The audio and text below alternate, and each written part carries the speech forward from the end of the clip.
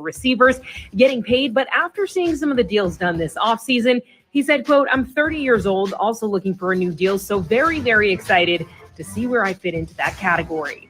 People were caught sleeping on the Bucs last year, and linebacker Yaya Diaby expects a similar wake-up call this season. Diaby told Rhett Lewis, quote, "I just feel like a lot of people are asleep on Tampa's defense, but I feel like this year we're going to really wake a lot of people up." And Cardinals offensive tackle Paris Johnson Jr. joined the insiders this week and says his ultimate goal is to be the best tackle in the game. Arizona plans to move Johnson to left tackle in his second season with the team. This has been NFL Network Now on the Westwood One Radio Network.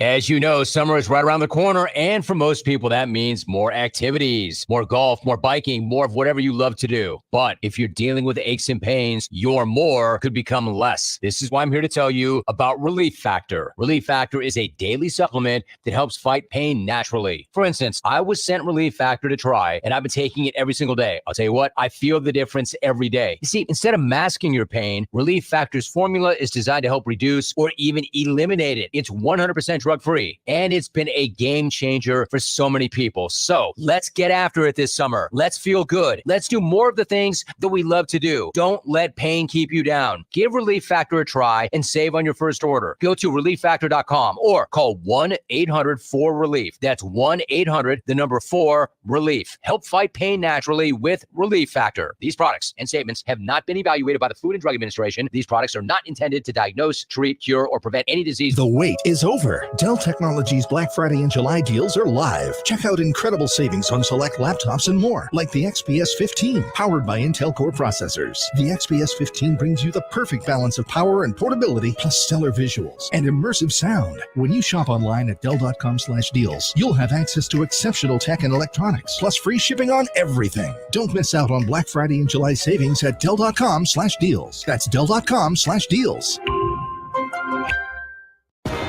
For generations, hardworking people have relied on Ford F-Series trucks to help grow businesses, communities, families.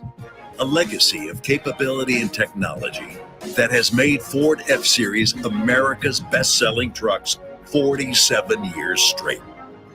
This is the next generation of Built Ford Tough. Based on 1977 to 2023 calendar year total sales. ZZ Top, the Elevation Tour. October 1st, Liberty First Credit Union Arena. Play all their classic hits. ZZ Top. On sale now at LibertyFirstCreditUnionArena.com or at the box office. I want to learn how to cook, but I keep ordering takeout. I plan to rearrange my closet, but I stopped after picking the clothes up off the floor. Accomplishing goals is hard, but when your goal is to learn a new language, Babbel makes it easy. In just 15 minutes a day, Babbel's award-winning language learning app will help you start speaking another language. Start having conversations in as little as 3 weeks. Comment tu t'appelles? Comment tu t'appelles? Vous êtes où? Vous êtes où? Babbel's bite-sized lessons make it easy to learn words and phrases you'll actually use. So when someone asks, "How's your French going?" you can say, Babbel est amusant et facilite grandement l'apprentissage d'une nouvelle langue. Et cela ne prend que 15 minutes par jour. When you want to really learn another language, it starts with Babbel. Babbel, language for life. Celebrating 10 million subscriptions sold. Now try Babbel for free at Babbel.com. Just go to Babbel.com and start learning a new language today. That's Babbel.com. Babbel.com. Alcohol has strained our relationship. Drinking too much can cause harm to friends, family members, and loved ones. By drinking less, we will save our relationship. If you or a loved one is looking for help, find a treatment facility near you at findtreatment.gov. For immediate support, call, text, or chat 988. Brought to you by Nebraska DHHS in partnership with SAMHSA. Hello, I'm Doug Nodgard with Equitable Bank. If you've ever wanted to have your cake and eat it too, there's good news. You can have that every day at Equitable Bank. You get state-of-the-art mobile banking as well as online banking And if you ever forget your password, don't worry. You can give us a call at 402-827-8100, and we'll answer it on the first ring to help. Equitable Bank, we take banking personally. Member FDIC. 1620 The Zone. And a 1-1 pitch. Hit in the air left field fairly well. Badu back on the track, looks up. Got it here. To warm in the bullpen. And the first pitch hit high in the air to deep left field. There's your insurance. Carlos Correa, take a lap. Swung in and ripped to deep right. Down the line. Fair ball and a home run. Sometimes you make that adjustment one pitch later. The next delivery. Swung on, yanked to deep left. Down the line it goes. It is gone. How about that? One White Sox mistake, 3 Cleveland runs, and a back-breaking 2-run home run down the left field line onto the home run porch for Tyler Freeman. His 7th home run. And the Guardians have a 6-3 lead. A swing and a high fly, medium deep center. This will be interesting. Robert makes the catch, tagging Jimenez. The throw to the plate, nowhere near in time. Ball game is over. A game-winning sacrifice fly. Live from 50th and Capitol Avenue in the Big O. This is Mornings with Sharp and Handley on 1620 The Zone, 1620thezone.com, and 1620 The Zone TV. Now here's Gary, Nick, and Jimmy.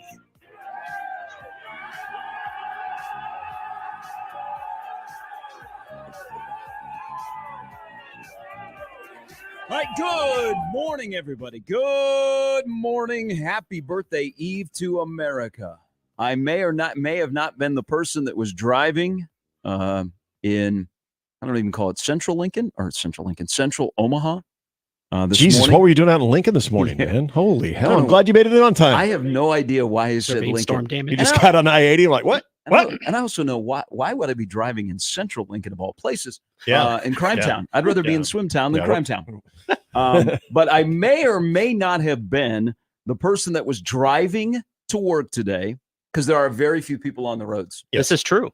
Notice that yesterday it was dwindling, and then today it's just a ghost. Yeah, you are employer of the year if you gave off your employees the 3rd and the 5th. Mm-hmm. Oh, so you basically sent them away for an extended vacay. Mm-hmm. But that's not us, because sometimes there will be people that will say, don't ask what you can do for this radio station. What can this radio station do for you? Ask not Yeah. what your country can do. Yeah, it's very appropriate. So there's hardly anyone on the road today. So that's why we're going to be quite entertaining. But I was one of those people on the road this morning that had the windows down because it's beautiful outside. It's cool. It's 63 degrees. Do you guys see the nice layer of fog, though?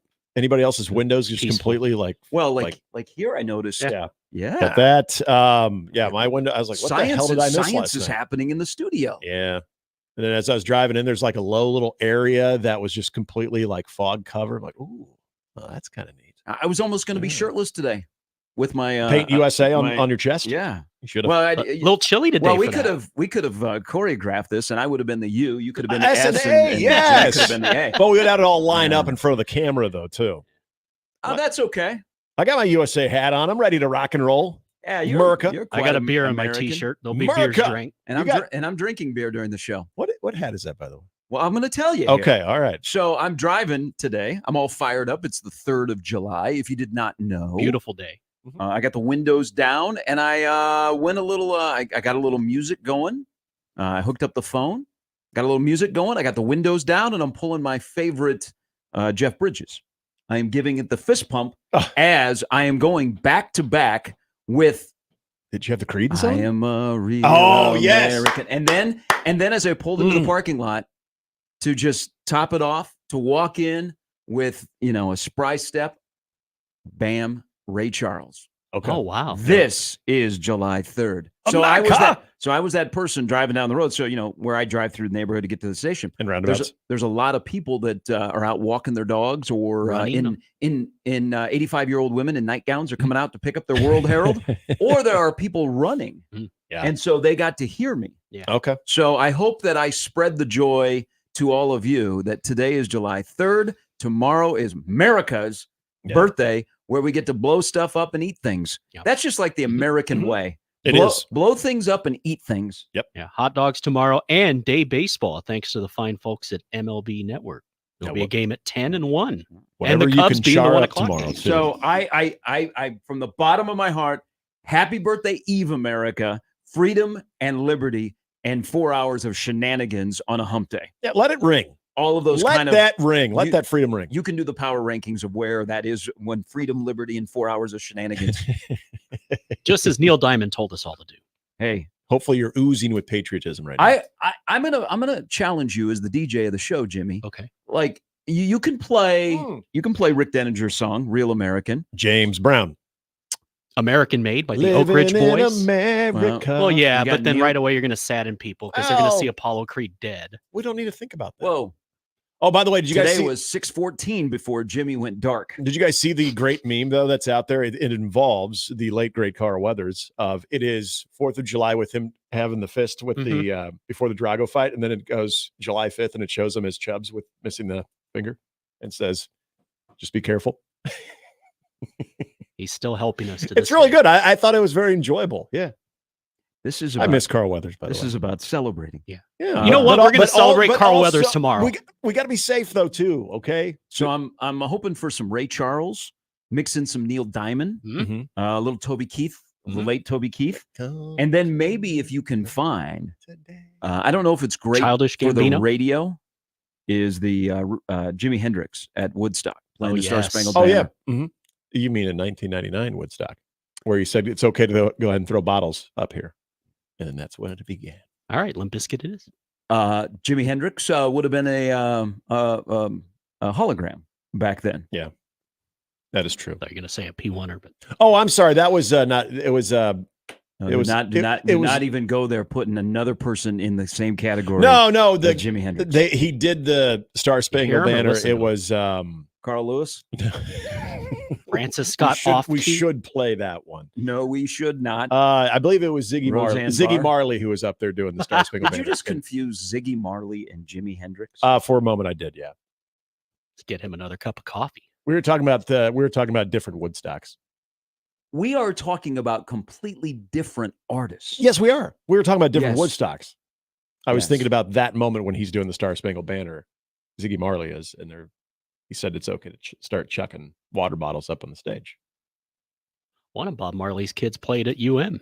Rohan. Yes. Played in a bowl game Yeah. against Nebraska. Yep. Yes. Rohan Marley. But you just put Ziggy in the same Yeah, I did. sentence as one of the greatest, And not the comic book. one of the Ziggy. greatest strokers of all time. Yeah, I did. I was confused and I do apologize for that.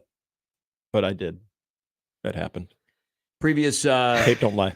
previous alliteration of the show, there would be a joke there, but it doesn't come off the same when it's, Okay.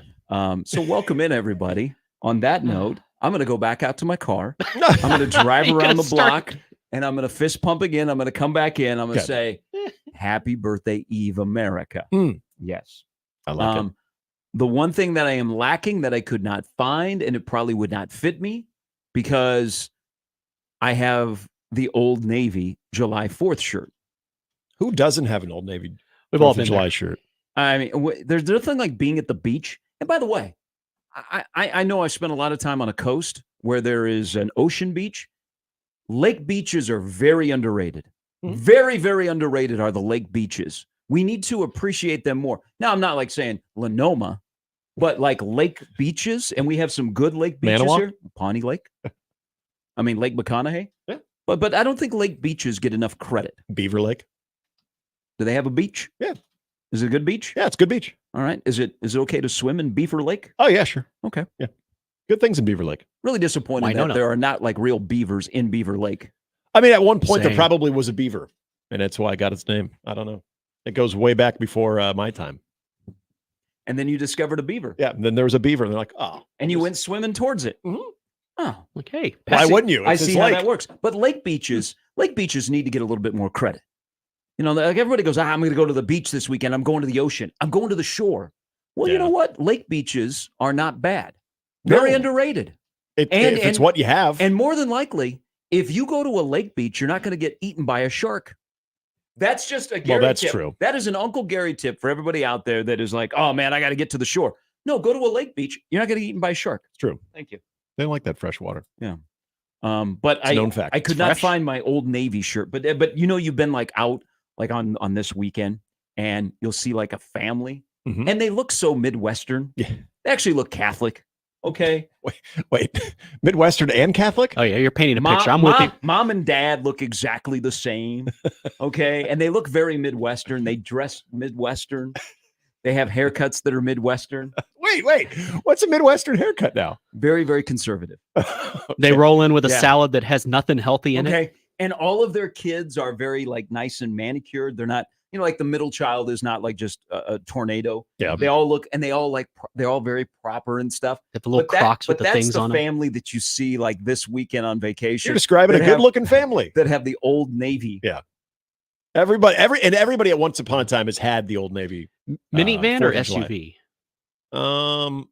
SUV, right? Minivan is that's the, oh gosh, I want to say the Wally wagon of the old, you know, it used to be station wagons. Then it went to minivans. Now I think SUVs. Now I that's not to knock minivans. I'm sure there are still minivans. And from what I have seen, there's a lot of good technology in those minivans. So it's not, maybe it has the same stigma as minivans, but I believe the answer to your question, Jimmy, would be SUV. Okay. That I have not shown this. That would be like It just dropped. Oh, sorry. Hold on here. It's kind of like the Southern family picture where they're all in the khakis and the button down. Did you just go on TikTok to find them? Oh, and did you see what's behind them? A lake. They're at a lake house. They're at a lake house. Yes. And you know, it's probably hashtag lake life. But there's Live, five, laugh, there's, love. there's five Yep. people in the family, and they all have the Old Navy Independence Day T-shirt. Yes. Just put an Olin Mills. On the bottom Old for it. Navy thrives during Christmas, but really thrives probably more than any retailer during 4th of July because it's so affordable too. You get like a $5 shirt, $10 shirt, and you can get, some are the more funny ones. Or you wait till Friday where it's even cheaper. Well, that's true too. And honestly, doesn't it go into the weekend? Doesn't this hey. 4th of July is going into the weekend Yes, because yes. it's Thursday. Yeah, so many it's people gonna- have Friday off. Right. It's I mean, we don't, but there's many people do. It will roll into the weekend. So I'm sure there's a lot of fireworks shows that are going to be this weekend as opposed to, you know, like Warner's is tonight. You're going to have all kinds of big ones tomorrow night. It's gonna But be a nice Friday night. there'll be one. This weekend there'll be one. Her plush. Love it. Yes. Try to keep that quiet. All right. What? Hey, it's Oh, I'm weird. not on yet. Weird. people are third shift. Like, Oh, I know. yeah, I'm thirsty. yeah, Hey, you ain't got to tell me. I'm celebrating with America. Should be. exactly. With all of you. I gotta do some. I gotta fix something here. You can tell me about your hat, by the way. Okay, I'm getting to the hat. Okay. There's a lot of stuff going on here. I see a palm tree. Oh, it's a Miracles hat, isn't it? Yes. Yeah, that's cool. Very nice. Very red, white, and blue. Yeah. Okay. Hold on, I'm going to let everybody else see it here. I'm about to. Is it bad? Is it bad that I'm I wearing got you. I'm wearing a Ryder Cup hat, but it was the year that All right, there we go. that we got dominated. So maybe I'm Well, wearing no, this See, but nobody would know that. Nobody See, knows. USA. It's just USA. Yeah. on the back, but see, you'd have to really look at the Yeah. back. Okay. I'm not probably going to stare at You're your- not the zoning back in. of You're your not head. zoning in on the patch. Not checking out the back. Of Hey, your there's head. Gary. All right. Hi, Gary. So this is why I like this day, especially when I used to be in the baseball world, because you get a fireworks show on July 3rd, and what we did with the Miracle was a huge fireworks show, and I was like the master of ceremonies on our bigger nights. I can see that. I would do a couple of on-field promotions, but I would dress as Uncle Sam. So I'd have the Uncle Sam costume on. And oh, by the way, like Fort Myers, Florida, on July 3rd, when you're going to have like 3 rain delays, and you're not going to start your game until like 10 o'clock at night, but you got to make sure that you get it in so you get the gate and you don't have to refund money because you got 8,000 people in the ballpark. I would be Uncle Sam just sweating incredible. Oh, yeah, I can imagine that. But we would play a game on top of the dugout. What's in the box or in my pants? Now, we played on Thursday nights. We played one of our on-field things was what's in the box. Isn't there a Justin Timberlake song about this? Yeah. Yes. Okay. But instead of what was in his box or his pants, I put an apple pie in my pants. And so if somebody said, because like what's in the box, we would have like $100, like big prizes. But we threw a wrench at them on July 3rd because they either got the box or what's inside my pants. Okay. And if you knew that I was carrying an apple pie. So you got a warm apple pie. If you Did it come directly out of your pants? Yes, I reached down, pulled it out of my pants, and handed it to the and it window. stayed warm. Well, it was we timed it. Like I didn't walk around all night with a. I'm glad. Oh, yeah, I was not all of a sudden an American Pie. This is the second day in a row we talked about defiling a pie. That's you. But I was looking forward to this. So the hat that I have on is everybody across baseball does the Stars and Stripes hats. Yeah.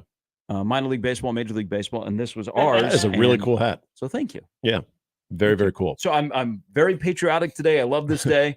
I can't wait for tomorrow. Later on in the show, we need to build we need to Thanksgiving up July 4th when it comes to food. Yes. I can get behind this. Okay. So think about how we're going to Thanksgiving up July 4th. I mean, we know the cliche things that we'll have. I mean, the things you can always count on when it comes to your 4th of July feast. Because I think that's a big part of it too. You're going to go to certain places knowing who's doing what. Now, this is it for Thanksgiving. It's more about, now, are you guys all in on the turkey on Thanksgiving? Like, are you guys turkey fans? Because I know some people aren't always I eat turkey everything, fans. and I have the health report to prove it. Well, I know the sides are a big deal. But for me, this is the variety of meat on the 4th of July that you can get, because you might be into doing some smoking, maybe smoking some meat. Maybe it's just as simple as brats, burgers, and dogs. But yeah, there's a lot of different varieties of what you want to inundate yourself with. And so that's the big thing about 4th of July when it comes to the food is what kind of meat is going to be there? What do we got for meat? I think this is a day that is reserved for only one meat. For the hot dog? I'll save it. Okay. I think there are other days for the other meat. I think tomorrow is a specific day for one specific meat. Okay. Just a personal preference. Definitely as a guy that was born in this country and lives in this country and probably will never leave this country unless somebody says, you got to turn in your time card. All right. It's that time. I hope. No. I know. I'm not saying I hope. We got lots going on. Things to accomplish. We got football season. We got an election that's still 4 months away. Yeah. All right. The lineup is brought to you by the. Isn't that crazy? Like we don't dabble in a lot of politics on the show unless Nick says, "Hey, man, I gotta take." Nick Handley here for politics. But isn't it crazy that we still have like 4 months before the election? Mm-hmm. It's getting real now. Are we going to be able to handle this? Yeah, it's getting real now. Yeah. And we saw that debate. And I can't wait for everybody to see their favorite politician at their favorite Independence Day parade tomorrow. The lineup brought to you by the Roof Freeze at John Higgins Weather Guard. Brian Edwards is going to join us. Coming up, we moved him up a day because we're not here tomorrow. So B-Eds will come up about 9:20. Brandon Vogel at 9:40. Brandon Vogel and I were on our regular Saturday show over there on Hail Varsity. And he came up with a brilliant idea in the offseason that I'm going to let him share with all of you. And we'll see if counterread.com has made any progress on his idea to enhance the discussion about college football in the offseason. So B. Vogues will join us at 9:40. That is the lineup brought to you by the Roof Freeze at John Higgins Weather Guard. Did you guys get a little concerned last night when you were strolling through the old internet, and especially on the Xer, and read the Clarion Ledger headline? Mm-mm. So have you seen this? No. So the Clarion Ledger, this was... Did not expect that. This was about 8:30 last night. Mm-hmm. Archie Manning, Ole Miss football legend, dad of Eli, Peyton, grandfather of Arch, is 75. Oh, what do you think that means? That's the headline. Let me read it again. This is in the Clarion Ledger. Archie Manning, Ole Miss football legend, dad of Eli, Peyton, grandfather of Arch, is 75. Up until it said is 75, I would have thought, oh no. That's what I was thinking. What happened? Obviously, if Archie Manning had passed, we would know. That'd be bigger than the Clarion Ledger, because that was clickbait. The Manning Passing Academy begins this weekend. Is Archie Manning dead? No. According to the Clarion Ledger, is Archie Manning passed away? With that headline, yeah. Yeah, that's immediately what I thought. Yeah. And then I was like, hold on here.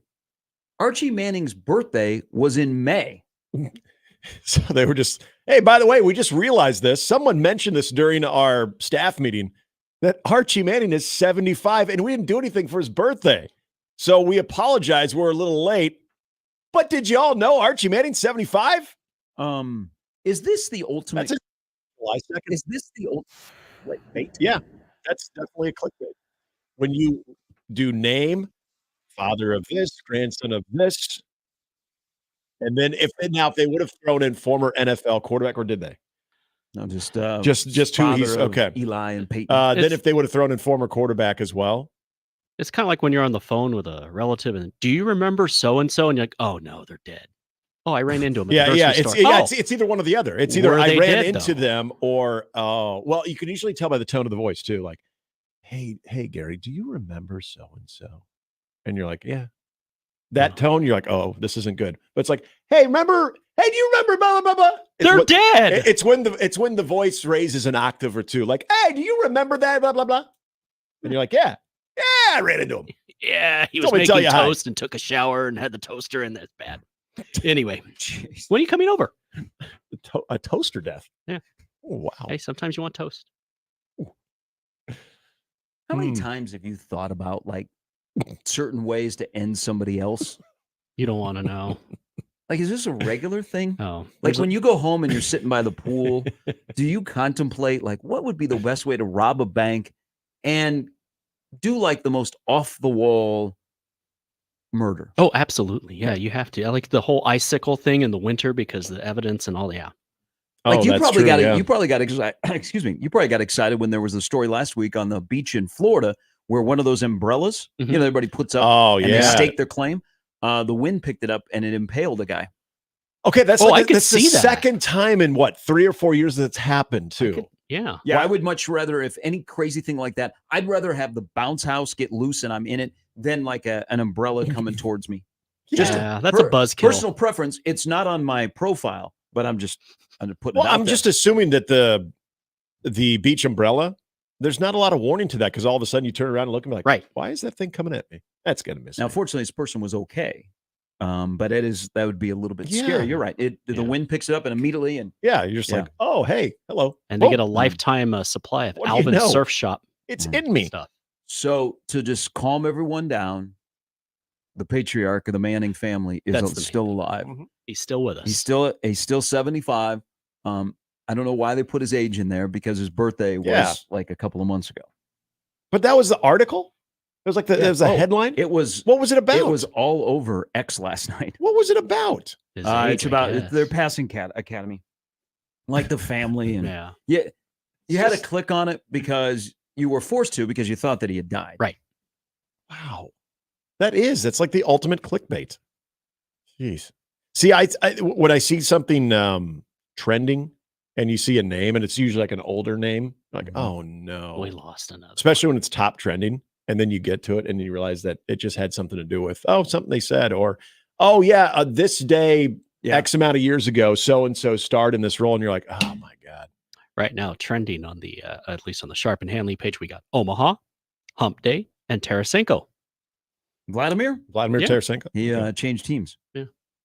Or he did something in Russia. Maybe he did something in Russia. Maybe he did both. He's alive. That's all that matters. All right. You can always get in touch with the program to join in the 4 hours of shenanigans on this July 3rd. Again, we won't be here tomorrow.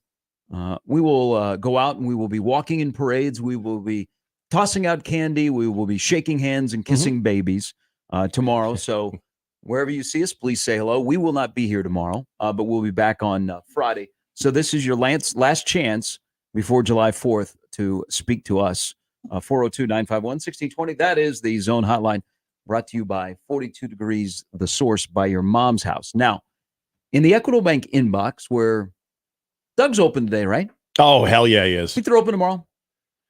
Think it's just him? It might be a skeleton crew. Let's his employees have the day off. Yeah, and he picks up the slack, so he's at the teller window. But Doug is in there answering the phone. Yep. In case anybody's like going to try him. Yeah. Because they pick up the phone on the first ring. Mhm. And they're like, oh, let's see July 4th. And they're like, oh, damn, Doug picked up the phone. But he'd be in shorts tomorrow because it is a holiday and it's warm. Might be a little golfing. Yeah. The Equitable Bank inbox, where you can communicate with us as well. Gary at 1620thezone.com. Handley at 1620thezone.com. So in that inbox, you have a P tweet? No. Okay. In the inbox, or what I was just trying to do there? What you're doing there? No, I just had a little brain fart. That happens. It's cold in here now. It is. You think so? Yeah, it is No. cold in here. We've gone, and I know these are third world problems. Remember when and- it wasn't? And people love when radio hosts are whiny. Yep. Especially about their studio temperature. Yep. But yeah, it's a little bit cold in here. I got an email yesterday, and I can't remember what we were talking about that drove this email from Tim. But he said, I have to tell you a story. Oh, we might have been talking about Colorado, because he references Colorado in this email. And he said, I ran across somebody, tell me if you've heard this before, that has a guilty pleasure school that they secretly root for. He said, my guilty pleasure. Oh, yeah, we all have them. My guilty pleasure school that I root for that is not Nebraska or Creighton basketball in the winter. I paused for effect. He said is Oklahoma State. Okay. Oh. And he said, I had an uncle that went to Oklahoma State. I went to visit him. Lives outside of Stillwater. Had a great time. I've always been a fan of Oklahoma State. I was having this discussion with a friend, and I said, yeah, have you ever heard about a guilty pleasure school that you root for? Mine's Oklahoma State. And he goes, all I got was blank stares in this conversation. I was wondering if you've heard of this topic, that you have a guilty pleasure school that you root for. So it could either be, I guess, guilty pleasure school or a guilty pleasure sports team that is not your team, but another team that you will watch and you secretly root for.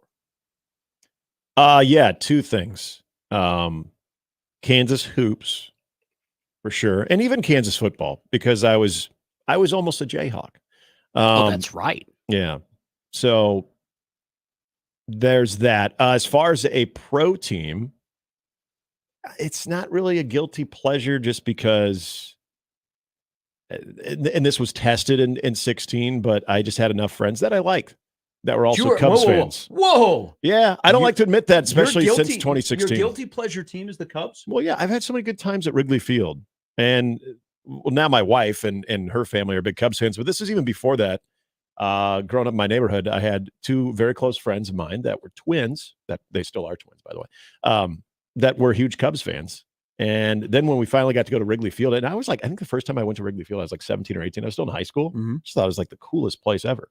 So that left an impression. So yes, the Cubs were a guilty pleasure. Like, I was legitimately upset in 03. Now, 2016 again, really tested that relationship. You're thinking of all the years for them to finally get to the World exactly. Series. And you're like, of course. Yeah, exactly. I can't even enjoy it like the others. Exactly. So yes, I've never admitted that to you, but yes, the Cubs are a guilty pleasure of mine. Well, too many good times there. Especially for the Phillies last night. Hey, on the 2024 Cubs, I'm about to plead guilty that it's over. Okay. By July 4th, my team is done. They're bad. Yeah. Trey Turner hit one that landed in Lake Michigan. Thank you. The Cubs only had 2 hits through the first eight innings. There was a stretch where they hadn't had back-to-back hits in that game. It just okay. But I'm glad that's your guilty. Yeah, that was a guilty pleasure one. That it's tough for me to admit. But wait, hold on here. You said was. Well, I'm sorry. Is. Still, is. Yeah. Still, okay. Yeah. Is. All right. Yeah. All and right. Now we've got a little boy who we're letting him find his own way. Grooming to be a Cubs fan? Well, he's gonna have a lot of heartache and pain. If that's what he wants to be, it's not like he's going to be much better as a Cleveland fan and a Bears fan too. So he's screwed either way. Don't let him discover the socks. Hold on. it's good to be a Cleveland fan. Yeah, right until now. we get to 6 something in a row at home, 19 to 23. Until we Picked get up to a game on the Royals last night. Yeah, but until we get to actually the postseason, and then there's just absolute heartache. Like when you're up Now you sound against like a me. team 3-1, which has happened more than once, not just against the Cubs in the World Series, but also the Red Sox in 04. I like this. Or sorry, not 04, This 07. has really turned into a good conversation because there's a lot of 16 World Series discussion going on. Continue. I'm sure you really like Continue. that. Coworker John will be calling in soon. So yeah, there's heartache no matter where you go with the teams that I am now surrounded with. Maybe that's why I'm drawn to them. Maybe that's why I was also drawn to the Cubs. But hey, I couldn't bask in a championship. I wouldn't have celebrated like a true Cubs fan, but I would have been extremely happy had they not beat Cleveland. I mean, I would have been really, really excited. I was so excited that when they were that close to going to the World Series in 03. I don't think I've ever told you that. No. I don't think I ever really wanted to tell you that. I think this is pretty cool now. This will be on the best of. We'll just have it on a loop and in the background. Yeah. But and maybe that's where some of the guilty Baseball time is pleasure, here again.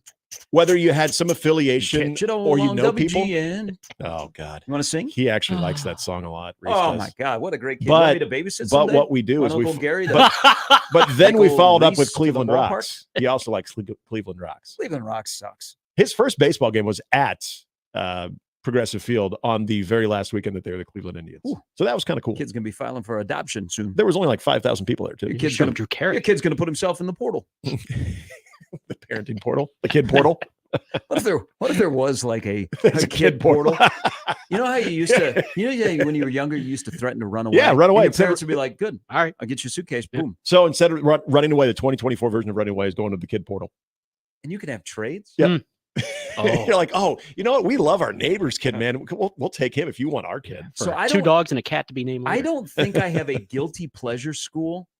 I think I don't really have. I mean, Kansas would be the only one I can think of. I root for friends of mine that are coaches at particular schools. There you go. Or people in my past baseball life that are still in professional sports and they work for a particular team. Like I have a fondness for the Marlins. I have a really good friend who is in the front office with the Marlins. And so I root for him because I don't want to see him get fired. And I think he might get fired after this year. He's not listening, so don't worry. But I think I don't have like a particular, like on Saturday, you're watching Nebraska. That's the alma mater. And it's not like I have another team that I'm like, oh man, I got to go watch them. Unless I have a friend that is coaching that team or playing there. I'm probably not great for this conversation about the guilty pleasure school because I have never changed loyalties with my teams. Like the teams I root for as an aging adult are the same ones that I had growing up. Mm-hmm. Chiefs, Cubs. I've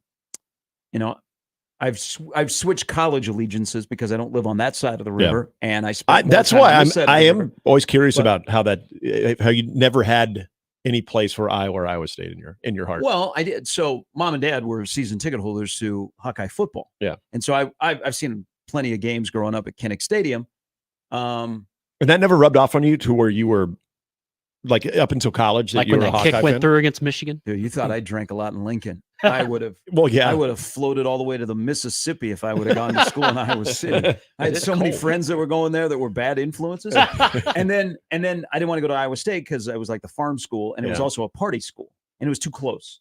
Like I was afraid like I'd be hanging out and drinking, and like mom or dad would walk into the dorm and I'd be screwed. And Walt they'd be would like, show up. They're like, you're coming back to Urbandale with us. So, but I came over here, and the rest is history. You could go to Grandview in Des Moines. Grandview was much different back then than it is now. My brother-in-law played golf there. Grandview is a athletic juggernaut in Des Moines. Yeah. Yeah. I don't know how the men's golf team is, but he played for the golf team. I think they play at Waveland. I think that's their home golf course, which is a nice golf course, right? People drive by it if you're on 235 going towards downtown Des Moines. Okay, enough of Des Moines.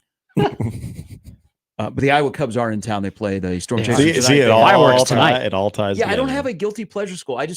I root for friends that are in the business that have particular teams, but I don't. Okay, first focus on a football Saturday is Nebraska, and then I keep a really close eye on Alabama or somebody like that. Yeah. I don't have in any of my sports. I don't have guilty pleasure.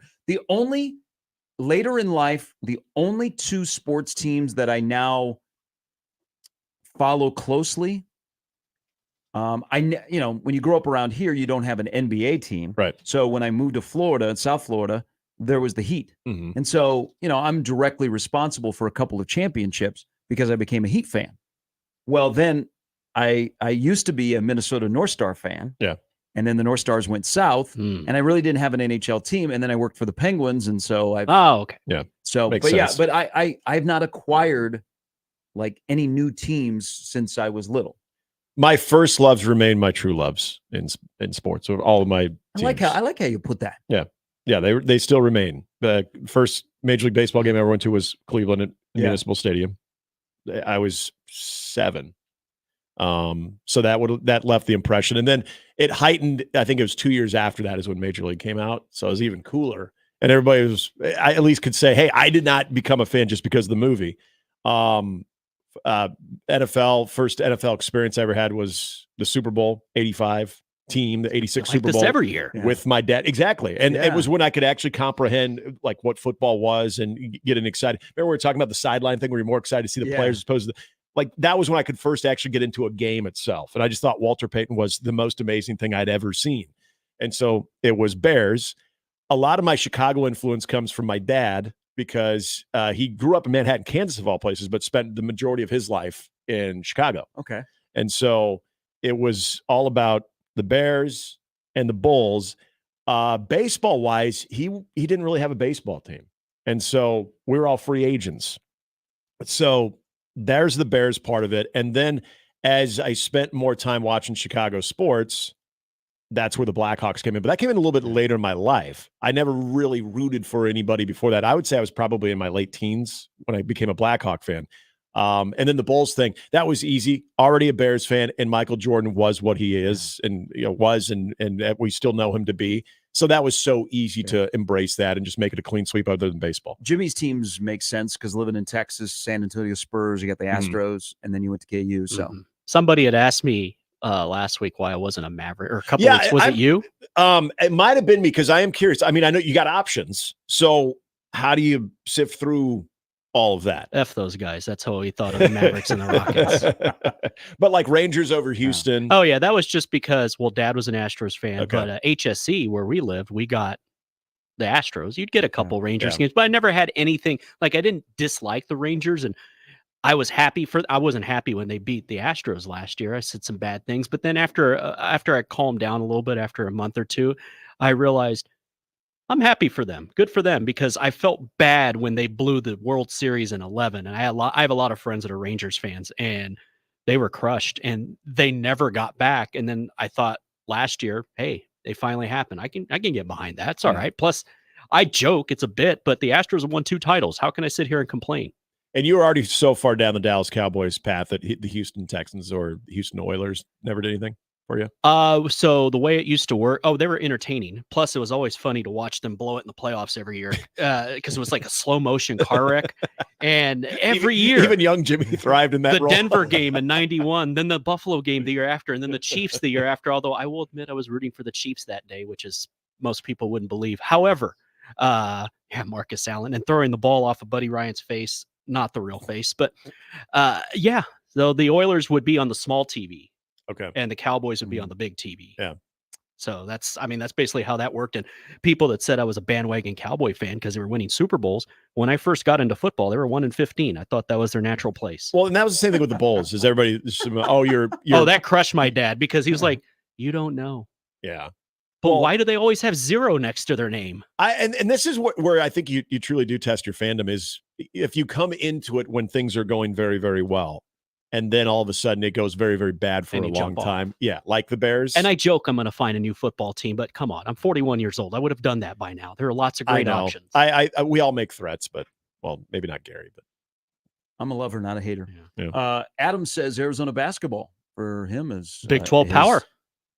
Guilty pleasure school. My grandparents lived in Tucson. We used to spend Christmas and New Year's Eve out there. Nice. Arizona used to host holiday tournaments every year, so that's when I'd get to go. Yeah. Lute Olson, Stoudemire, Bibby, Jason Terry.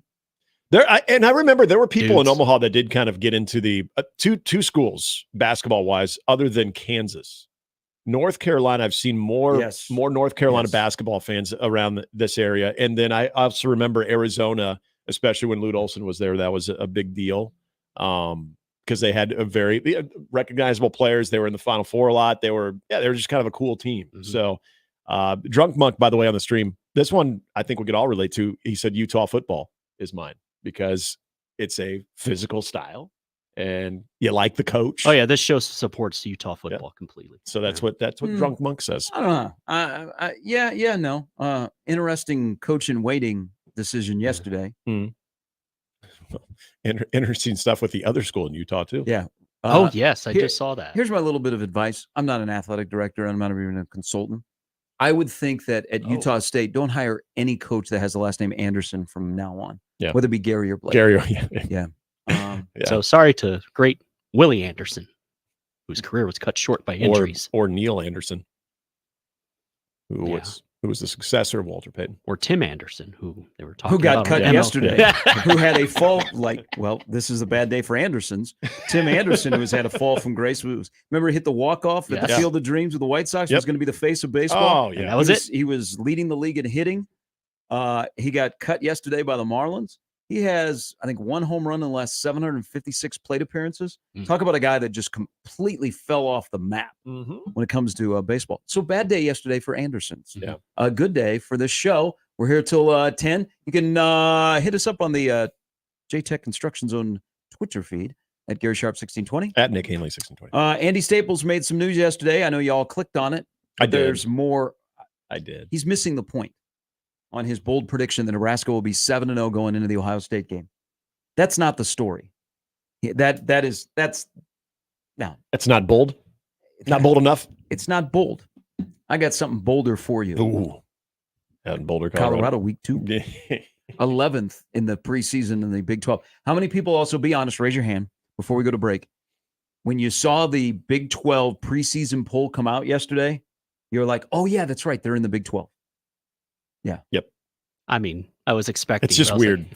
All of it happened last year too. All of these conferences that don't have divisions now, when they put the standings or the preseason polls, it looks like a CVS receipt. Yes. I mean, that's going to take some getting used to. And that tells you how much you saved at the bottom. All right. A little bit later, Brian Edwards, Brandon Vogel join us on this 3rd of July, where we will play your favorite patriotic hits on 1620 The Zone. Mornings with Sharp and Handley on 1620 The Zone and 1620thezone.com with Gary Sharp and Nick Handley.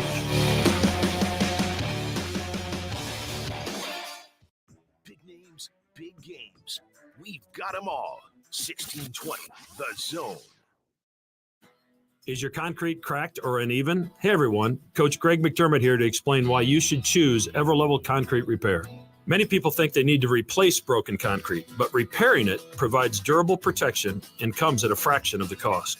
Everlevel provides permanent repair solutions to fix your concrete and protect it against future damage, and it all comes with a long-term transferable warranty. They offer free inspections to walk you through the entire process. Call Everlevel Concrete Repair today. Eric was way behind on his taxes. I owed a lot of money to the IRS, almost $15,000. I tried to make payments. The IRS wasn't satisfied with Eric's efforts, so they came after him full force. They're coming to put a lien and a hold on all my income, my home, my car. I was just overwhelmed at what to do. Then Eric called Optima Tax Relief. When Optima Tax got involved, the calls would stop, the threats would stop. It was easy like 1, 2, 3. Optima Tax Relief is A+ rated by the Better Business Bureau, and their team of expert tax professionals took care of Eric's problem. I owe $15,000, and now my debt is clean. I don't owe anything. Take Eric's advice. If you have a tax problem, you need to call Optima Tax now. Call Optima Tax Relief for a free consultation. Call 800-348-0269. 800-348-0269. 800-348-0269. Optima Tax Relief. Some restrictions apply. For complete details, please visit OptimaTaxRelief.com. If you're a licensed real estate agent in Nebraska or Iowa looking to take your career to the next level, Modern Real Estate is seeking outgoing, high-energy individuals to join the team. Whether you prefer a salary-based, commission-based, or hybrid compensation structure, they have options to fit your needs. With leads provided, you can focus on what you do best, closing deals and achieving success. Don't miss out on this exciting opportunity to work with a dynamic and innovative company. Email your real estate experience to Tyler@modernrealestateco.com and start building your future with Modern Real Estate today. Hear that? the relaxing sound of ambient music in a yoga class. And if you were here, you'd listen to 15 people taking a deep breath in sync.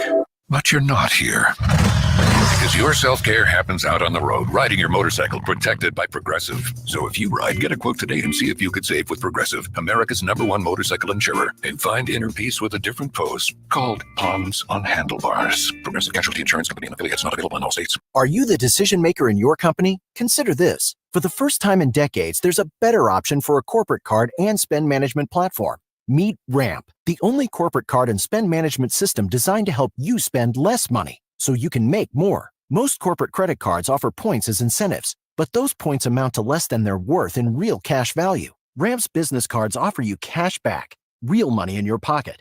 Plus, you control who spends what with each vendor. And Ramp's software qualifies receipts automatically. Means you'll stop wasteful spending and close your books in hours instead of days. Businesses that use Ramp add up to 5% to their bottom line the first year. If you're a decision maker, adding Ramp could be one of the best decisions you've ever made. And now get $250 when you join Ramp for free. Just go to ramp.com/sports. Ramp.com/sports. RAMP.com/sports. Cards issued by Sutton Bank and Celtic Bank, members of FDIC. Terms and conditions apply. When it comes to concrete repair, Everlevel has some serious game. Coach Greg McDermott here to coach you on why you should choose Everlevel Concrete Repair. They've got the fundamentals to fix your cracked and uneven concrete, and their products will give you the best defense against future damage. It's a fraction of the price compared to replacement, and their solutions come with a long-term transferable warranty. Working with Everlevel is a slam dunk. Call Everlevel Concrete Repair today for your free inspection. And we're back. Mornings with Sharp and Handley. Here's Gary, Nick, and Jimmy on 1620 The Zone.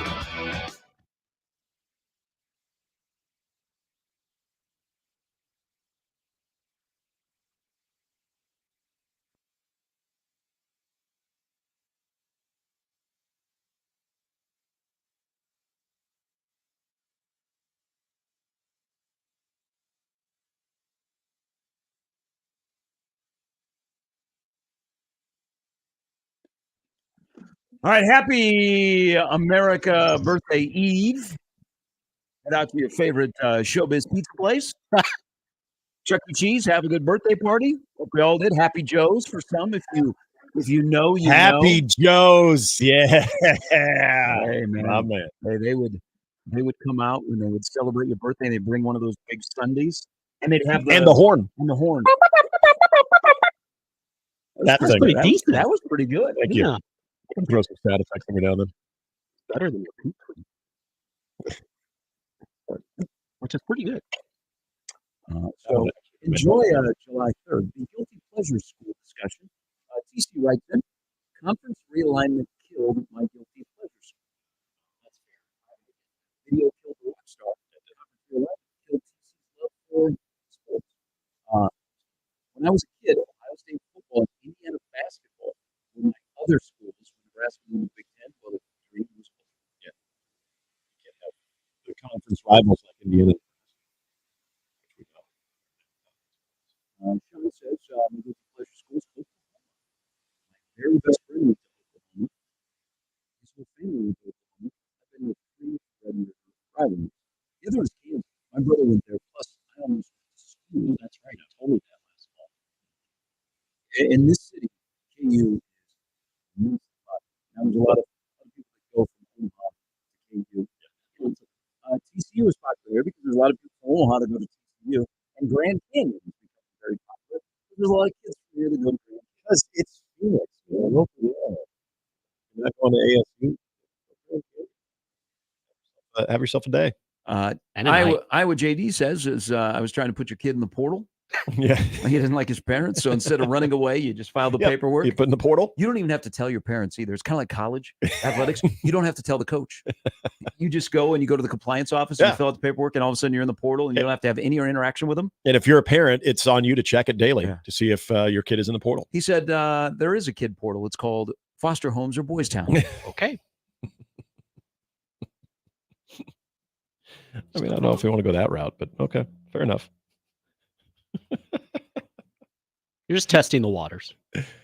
You know what? You want to see how good maybe you had it and didn't realize you had it, and then you're on your own and you're fending for yourself? Yeah. Go that route. Speaking of Boys Town, because I got to tie everything together. Yeah. I'm not asking you. I'm just making, because I know you did not watch this. So last night, the Indiana Fever and the Las Vegas Aces were playing. They did. And they moved the game to T-Mobile. So they had the largest WNBA crowd in 25 years. And Las Vegas is loaded. They got 4 Olympians.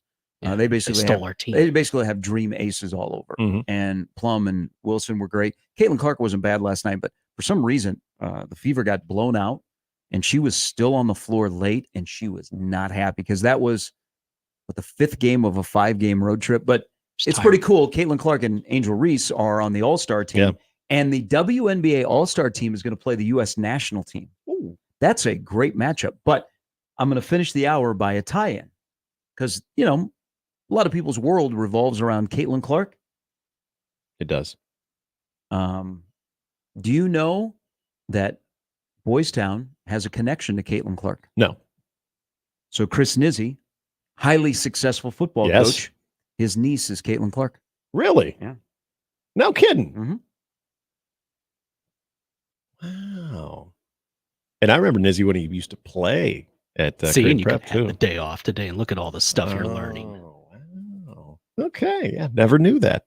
And the whole world is about Caitlin Clark. It is. It's like she's like the new Kevin Bacon. Yeah, she'll be celebrated tomorrow. Ratings are up 462%. Compared to I watched last night a July 2nd WNBA game that started at 8:30. I watched last night. Yeah, after that Cub game, I understand. Well, the Royals went into a rain delay. Yes, I saw and then I was about to go to sleep, and I saw Jake Eisenberg's tweet of we're going to resume at 11. I thought, I just want to see what the field looks like because it was 1-0 going to the top of the 6th when they got into the 2.5-hour rain delay in Kansas City. It poured. I hung on long enough to see a Bobby Dong. He hit his 13th of the year, but the Royals bullpen blew it, and the Rays won 5-1. But yeah, so that's the Caitlin Clark effect, and there's a connection here. So when she has said, "I have family," in Nebraska, this makes sense now. Yeah. Wow. I mean, I can't believe that Chris couldn't get her to come to Nebraska, but hey, what are you doing, man? Hey, I mean, that would have pushed out Jazz Shelley. Yeah, that's true. And then people would have been enraged. They would have said, "Well, you can't do that to Jazz." Would Jazz have gone to Iowa then? We wouldn't want Caitlin Clark. We'd want Jazz Shelley. That's true. People forget that Nebraska women beat Iowa they did. in Lincoln. Yes, they did. Yeah. And so the last it time broke Lisa Bluter too. The last time that Caitlin Clark played in Nebraska, she lost. Should have gone here. Yep. I'm sure she contemplates that all the time. She does. I think there's a lot of times like the media will ask her, a lot of the questions that are going on towards her right now is, Nebraska, go. She'll be like, it's one of my guilty pleasure schools. Yeah. Maybe it is. All right, Jimmy's got an update coming up next. Andy Staples is way off. His bold prediction is not bold enough, and I want to see if y'all are bold about Nebraska will be 7-0 going to Columbus. That's the first time I've actually heard that. Anybody has brought that up. The Nebraska football could be 7-0 going to Columbus. But let's be bolder, people. Let's be bolder. Why settle for being bold when you can be bolder? You can be bolder. It's July 3rd. That's what Deion Sanders' recruiting pitch should be. Yep. Son, why be bold when you can be bolder? It should be on a shirt. God, I could do the tourism for Boulder. You could. Or you could also just PR it for Prime. Prime's always he's got a team. It's not just one person. Yeah, but man, I ain't comfortable. Prime. I ain't comfortable being 11th. I got to be near the top. You got to do something about it. Got to change the narrative. Jimmy's got an update coming up next. Brian Edwards, Brandon Vogel to come before we break for the holiday. Don't forget, we're back here on Friday. Phil Steele, right? Phil Steele. Phil Steele See, will be that's here not on bad. Confirmed. Friday. So maybe we'll get Phil to give away some Bibles to our audience. Does he do that? Well, we're going to find out. Okay, we'll ask him. We'll ask him on the spot. And you know what he'll say? Hey, get a hold of my son. And here's the number in Cleveland. Yeah. Yep. All right. Update with Jimmy's coming up next. It's Mornings with Sharp and Handley on 1620 The Zone. Mornings with Sharp and Handley on 1620 The Zone and 1620thezone.com. Live from the Host Coffee Studio, this is 1620 The Zone. 1620 The Zone. Traffic. From the Pyramid Roofing Time-Saving Traffic Center. Still pretty early on in the morning here, but good news. No accidents to report. Traffic moving smoothly, and the only closure as of right now that is new today, southbound 72nd from F to J Street. The right lane will be closed. You'll just have to stay left in that area. Stay safe and wear that seatbelt. I'm Peter Krenzer. This time-saving traffic was brought to you by Fernando's. Mario Street Tacos or steak and chorizo queso blanco enchiladas can only be found in one place. Fernando's. Great Mexican food, awesome margaritas, and a wonderful family atmosphere. Fernando's, Omaha's favorite Mexican for more than 30 years. When it comes to concrete repair, Everlevel has some serious game. Coach Greg McDermott here to coach you on why you should choose Everlevel Concrete Repair. They've got the fundamentals to fix your cracked and uneven concrete, and their products will give you the best defense against future damage. It's a fraction of the price compared to replacement, and their solutions come with a long-term transferable warranty. Working with Everlevel is a slam dunk. Call Everlevel Concrete Repair today for your free inspection. If you love whiskey or just want to learn more about whiskey, you don't want to miss the largest whiskey event in the region. Get your tickets to Omaha Whiskey Fest 2024 at omahawhiskeyfest.com. September 28th at the Hilton Omaha downtown. 400 samples, more than 70 brands, expert presentations, and a whole lot more. General admission and VIP tickets available at omahawhiskeyfest.com. You can even make a night of it with special room packages from Hilton Omaha. Get your tickets now before they sell out.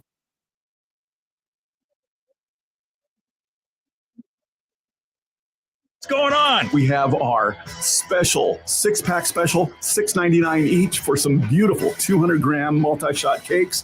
Cataclysmic, a favorite of our customers last year, back this year at $129.99. Monarch Mania, beautiful display in the sky, great finale piece, $79.99. A huge selection, under $1. So whether you want stuff for the big boys or the little ones, we have it all at Cracklin' Kirk's. We also have a 16,000 roll of firecrackers for just $59.99. You're going to pay over $100 everywhere else for that one. Now, those are incredible deals. Go check them out. June 25th through July 4th from 10 to 10 in Waterloo at 301 South Front Street, in Springfield at 102 Main Street, and getkirks.com for all the specials and location info. Cracklin' Kirk's, giving you more bang for your buck for more than 30 years. Getkirks.com. Eric was way behind on his taxes. I owed a lot of money to the IRS, almost $15,000. I tried to make payments. The IRS wasn't satisfied with Eric's efforts, so they came after him full force. They're coming to put a lien and a hold on all my income, my home, my car. I was just overwhelmed at what to do. Then Eric called Optima Tax Relief. When Optima Tax got involved, the calls would stop, the threats would stop. It was easy like 1, 2, 3. Optima Tax Relief is A+ rated by the Better Business Bureau, and their team of expert tax professionals took care of Eric's problem. I owe $15,000, and now my debt is clean. I don't owe anything. Take Eric's advice. If you have a tax problem, you need to call Optima Tax now. Call Optima Tax Relief for a free consultation. Call 800-348-0269. 800-348-0269. 800-348-0269. Optima Tax Relief. Some restrictions apply. For complete details, please visit OptimaTaxRelief.com. ZZ Top, the Elevation Tour. October 1st, Liberty First Credit Union Arena. Playing all their classic hits. ZZ Top. On sale now at LibertyFirstCreditUnionArena.com or at the box office. Email any of our shows anytime into the Equitable Bank inbox. At Equitable, we take banking personally. For me, John at 1620thezone.com. The Equitable Bank inbox from 1620 The Zone. Tell us how you feel on the J-Tech Construction and Solar Zone Twitter feed. Reach Gary, Nick, Connor, Josh, and John anytime on the J-Tech Construction and Solar Zone Twitter feed. Contact the official exterior and solar experts of the Huskers. J-Tech Construction at yourexteriorexperts.com. Tickets for less. Best seats, best prices, no service fees. Shop ticketsforless.com. KOZ and Bellevue, Omaha, Council Bluffs. This is 1620 The Zone. Now back to mornings with Sharp and Handley on 1620 The Zone.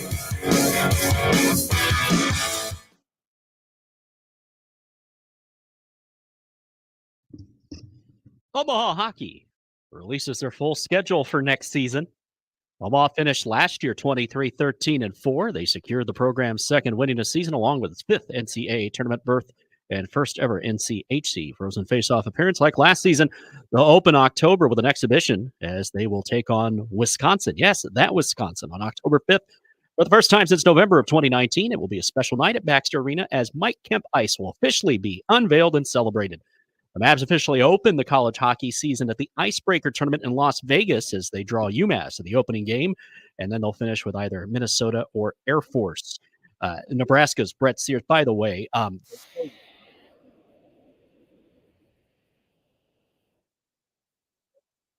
this is Mike doesn't know about this yet, and nobody at Omaha knows about this, but I am actually going to be doing 3 road series for Omaha Hockey. Really? Nice. Yeah. All right. Going to Tempe, Las Vegas, and Palm Springs. Oh, Imagine that. jeez. No Grand Forks? Yeah. Now, They don't know that. Okay, now I know why they don't know yeah, that. Yeah. I'm just assigning myself that I'm going to go on those road trips. I know. We got like the big time. We get between Tempe and the Palm Springs and Vegas. Like, what the hell is this? Yeah. By the way, great tribute. One of the great people I've ever met, Coach Kemp, to do this, but to have Wisconsin involved in an Mike Hastings. exhibition. Yeah. And by the way, I love this that the NCAA hockey has allowed this now exhibition where you can play within the Division I hockey, men's hockey programs, because before, remember, it was always a Manitoba or it was someone from and they Canada. do play them this season. Yeah, that is awesome that you get this. It is going to be really cool. You're right about Mike Hastings being the head coach of Wisconsin. You got Gabs and the season Omaha's coming off of. Mm-hmm. And then you got, he's probably on your Mount Rushmore of Omaha athletic people and Mike Kemp. No doubt. That I hope this becomes a regular thing, because I think you could do it in Omaha every year. Mike Kemp Classic. And you'll put 4,000 to 5,000 people. Yeah. Maybe it moves into an in-season tournament where it becomes the Mike Kemp Classic. But this is a great idea. They used to have Mav Stampede. Yeah, I think it's a great idea, and to dedicate the ice, and you have the place where Mike Kemp started and the place where it ended, and where his name will always be, on the ice and in the building. So that's pretty cool. That was really neat when they released their full schedule yesterday. So October 5th, by the way. So John at the grocery store, you don't have to ask me anymore. When is the Omaha hockey schedule coming out? They waited until July 2nd. I was hoping it'd be July 1st on Canadian Independence Day, but they waited a day later. They let Canada have their day, then they released it. But it is schedule-wise, too, seeing actually, and you mentioned in Tempe, Arizona State being on that schedule now, a full member of the NCHC, but you get a series with Augustana where they did that goofy thing last year. They did the home and home just so they could kind of test the waters of the Sanford Premier Center of where they were going to be hosting the NCAA tournament. But not having a home with North Dakota, that one, that stings a little bit. I had fun at that game last year. You have to go up to Grand Forks if you want to see that matchup at the end of the year. Backlot, DJs, Ponzu, Paulies, Kincaider. Yes, you're gonna lose out on that income for 2 games. Yes, you are. Yes, you are. Especially those good folks in North Dakota wearing green. That no matter how much you have, they want more of it. Nebraska's Brett Sears is baseball named second-team academic All-American by College Sports Communicators. He's celebrated for being smart. First Husker baseball player to be an academic All-American, and he is the first Husker baseball player to be an academic All-American since 2016. First Husker All-American and academic All-American in the same season since Aaron Marsden in 2003.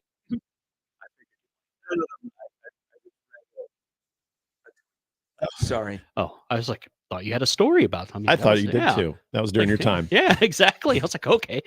Anyway, he becomes the 19th player in program history to be named an academic All-American, increasing Nebraska's total to 22 all-time.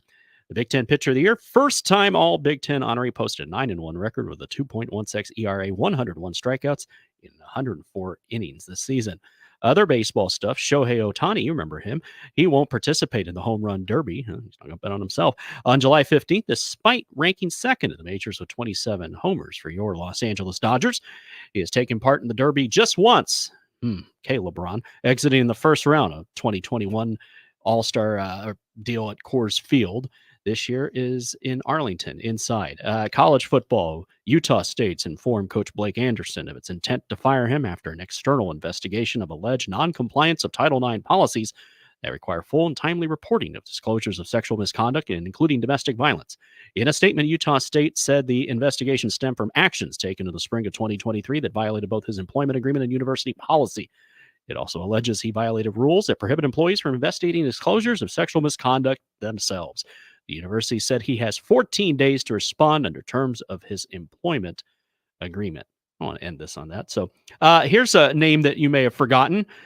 Two-time All-Star pitcher and 2015 world champion Johnny Cueto opted out of his minor league contract with the Rangers and was released from AAA Round Rock. He was 2-1 with a 5.71 ERA, 9 starts for Round Rock, including a win Sunday when he allowed 3 runs over 6 innings against most hated rival El Paso. He had 34 strikeouts and 8 walks in 41 innings since agreeing to the minor league deal with the Rangers back on April 24th. The 38-year-old Cueto was 1-4 with a 6.02 ERA and 10 starts, 3 relief appearances for the Miami Marlins last season. When he was on the injured list for more than 3 months with a bicep injury, he was left off the team's postseason roster. And of course, everyone remembers he was part of the World Series title for the Royals in 2015 when he was teammates with, this will make you feel old, current Rangers general manager Chris Young, who was a pitcher then. He then spent the next 6 seasons in San Francisco with Bruce Bochy. So it all makes sense. He was 18-5 in 2016 as an all-star. Yeah. Man. Those were the days. Much of a place in Kansas City. Yep. I think people had to, just like they were like, did a double check that Colorado was back in the Big 12. They did a double check. Johnny Cueto was still pitching. Thanks, Jimmy. Okay, this is the tweet that I had to LOL out loud. You did. Aaron Marsden deserves an apology, by the way.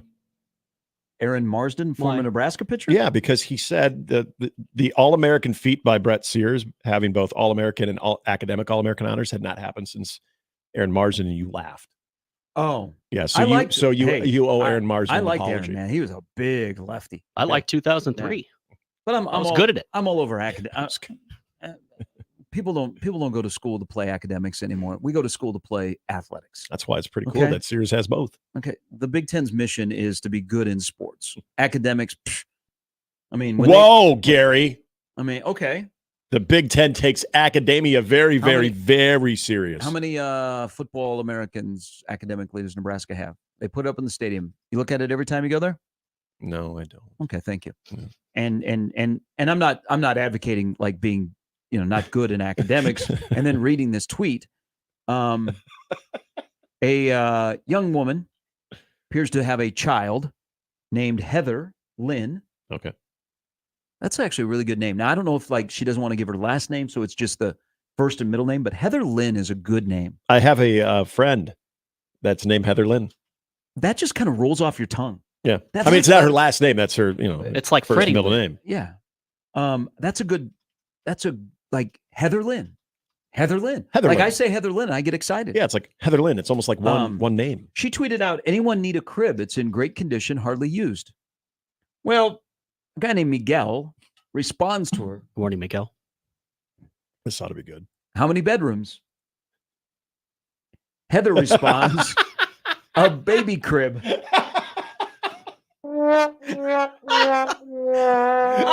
love this website. This website is great. How many rooms in that crib? Miguel, I thought the same thing. I mean, we're vibing. We're talking the same language. I'm not thinking a crib. I'm thinking a baby. I want someone a house to put their house on because some people do put their house on like Facebook Marketplace. Like put your house, but label it as a crib. Yeah.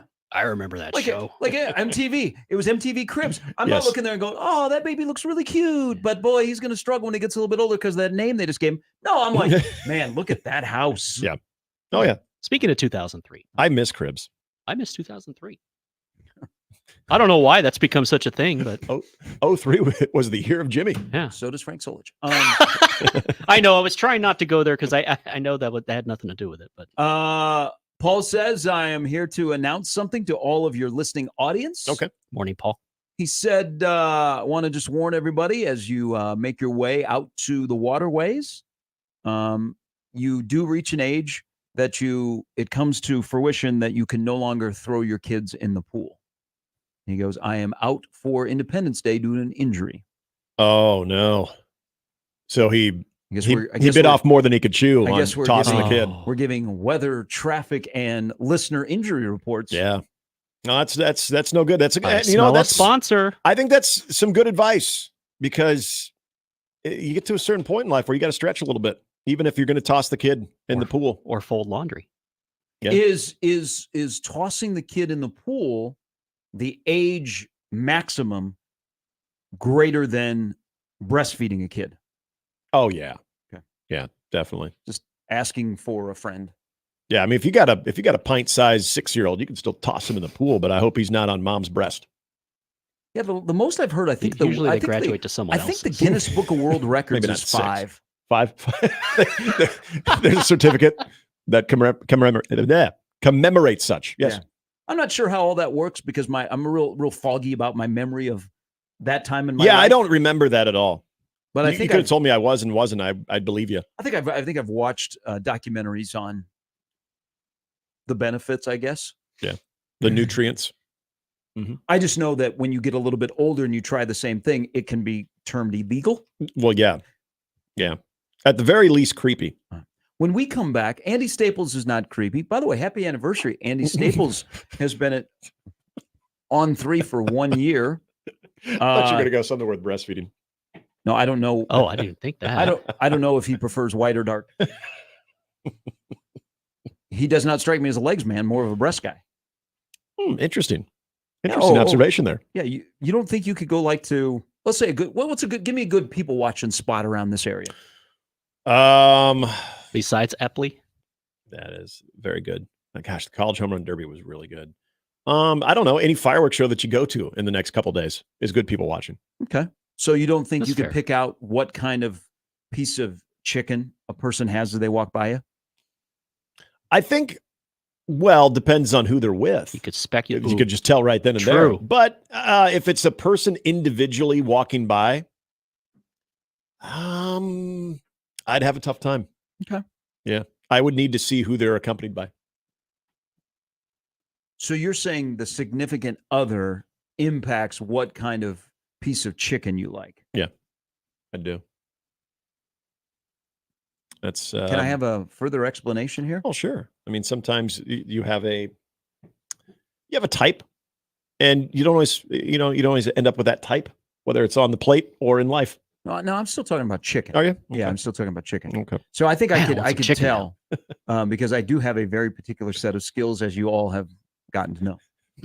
I believe we're talking about two different things, which is fine, which is totally fine. You've gone there. Yeah, I'm talking about food. This is a great couple of days to eat. Just thinking about some old school spicy chicken from Popeyes back home. Yeah.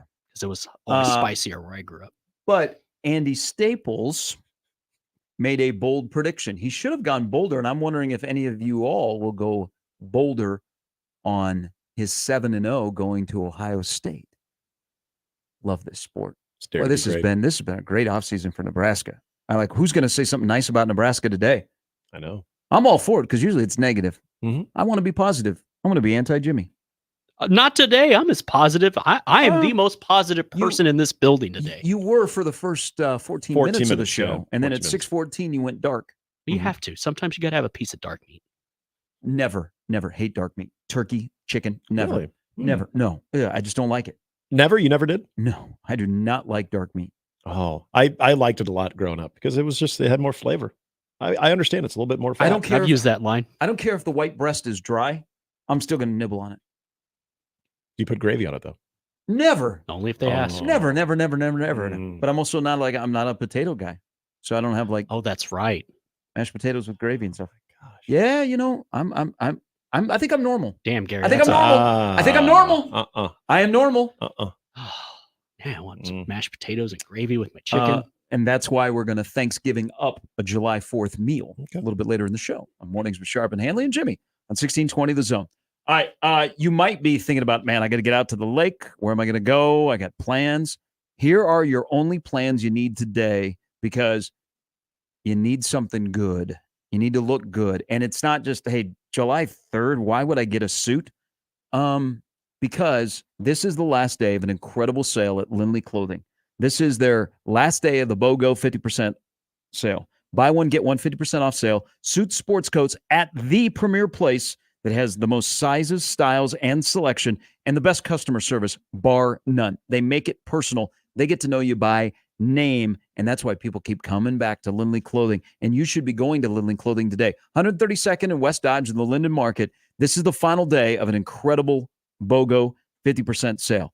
This is what you need to do. Buy one suit or sport coat at regular price, and you know they got the great styles, and get a suit or sport coat of equal or lesser value at 50% off, and check out Well Suited. That's what they're doing. They're having a big celebration. Lindley Clothing, and right next door, Well Suited. Stop by today. It's the final day of the BOGO 50% sale. Lindley Clothing, 132nd and West Dodge in the Linden Market. Gary Sharp, Nick Handley, and Jimmy Chavez. Mornings with Sharp and Handley. Weekdays 6 to 10. On 1620 The Zone and 1620thezone.com. Previously on The Crossover. It's a very baseball-y name. It's like naming your kid Mickey. Yeah, Freddie. Your name Mickey Mantle, like you're destined to be a great baseball player. What was his full name? Michelob? Michelob Mantle. What was Mickey Mantle's real name? His name was Mickey Charles Mantle. I think it was Michelob. Michelob Mantle. Michelob Mantle. Wow. Mornings with Sharp and Handley. The Connor Happer Show. Unsportsmanlike conduct. 6A to 6P. 1620. The Zone. Your Omaha area forecast presented by Funplex Water Park and Rides from the KETV Newswatch 7 Weather Center on 1620 The Zone. Patchy fog this morning, becoming partly cloudy for your Wednesday and warm. A high this afternoon in Omaha of 86 degrees with southerly winds up to about 5 to 10 miles an hour. Partly to mostly cloudy tonight with a slight chance for showers and storms after midnight. Many looking dry, though, a low of 66 with light winds. Impact weather for your 4th of July with scattered showers and storms throughout much of the day, clearing for fireworks displays tomorrow night. I'm meteorologist Caitlin Harvey with KUTV Newswatch 7.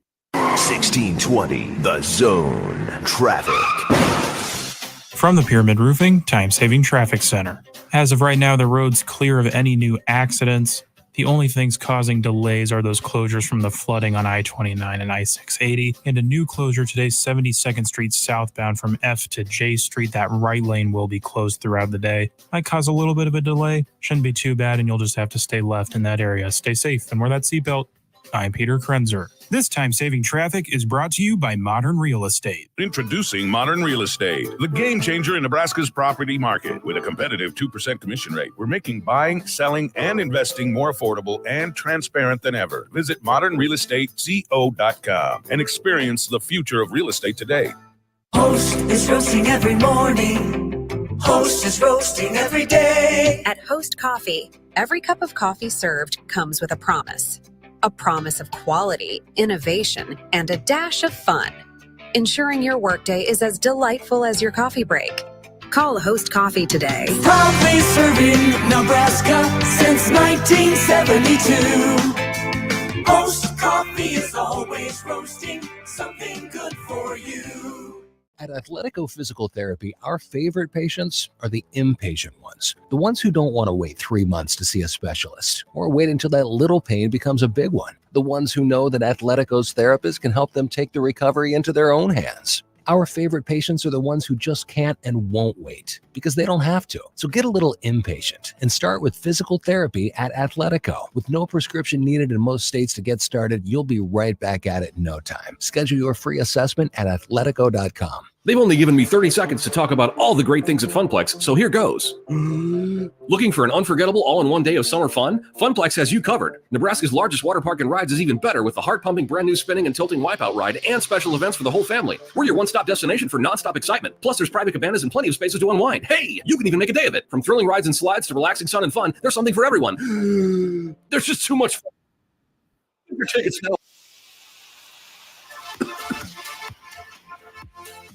News Talk 1290 Coil is your radio home for Omaha Storm Chasers baseball, proud AAA affiliate of the Kansas City Royals. Tune in to hear every pitch, every hit, and every out as the Chasers play at Warner Park and across the International League in 2024. With the voice of the Omaha Storm Chasers, Nick Batters, on News Talk 1290 Coil. The Storm Chasers host the I-Cubs tonight at Warner Park. First pitch is 7:05. You can hear all the action on your home for the Storm Chasers, 1290 Coil. Now back to Mornings with Sharp and Handley on 1620 The Zone.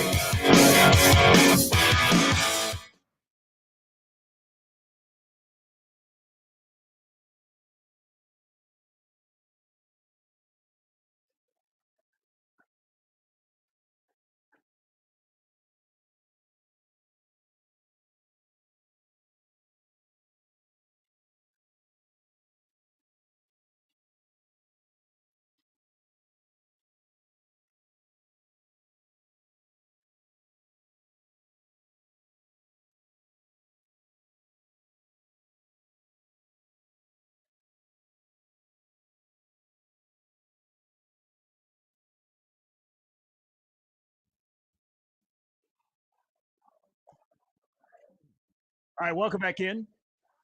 Mornings with Sharp and Handley on this July 3rd. Thank you, Neil.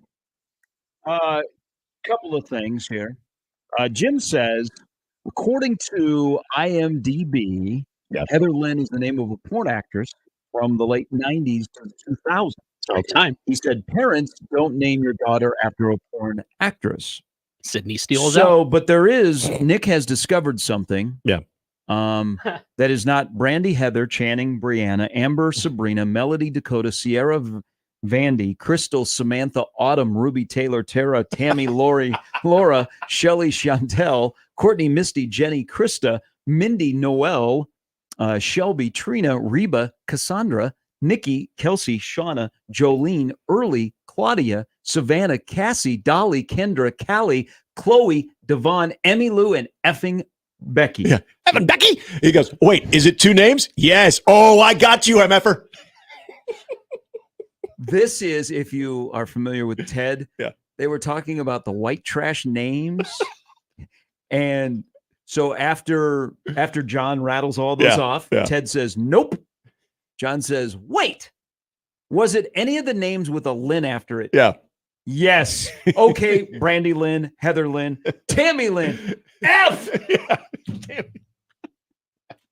Oh, I got you. I just That is a great family movie. If you're looking for something that everyone can enjoy. It was total white trash name. It was on the other day. That's one of those movies that I will stop and watch now. I am too. Yep. The show on Peacock was worth it too. So sorry. I still have never gotten into that. Oh my God. You need So, to so sorry to Heather Lynn out there, because I'm sure there are yes, many non white trash or whatever you want to paint that brush with. But if contributing members of society. But if you have any of those names that I rattled off, you are not technically have a white trash name. So good on you. Becky. And while you're gathering for July 4th, playing the white trash name game, go get yourself some. Yeah. All right. Andy Staples of On 3, one of his 10 bold predictions yesterday. He said Nebraska will be 7-0 going to the Ohio State game. Yep. People forget there was one time when Mike Riley was on a nice little run and went into a game unbeaten. Wisconsin. So let me ask this to everyone. You know what the schedule is? I'm going to be weak sauce here. And I'm going to say, just for the love of God, be 1-0, because the program hasn't been 1-0 since 2019. Yeah. Just win the first game.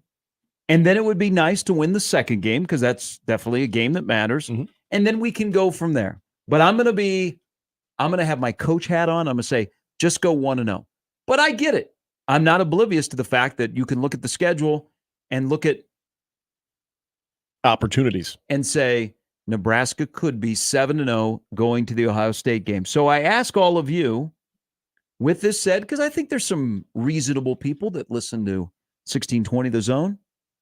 Have you talked yourself into the spot where you would be disappointed if Nebraska was not 7-0 going to play in Columbus at the end of October? Oh, I hope not. No, I have not talked myself into that. I get the sense that we're trending that way. Be very, very careful. Things that trend. I feel people don't want to. But the more you hear it, the more we're just human. You start to buy into it, and it's July. So now I've said this. It's from the standpoint of the offseason and Nebraska hanging a banner. This isn't coming from us. No, it's not. This is This national. is coming from national people who are yearning for Nebraska to be relevant in football. Mm-hmm.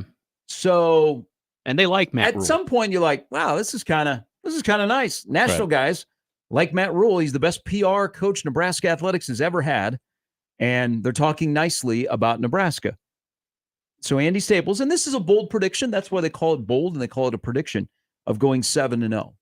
So anyone would be. I'm asking again.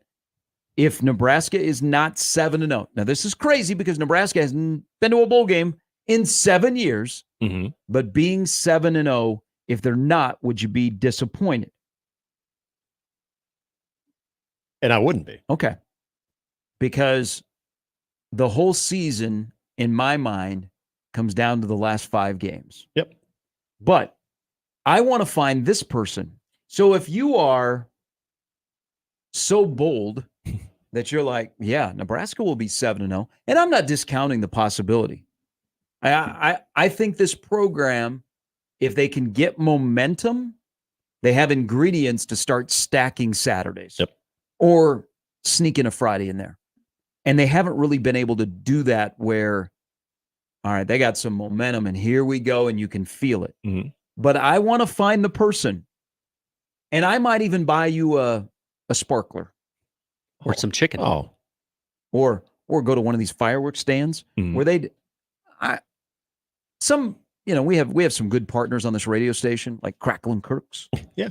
And they do well and they do you right. Yes. But I was driving by a place the other day, and I'm enamored by the blow up gorilla or the flailing arm guy or the uncle. No. That one is like, man. That's yesterday. I'm into the gigantic gorilla or the gigantic bald eagle that's dressed as Uncle Sam. Yep, there's and big I'm Uncle wondering, Sam's. I would like to have that. Like I asked my local Hy-Vee, could I have the cutout of Mahomes and Caitlin Clark, and they said they were already spoken for. Yeah, but I asked. I mean, it doesn't hurt to ask. I would like one of those blow-ups at my house. Like I would like the 30-foot tall gorilla that tells me to come buy fireworks, because when I think of King Kong, I think of not the food, I think of fireworks. Yeah, who doesn't? But I was driving by this place the other day, and they're all over Omaha. I mean, the tents are everywhere. Buy one, get 4 free? Yeah. Oh, yeah. Seriously? Do the fireworks stands, can you haggle with them?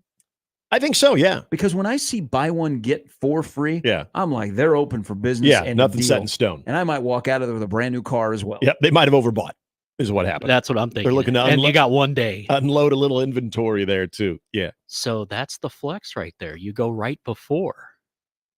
It's get a good deal. Yeah. Blow stuff up. Or do you wait until like the last minute tomorrow when they have like a fire sale? Yeah. Well, or buy one, get 10 free. Or what we talked about, if, say, you're doing stuff for the weekend as opposed to necessarily tomorrow, you go on Friday, it's probably going to be a little bit more affordable, too. And, you buy one, get 4 free. It's my buy one, get 9 free. But don't they have to close at midnight on July 4th? Oh, do they? Yeah. I think so. Okay. Because it's not like the candy. I mean, that's what the police love is firework complaints, and boy, they're out in your neighborhood just shutting them down right and left. They're patrolling left and right. But I will go to your favorite fireworks stand, and I will buy you a pack of sparklers, and then I will get you the little things that you throw on the ground and pop. Yeah, snaps. If you are true in this, and you want to be bold, because Andy Staples was bold, for someone to be bolder, that Nebraska will. Oh, hell no. Okay, let me find you. Yeah, I can't do that. I mean, I'm searching for you. Because if you want to be bolder, and you can't be just, oh man, I'd like some sparklers for my kids. So yeah, Sharpie, yes. Is anybody willing to go 7-0 going in, 8-0 coming out? No. That's how a Saturday morning feels like after a night on the town. How about this one? Could we be so bold to say the last 5 games starting with Ohio State, Nebraska gets out of that stretch 3-2? I would take it. I think Nebraska starts 5-2. They finish 3-2. The season is 8-4. There you go. That is bold. Why is that bold? No, it's bold in a way that it's in the 3-2, the last 5 game stretch to finish above 500. When you have Ohio State, UCLA, you feel good about UCLA, especially being at home. But then at USC, home against Wisconsin, at Iowa, there's where you factor in the history with those schools and Nebraska trying to get over the hump on those schools. So what if you start? I like 8-4. What if you start 7-4 or 7-0, but you finish 1-4, 8-4? It's disappointing because you went 1-4 in that stretch. Or even let's say you start 7-0 and you finish 9-3. Wouldn't you be disappointed a little bit? Yeah. I know I'm being greedy here. Because this then is you're crazy. again, This is crazy, and people in Iowa are blowing up the email box right now. Is like you haven't been to a bowl game in 7 years. I get it, but that would mean a 7-0 start and a 2-3 finish against Ohio State, UCLA, which I am all out on this year's version of UCLA. Then your USC, Wisconsin, Iowa. Mm-hmm. This season comes down to the last 5 games. Yep. The last 5 games bumps you to 25. So if you start 7-0 and you finish 8-4, you're like,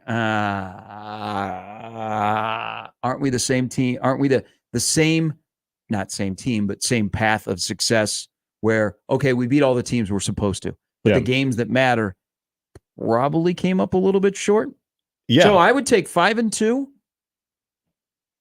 and then 3-2. Mm-hmm. And that gets you to 8-4.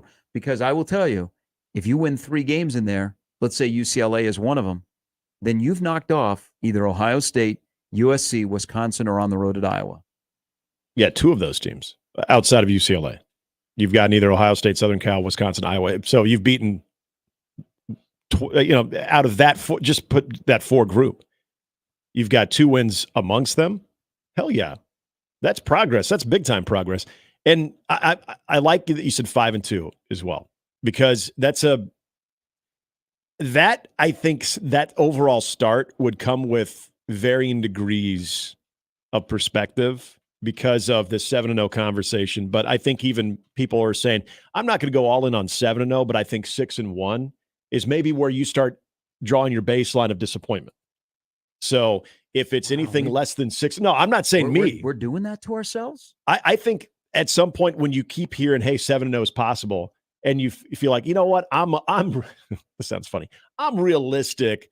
I think 6-1 is probably more the reality when it's like 6-1 would still be very, very impressive. Hell, 5-2 would be a good start considering where this program has been.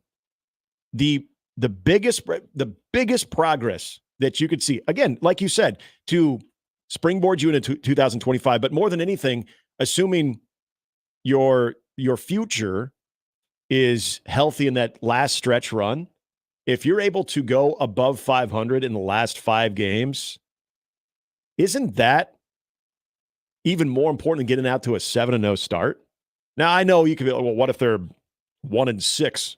Okay, well, we got a different conversation going on. But still, if you can show against that schedule in the last 5 games that you can take 3 out of those 5 with that group, sans UCLA, that's something right there. That's progress more so than starting the season out at 6-1, 7-0, in my opinion, because of the schedule. Because, yes, there is something to be said about being able to win the games that you feel like you should be able to win if you're the program that you aim to be. Like win home games, win games that matter is a start to moving forward. Yep. And being able to take a Wisconsin and Iowa or Southern Cal. That you're supposed to. Yeah, I agree. So I would take a 3-2. Absolutely. 9-4 this season would feel so much different than 9-4 in 2016. Completely different. Big time. And that team started 7-0 as well. Mm-hmm. And then the bottom fell out. When they started to play teams that were better, they had a hiccup. Lost in overtime at Wisconsin. Bad call. Why is it always one call late in the game in Madison? It's a good point, actually. Well, I mean, a pass I wouldn't- interference on the pass, yeah. Xavier Betts in the end zone. But I would also, I wouldn't say a call in the overtime loss. I mean, that was just a guy didn't make a play. But then last year, maybe a trip. I don't know yeah. if Mike Hastings would say, yeah, our guy probably should have got 2 in the box. But then you got blown out at Columbus, and you remember you got just clobber snockered in Iowa, where it was more to it. Yeah, but ironically, I think George Manzieri is still running around. comparing 2 9-4 seasons. Yeah, it's not how you finish. They would book in bowl game trips from 16 and then 24. 43 past the hour. Anything else on that? Comments about this? There's also the season.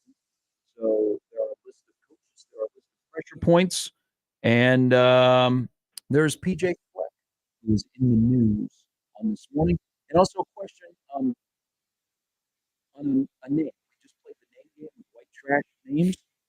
Sorry, anybody that's got them after the first name. I mean, I don't judge. I can say nobody in my family does. I mean, I'm not going to ask where you live. But should we really be calling somebody a certain name that they're of age? It came up yesterday as we fawn over him. It's 44 past the hour. Brian Edwards, Brandon Vogel, a little bit later on 1620 The Zone. More with Gary and Nick after this on 1620 The Zone. For the Jays, the Huskers, and even you Jayskers, we are 1620 The Zone. Equitable Bank. We take banking personally. EquitableOnline.com. At Cox Mobile, we know you're smart. You brush your teeth in the shower to save time, make coffee ice cubes for your cold brew, and wear goggles to cut onions. You also added Cox Mobile. So smart. Now you're running on the network with unbeatable 5G reliability and saving on your Cox internet. It's ingenious, just like you. Aw, thanks. Cox Mobile, the smart way to mobile. Cox postpaid internet required. Cox Mobile runs on the network with unbeatable 5G reliability as measured by Ookla LLC in the U.S. through H 2023. Other restrictions apply. Learn more at cox.com/mobile. If baseball and ice cream go together like fireworks in the 4th of July, I mean, on any given night during the summer, you're bound to run into a team of little leaguers getting ice cream after their game, win or lose. So before you head home after the game, head over to Ted and Wally's Ultra Premium Ice Cream and pick up your flavor. They serve more than 3,000 of them. Keep track of the daily specials on social media. Celebrating more than 35 years. Ted and Wally's Ultra Premium Ice Cream. Benson, Old Market, and at tedandwallys.com. Celebrate July 4th with the hottest deals at Lowe's. Right now, get 2 select 2 or 2.5 quart red, white, and blue annuals for $10. And buy 2, get 1 free on select paint and exterior stain via Lowe's gift card rebate. Shop these deals before they're gone, because Lowe's knows summer savings. Valid through 7/10. Annuals offer in-store only. Excludes Alaska and Hawaii. Actual plant size and selection varies by location. Paint. More terms and restrictions apply. See Lowe's.com/rebates for details while supplies last. It's going to be another sizzling hot summer. Stay cool with 35% off new Champion windows. Don't burn your money on high energy bills. Get new energy efficient windows from Champion. 35% off. Plus, get an extra $100 off every window you replace. The more you buy, the more you save. We help you choose the best design options for your home. We then build your project in our very own factory. Our install team manages your project every step of the way. And it's all backed by our lifetime guarantee. Plus, we're giving away the chance to win a $50,000 home makeover. Enter online today. Turn your house into your dream home with more livable space in a new Champion sunroom, or enhance your curb appeal with new siding. Now 35% off. Don't wait. This sale won't last long. 35% off windows, sunrooms, and siding. Plus, get an extra $100 off every window you replace. Call 877-GO-CHAMPION or visit championsavenow.com to schedule a free in-home estimate today. All discounts apply to our regular prices. Select styles apply. Minimum purchase required. Cannot be combined with other advertised offers. See store or website for details. Howdy, Greg Widener joining you from the Nebraska Game and Parks Commission. Time now for another Nebraska Outdoor Update. Going fishing? I thought so. For proper catch and release fishing this season to ensure fish survival, I want you to remember these important things. Land the fish as quickly as possible. Handle the fish as little as possible. Keep the fish in the water as much as possible. And release the fish as fast as possible. Enjoy your fishing experience. I'm Greg Wagner. I want to learn how to cook, but I keep ordering takeout. I plan to rearrange my closet, but I stopped after picking the clothes up off the floor. Accomplishing goals is hard, but when your goal is to learn a new language, Babbel makes it easy. In just 15 minutes a day, Babbel's award-winning language learning app will help you start speaking another language. Start having conversations in as little as 3 weeks. Comment tu t'appelles? Comment tu t'appelles? Vous êtes où? Vous êtes où? Babbel's bite-sized lessons make it easy to learn words and phrases you'll actually use. So when someone asks, "How's your French going?" you can say, Babbel est amusant et facilite grandement l'apprentissage d'une nouvelle langue. Et cela ne prend que 15 minutes par jour. when you want to really learn another language, it starts with Babbel. Babbel, language for life. Celebrating 10 million subscriptions sold. Now try Babbel for free at Babbel.com. Just go to Babbel.com and start learning a new language today. That's Babbel.com. Babbel.com. 1620 The Zone and 1620thezone.com. Now back to mornings with Sharp and Handley on 1620 The Zone.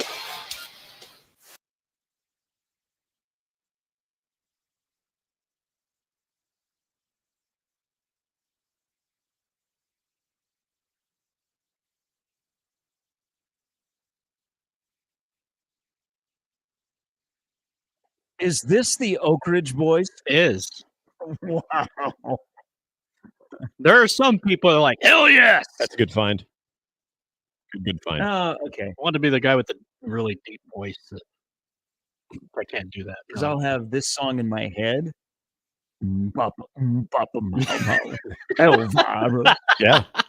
It's a good one too. I know no other Oak Ridge. I recognize the Oak Ridge Boys on that song, but outside of Elvira, that song was played so much in the Sharp household. Like my dad was a country fan. Okay, so he wasn't necessarily like an Oak Ridge Boys fan. No, he he didn't celebrate their entire catalog. It was like KSO in Des Moines. He'd have it on the radio up on like the shelf. Yeah. And I just, that song seemed to be played a lot. So, all right, we've checked that off the box of July 3rd tunes on the show. I Oak can't Ridge play Boys. John An Deere epic Green for you beard. today because it's not American. Oh, gosh. I don't know. Something about just country songs, though, always make me feel more American. So, I mean, feel free if you have to. It should, because one of the top country artists, like one of the top, there is the Mount Rushmore of country artists. There is Merle. Yeah. Okay. There is to some Hank. Yep. And then there is the Holy Ghost in George Strait. Mm-hmm. But it should be recognized that one of the top country artists of all time celebrates his birthday tomorrow. Garth? Post Malone. I knew that. Colin writes into the Equitable Bank inbox. Hey, he has the banger with Morgan Wallen. Yeah, he does. And now he has one with Blake Shelton. Mm-hmm. Nicest guy in the world, by the way. Post Malone is great. That's what I've heard. He is so cool. But he is really like cut back on debauchery. Yeah. He used to be a guy that was, he was hardcore cigarettes. Mm-hmm.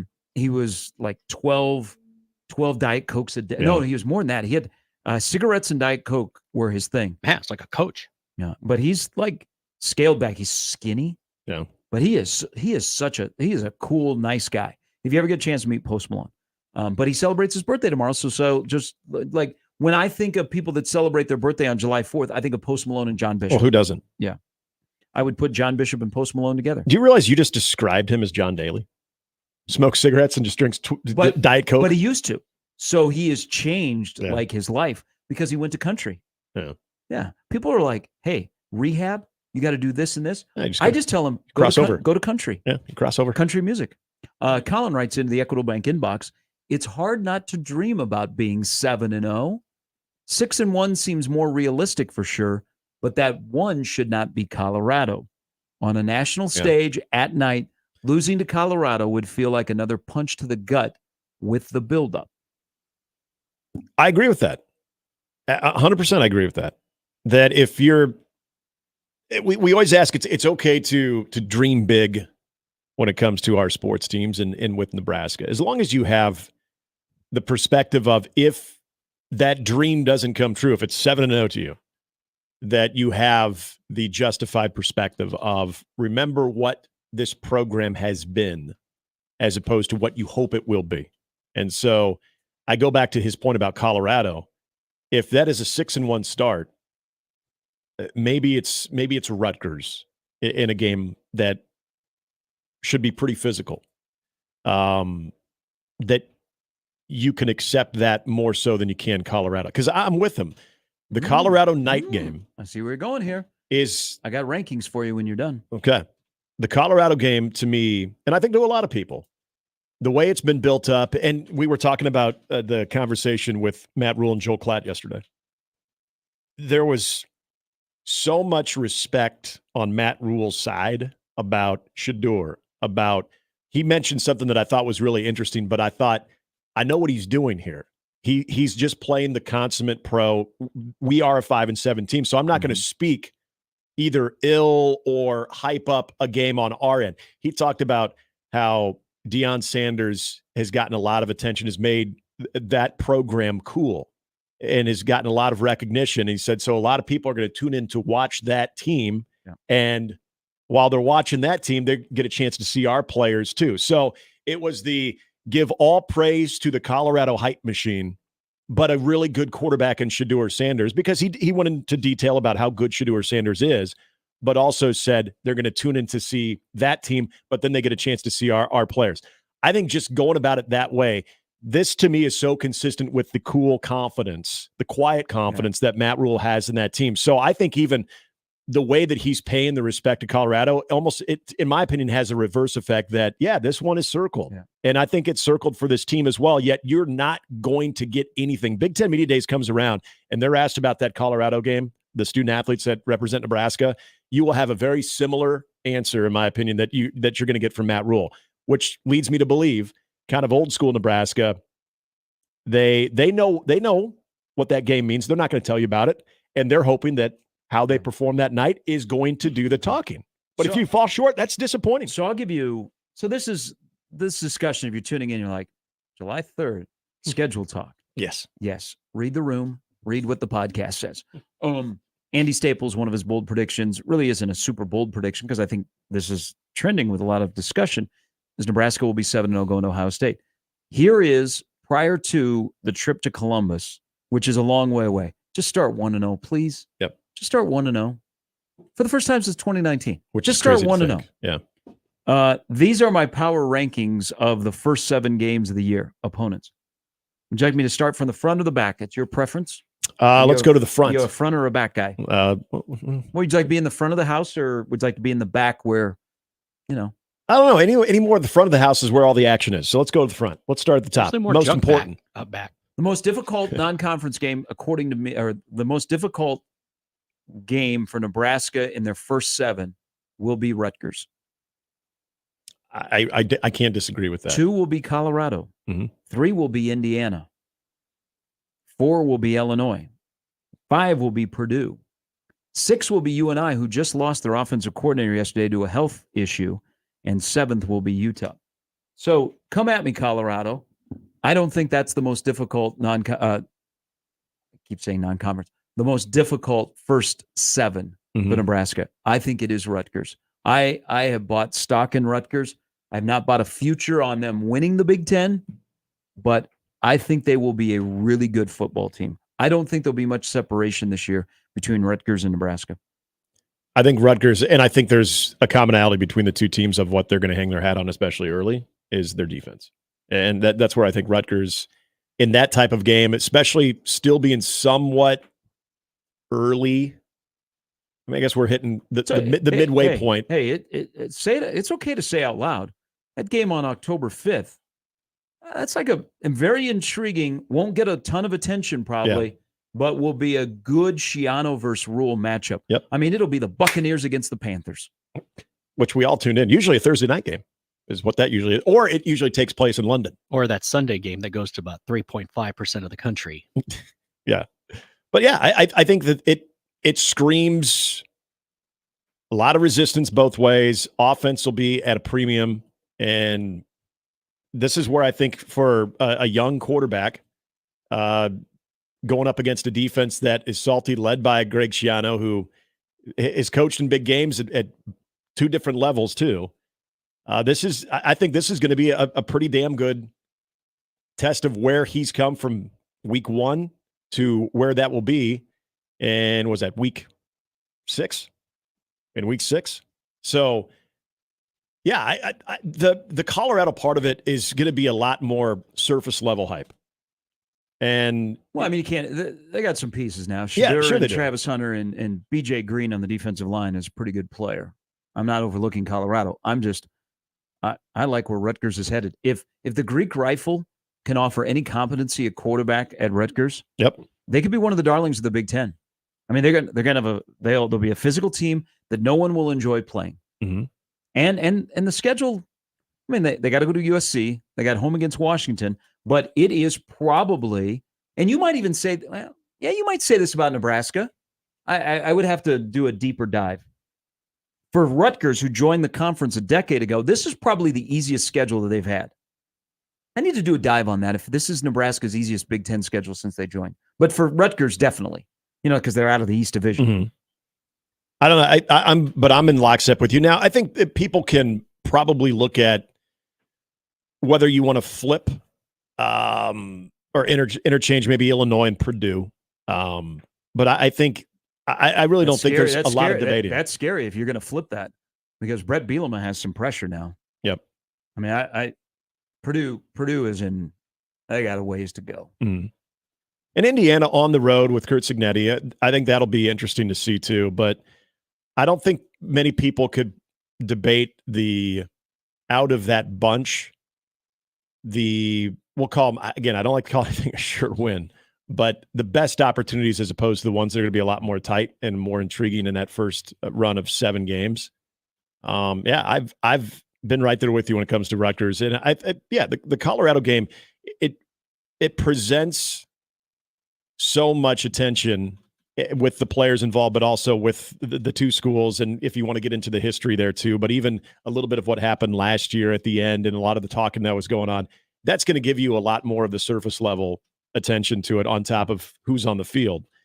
But I think that's what makes the Rutgers game so intriguing, because that has 11 a.m. written all over it. That has maybe not a lot of buildup. And I don't know what's even going on the 5th of October. CBS 2:30. You get the Nebraska brand and the New York City market. New York City market, will stop what they're doing because Nebraska about to ruin the New York Cityers Saturday. See it now. And somewhere Jim Delaney is smiling. That was terrible. I couldn't make that rhyme. No, it's all right. Jim Delaney would be very proud. Hockey Dad tweets at the show at Gary Sharp 6020. If somehow Nebraska ends up 10-2, are they going to the playoff? 10-2? We would My God. quickly. We would be so inebriated around here with a whole season of football. That would be, in all honesty, let's have a little talk here. I like where Jonathan is thinking. Dreaming big. 10-2. If that happens, America will hate Nebraska. Mm-hmm. Because this fan base will be so damn obnoxious. We'll be chirping. And will be out of control that it will be a rough hang for the rest of the college football world. And people will look at us and they go, not only are you funny how you vote for your president in your state, and I don't like you, I don't like that Nebraska's winning this soon. Wouldn't some college football fans, though, be happy to see Nebraska back that just like college football, that have no dog in the fight? Well, okay, they would. But you know what the fan base would be like around I know. here. I know. Yeah. By the way, that's a real thing that people think we're funny around here, because here in our sliver, we vote different from the rest of the state. Yeah, but it counts too. Could come down to Omaha for the presidential election. How about that? Mm-hmm. Good thing I'm not doing a basketball game that night. You a color guy? Be here for that. We'll be doing overreaction night. Okay. Oh, are we going to do a presidential election overreaction? Not on 1620. We got to take a break. Sweet. Add a list. So now we're building the list. You know, Geraldo Rivera was born on July 4th. I remember him. Yeah. Wonder how he celebrates. Looking empty tombs. You don't remember that? No. Oh yeah. Who is he looking up? Jimmy Hoffa's grave or something like that? No. Little Sharpie wasted a Monday night because we were going to see what was in Al Capone's. Oh, there we go. Al Capone. Okay, I do remember that. That's right. It was the Al Capone search. Jimmy Hoffa's Giant Stadium. Yeah, that's Giant Stadium. So we have Geraldo Rivera, Post Malone, John Bishop, and Tailgater Kellyanne. Oh, nice. She is born on the 4th of July. Seen that movie? I'm trying to see who else. She was not in it. Calvin Coolidge. George Steinbrenner. But not Jennifer Coolidge. Yes, yeah, that used to be a big deal with the boss. Calvin Coolidge. Was he in White Men Can't Jump? No? Calvin Coolidge is a great movie basketball name. It is. Wait, there was not so much a presidential name, but I think a movie basketball name. Calvin Coolidge is like a cool. It is. You're right. Not Herbert. No, Hoover. it's a cool name. I'm with you. Wasn't Little Bow Wow when he was in Like Mike? Wasn't his name Calvin? I think his name was Calvin. I don't believe it was Coolidge though. I can't say I've seen that one. No, it's not good. So don't worry about it. I saw it, so you don't have to. Let's see. Neil Simon, 4th of July birthday. Okay, you can call me Al. Still singing, right? Yeah. Okay. Yeah. Just checking. Oh yeah, it's a banger.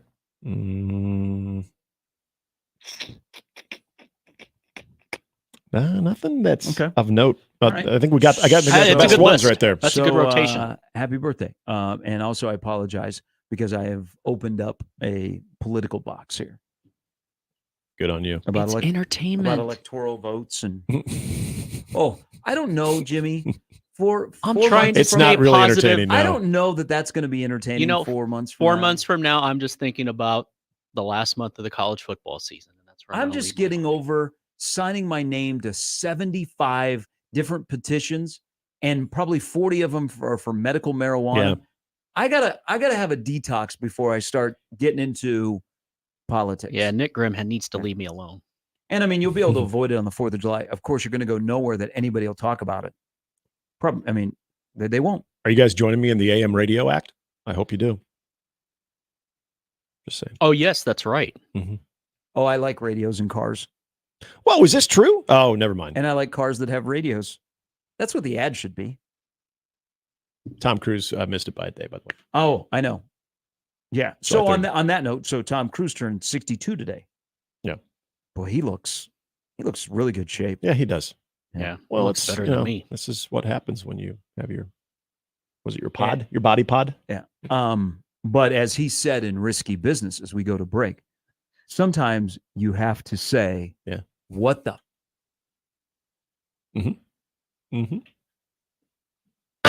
Mornings with Sharp and Handley returns in minutes on 1620 The Zone. Live from the Host Coffee Studio, this is 1620 The Zone. 1620 The Zone. Traffic. From the Pyramid Roofing Time-Saving Traffic Center. A little later on in the morning here, and it has been a pretty quiet morning on the roads. No accidents, obstructions, or any slow-moving traffic to this point. Things will pick up traffic-wise here in the next hour or so. And just as a reminder, southbound 72nd from F to J Street, that right lane will be closed throughout the day today. Might make things a little bit slower and you'll need to stay left, but shouldn't be too bad. Just stay safe and wear that seatbelt. I'm Peter Krenzer. This time-saving traffic is brought to you by Backlund Plumbing. Backlund Plumbing, the most referred plumber in town. So you need a plumber, do you? You should call the most referred plumber in town, Backlund Plumbing. Backlund Plumbing, the most referred plumber in town. Hi, I'm Nick Brumell, owner of Royalty Roofing. The recent storms wreaked havoc on our community. Our team at Royalty Roofing is here to help. We're local, skilled, licensed, and bonded. We work for you to ensure you get the funds you deserve and make sure that the work is done to your satisfaction. Don't take risks with your biggest investment, your home. We are Better Business Bureau Integrity Award winners and Best of Omaha winners. Cover your roof with Royalty. Visit us today at royaltyroofing.org. The world's largest sports book in Las Vegas is available right at your fingertips in Iowa. The Circa Sports Iowa app is sports betting the way it should be. Bet anywhere in Iowa and experience high betting limits, tight money line splits, and exceptional customer service. Download your new bookie today. Visit circusports.com and start betting like a pro from anywhere in Iowa. If you or someone you know may have a problem with gambling, call 1-800-238-7633.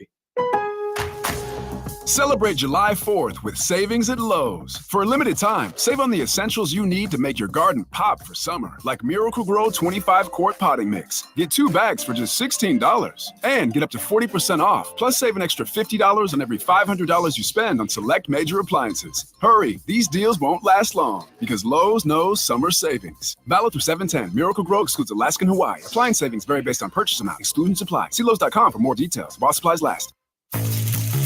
Because you want to hear bacon and eggs on your outdoor griddle, not the scraping of rust. Introducing the Weber Slate Rust-Resistant Griddle. Stays ready, not rusty, with a carbon steel cooktop, pre-seasoned and ready to cook on right out of the box. The Weber Slate heats evenly edge to edge up to 500 degrees. All you'll hear is the gasp of amazement from friends and family when you serve the food. Cooking with the Weber Slate Rust-Resistant Griddle just sounds delicious and tastes even better. Twisted Thunder Fireworks is going to save you big money. You'll find the best variety and the lowest prices in the entire state of Nebraska. Don't believe us? See page after page of products and pricing online at twistedthunder.com, where you can watch everything before you buy and choose local pickup so it's ready to go for you at the tent. Go to twistedthunder.com to check out all of our locations in Nebraska as well as our location in Council Bluffs. That's twistedthunder.com. Email us on the Equitable inbox with whatever is on your mind. The Zone inbox is brought to you by Equitable Bank. We take banking personally. You can hit me up, agree, disagree, tell me your thoughts on life at Handley at 1620thezone.com. We want to hear from you on the Equitable Bank Zone inbox. Tickets for less. Best seats, best prices, no service fees. Shop ticketsforless.com. KOZN Bellevue, Omaha, Council Bluffs. This is 1620 The Zone. And we're back. Mornings with Sharp and Handley.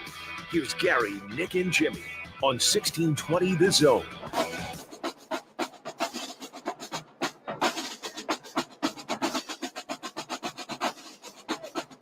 Halftime brought to you by the Omaha Whiskey Fest 2024, the largest celebration of whiskey in the region.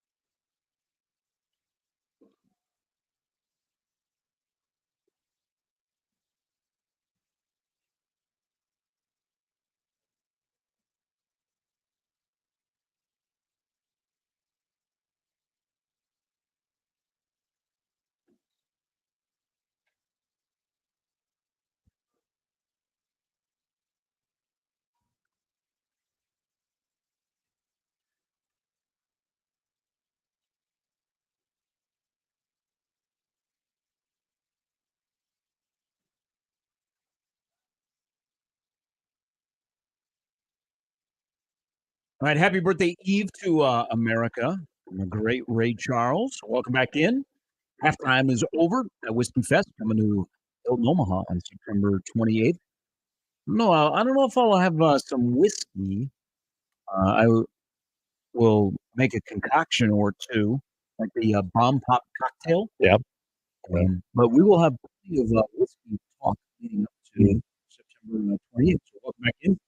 Out of the 30 mornings, Jimmy here as well. You have a favorite patriotic tune that we have not played yet? Hit up Jimmy. You can hit him up in the stream, even though y'all in the stream can't hear what we're playing. Makes sense, doesn't it? It does, totally. Yeah. Just know that we did it. But if you're listening on radio, Brian Edwards and Brandon Vogel coming up in the next hour. Catching up on some tweets here. This is a tweet from Midgets Look Up to Me. It appears, I'm just reading. Put it on the teleprompter. I'll read it. It appears that Post Malone beat Geraldo to Capone's vault to plant the Pepsi can. How about that? Wow. Post Malone and Geraldo. Now they share more than just the same birthday. Then okay, with John Didn't have Bishop. that. Severe and I got into an argument about Post Malone because I like Posty, and he said he looks like a guy that smells. Actually, I would agree with that. Yeah. Whoa. I think Jelly I can Roll see does that. too. Whoa. Yeah. Whoa, hold on. Time out. Looks like doesn't mean they do. You are Mr. West Omaha, are stereotyping anybody that has face tattoos. I am. Do you think Mike Tyson smells? No, not as much. No. Poll question. No, it's more about. Put up a quickie poll. Do people with face tattoos smell? According not, to Nick. Not necessarily that. For Jelly Roll, I think it's the unkempt beard. I feel like that's going to be a tough one to keep clean, and it's probably going to give a little bit of an odor every now and then. And he's a guy who looks like he likes a meal or two. These are two of the top hottest country artists right now. I don't think they can go out in public and smell. No, I just said they look like it. They probably don't. Post at one point, and you're right. Post he's tidied up a bit, but yeah, at one point I thought Post looked like he Does did smell. that man on his motorcycle outside of our studio with a cigar in his mouth, does he look like he smells? Maybe a little bit. That is Crash Davis, by the way. Maybe a little bit. Not from Bull Durham, from the keg. Does he got a cigar? Yes. Yeah. Look at Celebrating that. a wonderful show. Like a boss. He's told me when they allowed you where you have the choice of wearing a helmet or not, and he's a big motorcycle guy. He was like, "This is a great day." He goes, "I was going to move out of Nebraska," and I go, "You already live in Council Bluffs." And away he goes. And there he goes without a helmet on Dodge Street. Without a helmet. He's probably listening right now too. All right, couple of emails here of things that we've talked about. So you don't think Post Malone would have smelled even in his chain smoking and Diet Coke days? Well, I mean, there is a certain point of because I'm actually with Severe on this. So have you ever +3? I didn't know this because I'm not a smoker and my parents were not smokers, so I was not around people that smoke. Have you ever dated, or maybe you're married to somebody that smokes? I did. I mean, when you're in the singles game. So yeah, I think I dated a few times girls that smoked more casually than just the bar cig. It felt like you were making out with an ashtray. Absolutely, yeah, 100%. Okay. Yeah. So maybe there is a little bit of a smell there, but I don't think you can just look at people with face tattoos and go, they smell. No, there's a facial hair component too. And do they look like they sweat a lot? There's a lot of different factors going into it other than just the face tattoo. What do you mean? I got some good deodorant. It's called Sweat Defense. Sometimes people are very good about deodorant, and other times when they put it on, or if they don't, it comes right off. Trust me, I lived for a semester at Nyhard. Okay, I was one of the. I learned that there are some cultures that they don't believe in showering. I am so glad that our culture believes in bathing. Yeah. Okay, so I get what you're saying. Yeah. Mayor Mike writes in. Oh, we got lots to catch up on today. People are like, I like listening to sports. Not today. Hey, not today. We're all in this together, folks. Come on. Yes, we are. Oh, we got sports. And we're giving you lists. 16-20, the fun. We're giving you ideal starts for Nebraska. I mean, come on. Yeah. And I'm going to say nice things about Seward and Ralston here in a little bit. Mayor Mike in Gretna says, and people, boy, they got hammered with rain over the last couple of days out in Gretna. Yeah. 6 inches. By the way, TV, the first Class B matchup, Gretna East, will be a television game this year. Nice. Who can forget Byron Stewart playing Warren Coolidge on the TV show The White Shadow? Probably a little before your time, guys. I'm not Jimmy? familiar with that. ESPN Classic, I remember it. Yeah, I'm not familiar with About that 2004. I mean, I didn't mean I watched it because, I had social activities back then, but yeah, I remember. When the hell was The White Shadow out? 70s. Oh. I was going to say, it was a 70s show. You probably watched as much as you watch soccer. Yeah. It was the most famous Chicago Bull before Michael Jordan. Yeah. But blew out his knee. This was from 78 to 81. Yeah, no. Yeah. That would have been 2 and ended. I mean, I know there's reruns, but I never heard of this. They got YouTube. Oh, but I do remember Ken Howard. There we go. Yeah, okay. Yeah, he was the main character. Okay. Kyle writes in about the discussion today. Now I preface this by saying Andy Staples is Mr. Bold prediction of 7-0.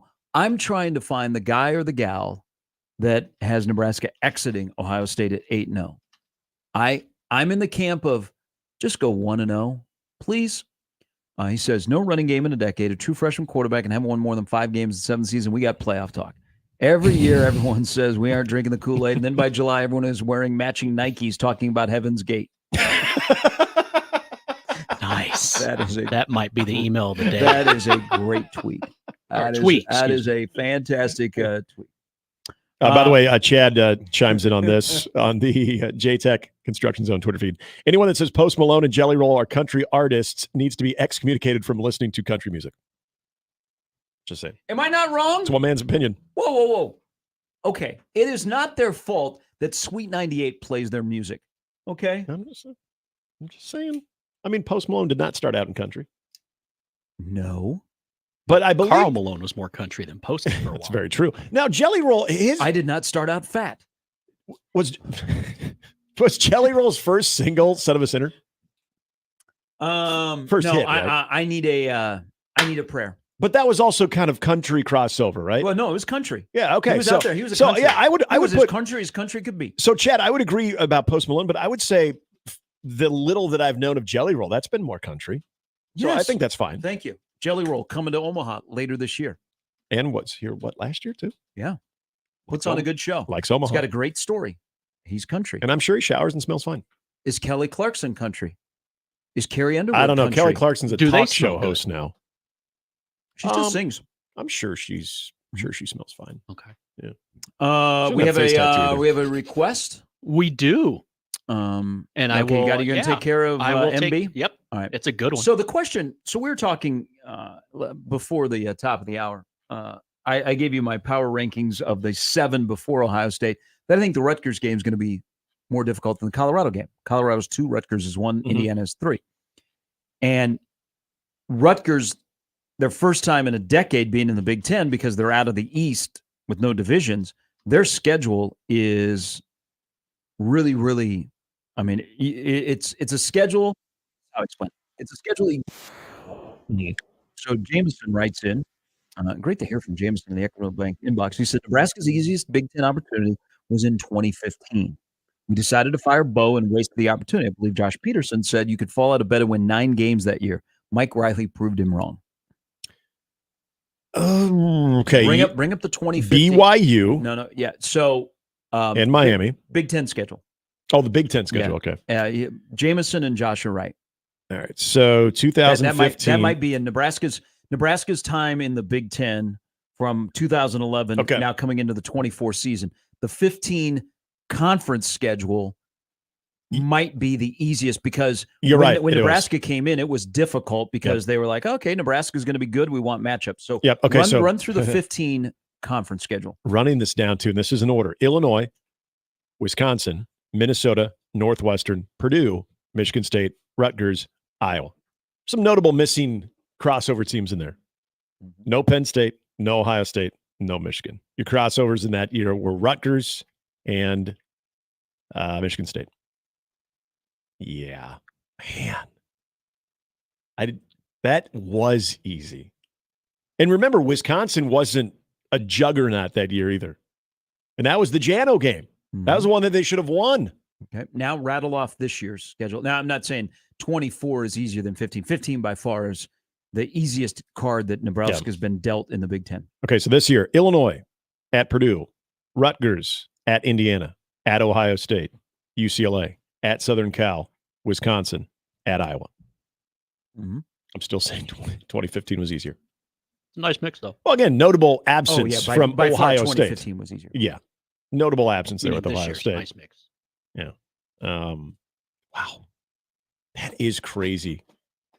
2015, Jesus. Now, again, though, where it made up for it, though, the non-con, saying South Alabama. What if Nebraska would have had the right players on the field in the defense against BYU on the final play? Oh, no. What would that have done to Nebraska? We would not have known the name Tanner Mangum.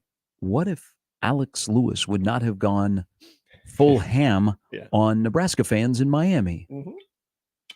Just realized the comeback was exhilarating, too, just to get that game into overtime. What if Mike Riley was not so cold on the sidelines in Champaign? Would he have had the brain power to maybe do something different? Yeah. Yeah. It was chilly that day. You know, Nick, your hat, you could say it's a South Alabama hat. Yeah, this is. Their colors? And they have the same colors, too. Yeah, they go dark blue and red. Texter Bernie, he says, the amount of people I have told that I don't live here this last month is insane. Why are these petitioners standing outside the gas stations the other day? Oh, they're everywhere. We went to Beer, Wine, and Spirits, the old Toys R Us, or like we like to call it, Boozer Us. Yeah, they had the medical marijuana folks out there, and I realized. Hello, Nick Grimm.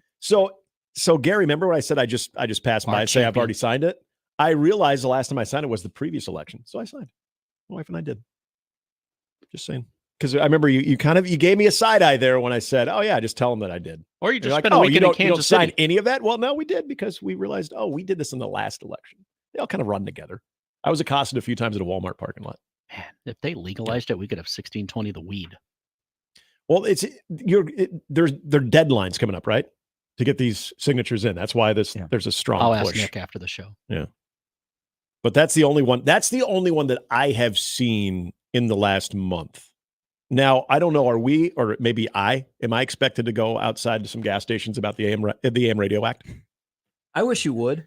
Just have a big long petition. And can you vlog about it? Yeah, I'll vlog and then I'll explain what it is. Take the sweet mobile and what you're signing. Send you with a banner. So let's go back to this 2015 schedule.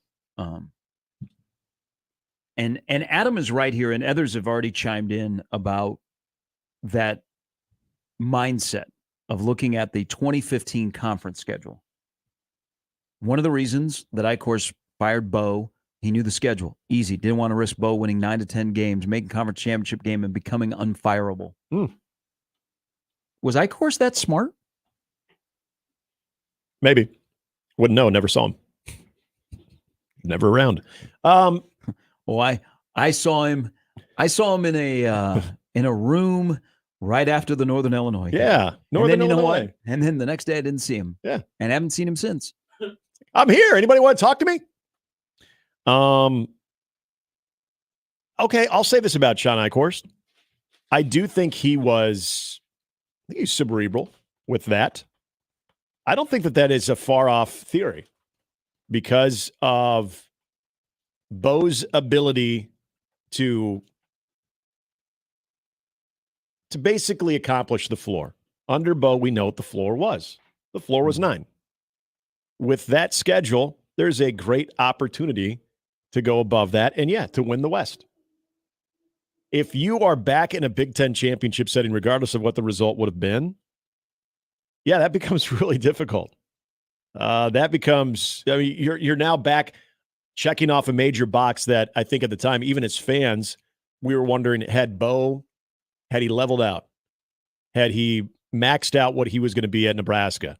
You get back to a Big Ten championship game, all of a sudden we're having a different conversation. So, I don't think that is a crazy idea that given the schedule and given Bo's success, it'd be really, really tough to pull the trigger if Nebraska wins the Big Ten West that year.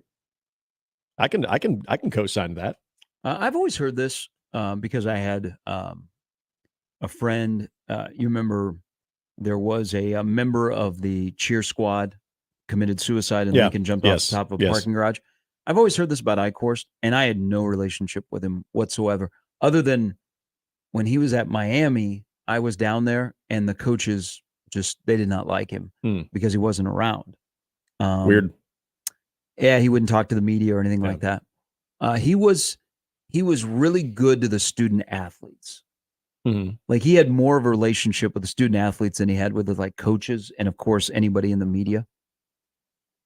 Which is interesting. But when that incident happened, I'm sorry. Okay. When that incident happened, I guess he was really really good. Like for the families that were involved, all of the members of the dance and cheer squad. But a couple other people told me that when he was done, that you know what, he had a really good relationship with student athletes, just didn't have a relationship with anybody else. And he's still at Texas. I mean, they might put him in the back room and you don't really see him, but he's still at Texas.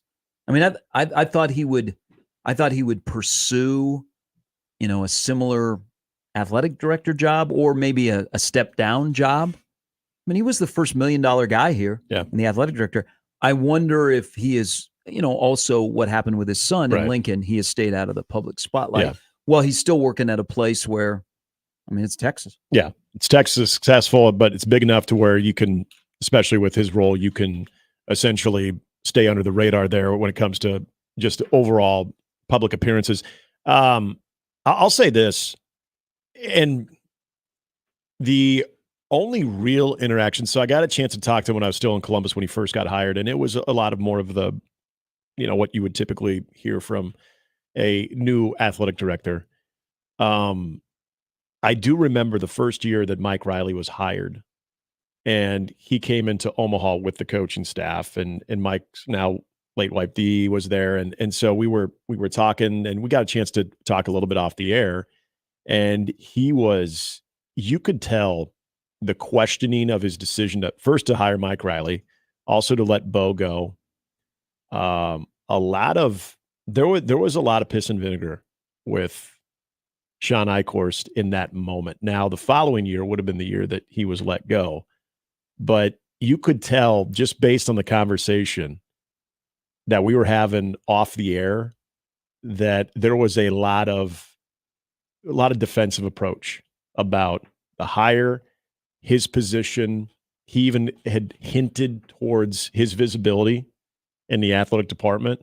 It was one of those things where you just didn't talk a lot. You just sat and listened because he sounded like a guy that was venting. Yeah. And to somebody that is so close to a microphone like myself, I thought it was very unusual because you don't know. I might have my phone on or something. Like I wouldn't have done that, but I just thought it was a very interesting. It was almost like he either felt he needed to, maybe he had heard us question him and he wanted to set me straight. But it was a different side of Sean Eichhorst that I'd never seen, where he was extremely vocal, but he was very defensive about a lot of things going on. That's really the only interaction I had. That's interesting about the student athletes, which that's great to hear. I mean, that is good to hear. But you think about when you're not visible around head coaches, especially ones that have that coach-player relationship like Bo had, it's easy, even if you're so good to the student athletes, even the football team, they're still getting their cues from the head guy. And if the head guy is setting the tone of this guy doesn't have our back, you know how that group was under Bo. That's a band of brothers. They stick together with that. My man, though, said that the best coach on campus that everybody else could learn from was a defensive coordinator. And he had a championship coach that was over in the Devaney Center. Wow. Those were the times. Isn't it nice to have adults around now? It is. Yeah. Yes, it is. The power chair in Lincoln, that guy is really quiet. Not that he's avoiding us. Mm-hmm. He's just kind of taking a back seat. Yep. Still observing. And you got a coach that's running the football program. And you're like, oh, he's like the greatest PR magnet for Nebraska athletics. All right, quick break. Brian Edwards coming up in the last hour. Brandon Vogel as well. Think about this. We'll get into this when we come back, because CBS put out a list of their 18 coaches in the Big Ten. 18. The usual suspects are at the top. Matt Rule is 8th behind Jonathan Smith at Michigan State. But if you had one coach, final possession, to win a game, who would it be out of the Big Ten? And is there a coach in the Big Ten that could go to any other of the 17 schools and be successful with the resources that school currently has? We're back with more. Mornings with Sharp and Handley on 1620 The Zone. More with Gary and Nick after this on 1620 The Zone. The Connor Happer Show. Number 10, not Nikola Jokic, Nikola Topic. Look, we got Nikola Jokic. There's a player on the Heat named Nikola Jokic also, or something like that. And now this guy's coming into the league. Nikola Topic. I cannot allow this. That'd be like if in the 90s there was a Michael Jordan that came into the league. The Connor Happer Show, weekdays from 10 to 2 on 1620 The Zone. Your Omaha area forecast presented by Funplex Water Park and Rides from the KETV Newswatch 7 Weather Center on 1620 The Zone. Patchy fog this morning, becoming partly cloudy for your Wednesday and warm. A high this afternoon in Omaha of 86 degrees with southerly winds up to about 5 to 10 miles an hour. Partly to mostly cloudy tonight with a slight chance for showers and storms after midnight. Many looking dry, though, a low of 66 with light winds. Impact weather for your 4th of July with scattered showers and storms throughout much of the day, clearing for fireworks displays tomorrow night. I'm meteorologist Caitlin Harvey with KUTV Newswatch 7. 1620 The Zone Traffic. From the Pyramid Roofing Time-Saving Traffic Center. Crash reported at the intersection of 144th and N Street. Expect temporary delays here. That morning Dodge eastbound expressway traffic picking up starting around 156th right now. And just a heads up, 72nd Street southbound from F to J, the right lane will be closed today. Might slow things down slightly there. Just stay safe and wear that seatbelt. I'm Peter Krenzer. This time-saving traffic is brought to you by Saul's Jewelry and Loan. We're excited to announce the grand opening of Saul's Jewelry and Loan's new downtown location. It's a Saul's shopping experience like you've never seen. Amazing jewelry finds at our famous best in town prices. Tools, bikes, guitars. 22nd and Hardy, downtown Omaha, Saul's Jewelry and Loan. Hey everybody, it's Michael Smith for Ted and Wally's Premium Ice Cream. You know where ice cream fits the best? Parties. And so many parties happen during the summer. Everything starting with Memorial Day all the way through July 4th, all the way to Labor Day. All those parties are happening and you need ice cream to go with it. Is it a graduation party you're putting on? You need to get at least a half a gallon of ice cream from Ted and Wally's. If it's simply a celebration for your wife and yourself, I don't know, like me, 20 years married, you swing by and you get you some ice cream for the anniversary as well. So much going on. And when you're down in the old market, get you some of those family photos. Stand in front of a classic location like Ted and Wally's and get you some pictures. Graduation photos, engagement photos. It's a great place to go downtown. More than 3,000 flavors and always flavors for you. Keto-friendly ice cream, you got goat milk ice cream, whatever you need. Family outings, go out and hang out at the Benson location or stop at the Ted and Wally's that's there in the old market as well. Hang out, get some ice cream, and tell them Severe sent you. US Cellular Prepaid. Right now, you can get 2 lines with unlimited data for just $60 a month on our great 5G network. So you can stay connected to the people who matter most. US Cellular. Built for us. Terms apply. Visit uscellular.com for details. ZZ Top, the Elevation Tour. October 1st, Liberty First Credit Union Arena. Playing all their classic hits. ZZ Top. On sale now at LibertyFirstCreditUnionArena.com or at the box office. I want to learn how to cook, but I keep ordering takeout. I plan to rearrange my closet, but I stopped after picking the clothes up off the floor. Accomplishing goals is hard, but when your goal is to learn a new language, Babbel makes it easy. In just 15 minutes a day, Babbel's award-winning language learning app will help you start speaking another language. Start having conversations in as little as 3 weeks. Comment tu t'appelles? Comment tu t'appelles? Vous êtes où? Vous êtes où? Babbel's bite-sized lessons make it easy to learn words and phrases you'll actually use. So when someone asks, "How's your French going?" you can say, Babbel est amusant et facilite grandement l'apprentissage d'une nouvelle langue. Et cela ne prend que 15 minutes par jour. when you want to really learn another language, it starts with Babbel. Babbel, language for life. Celebrating 10 million subscriptions sold. Now try Babbel for free at Babbel.com.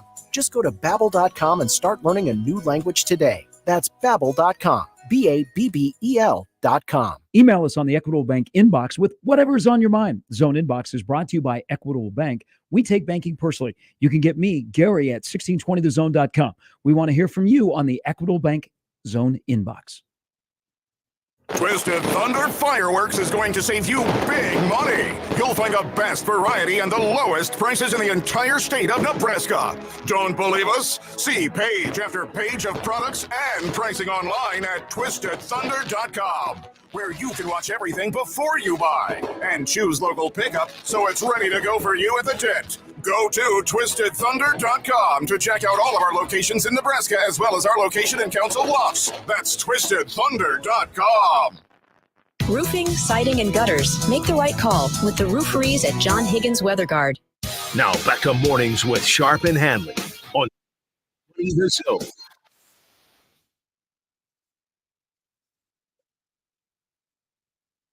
Word and Ralston, two big 4th of July cities, celebrating over the next couple of days. They have big parades. You guys ever been to Seward for the 4th of July? No, but I was told all about it when I was living in Columbus. 4th of July city. Take a quick 45-minute drive from Columbus to Seward and go check it out. I've actually had the honor of being in the parade. What? What were you? Grand Marshal? Yeah, that's what I was just Dean going to Wormer? ask. Were you the MC? No, I was not. There comes the Seward JCs, everybody. Here is the next president of Concordia. No.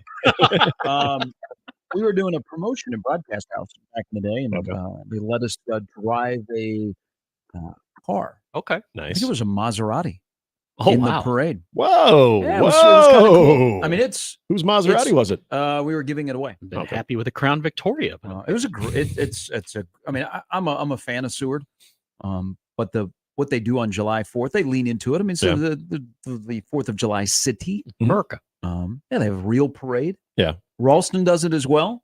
Any other parades I'm missing out locally? I was always told I thought York had a good one too. A lot of the communities around this area get out the way. Like they have their, La Vista Days a couple weeks ago, Papillion Days a month ago, or they wait until after the 4th, and they just. I think we just give it to Ralston. Like we don't. There is not. Correct me if I'm wrong here. We do not have a Rosenblatt type fireworks show for the city anymore, right? No, I mean it's essentially what's happening tonight at Winter Park, or what happened Friday. Oh yeah, at Memorial Park. Yeah, Memorial Park ones. Where Those are the big daddies. Where they had a little bit of an issue.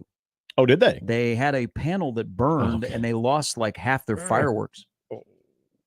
But I always think, because I only got to experience it one time, and I was a Lincolnite, is how big the Rosenblatt fireworks show was. Yeah. Where you had the Royals playing, you had 25,000 people, and you probably had 60,000 people outside of the stadium along 13th Street and I-80 watching. Oh, yeah. Then when we used to have the home run derby, the college home run derby downtown, that went away. The World Herald one, yep. So there really is no, because the World Herald would have this full page ad of how to get tickets to Rosenblatt.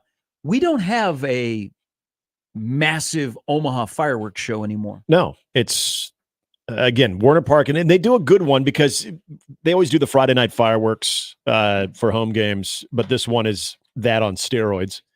And I believe FNBO is still part of that, right? At least they had been for a very long time. I will be there tonight, but I'm not sure. Okay, no, I know they had been for a long time, so they always put money into that one.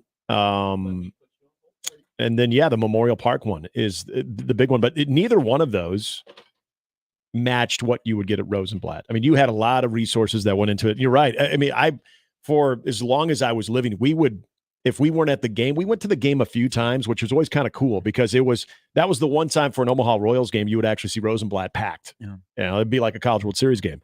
But typically, like in high school, you had the girl you're dating or whatever, You'd go near the stadium, and then you'd find a blanket, find a nice hill where you could see it. I mean, it was pretty much from, I would say, and probably even went further west, but I mean, from 50th on, you had a great seat for it because it was that big. So that was a staple of, Omaha Royals going to be in town.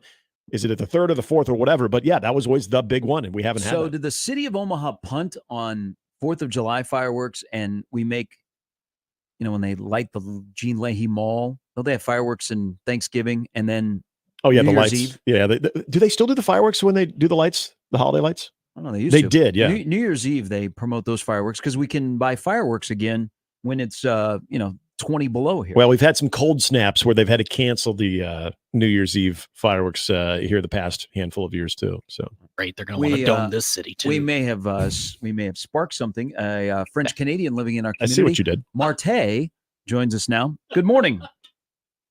French Canadian. Well, I haven't been called that in a long, long time. Good morning, gentlemen. Bienvenue. Happy What early was from your most customers that you deal with the Storm Chasers are happy? This, of course, is Marty Cordero. What's the most disgruntled name you've been called by somebody that was not happy with the services that you guys so greatly provide? I can't repeat it on the air. Oh, that's okay. Hey, McAfee has opened the door to all kinds of things. We can say whatever we want.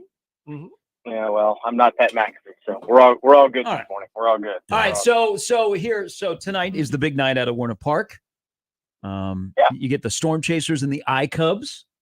Last night was an entertaining game. Good to see you last night. But you had the experience of the tail end of the Rosenblatt fireworks. Now the great big show out at Warner Park. What was it? What was firework night like at Rosenblatt?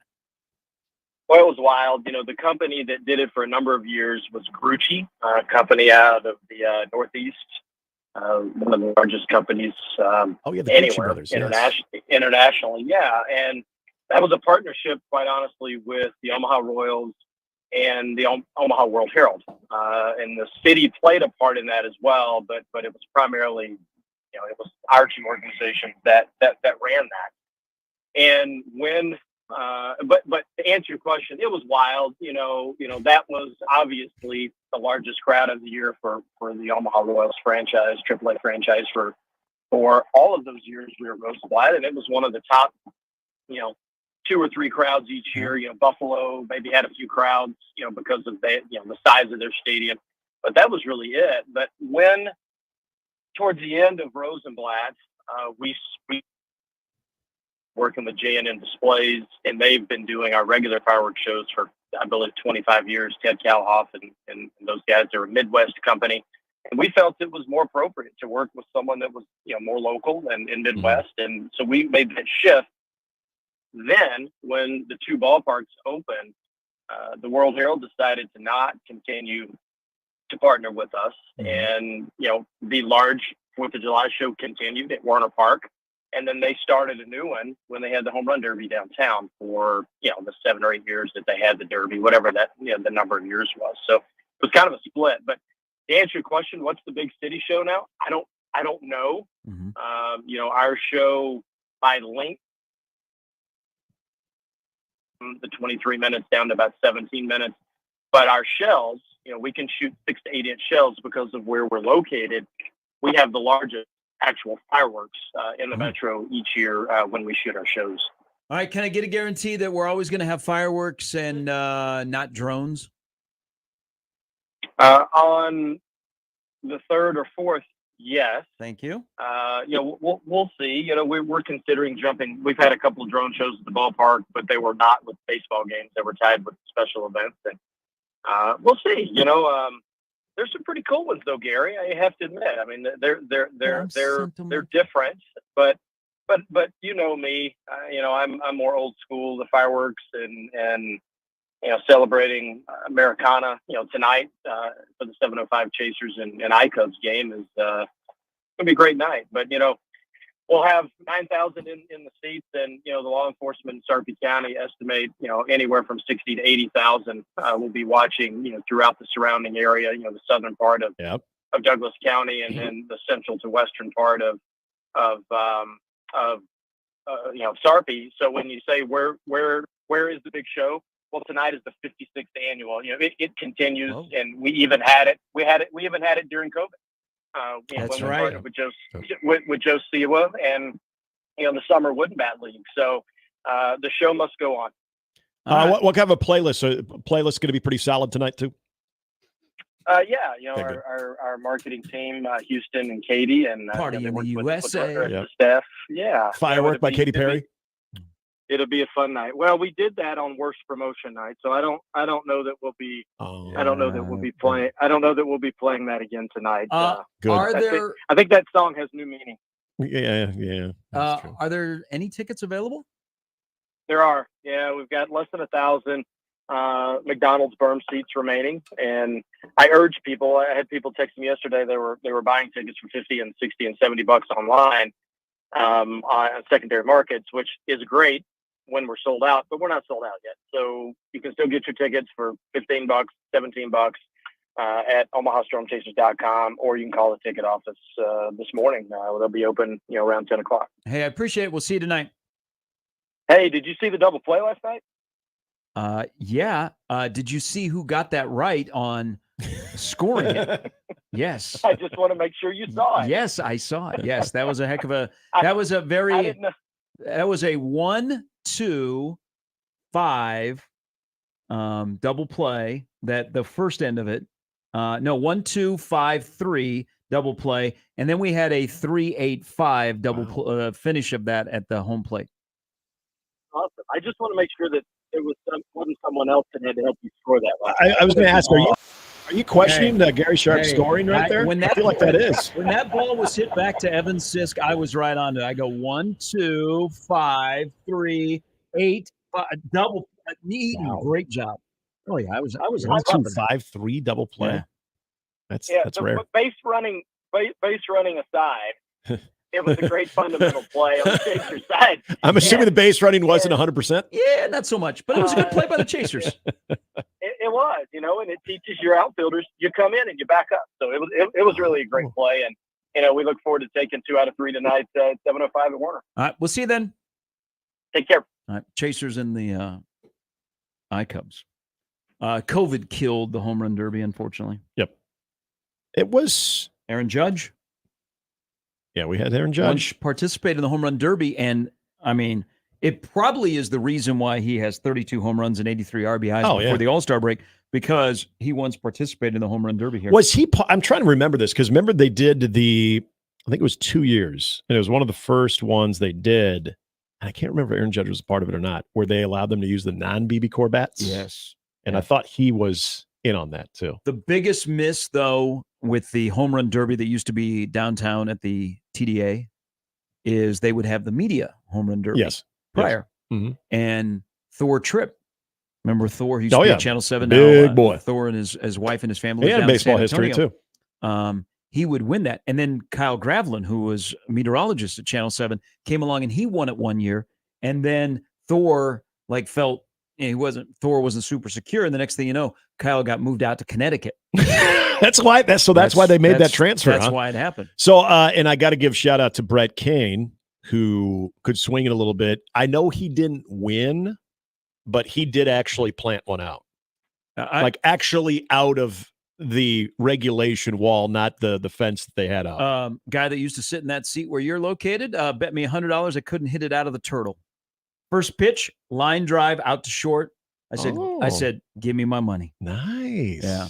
Got the hands through the zone. Good solid contact. Most competitive home run derby person I've ever seen. I've heard that. Yeah.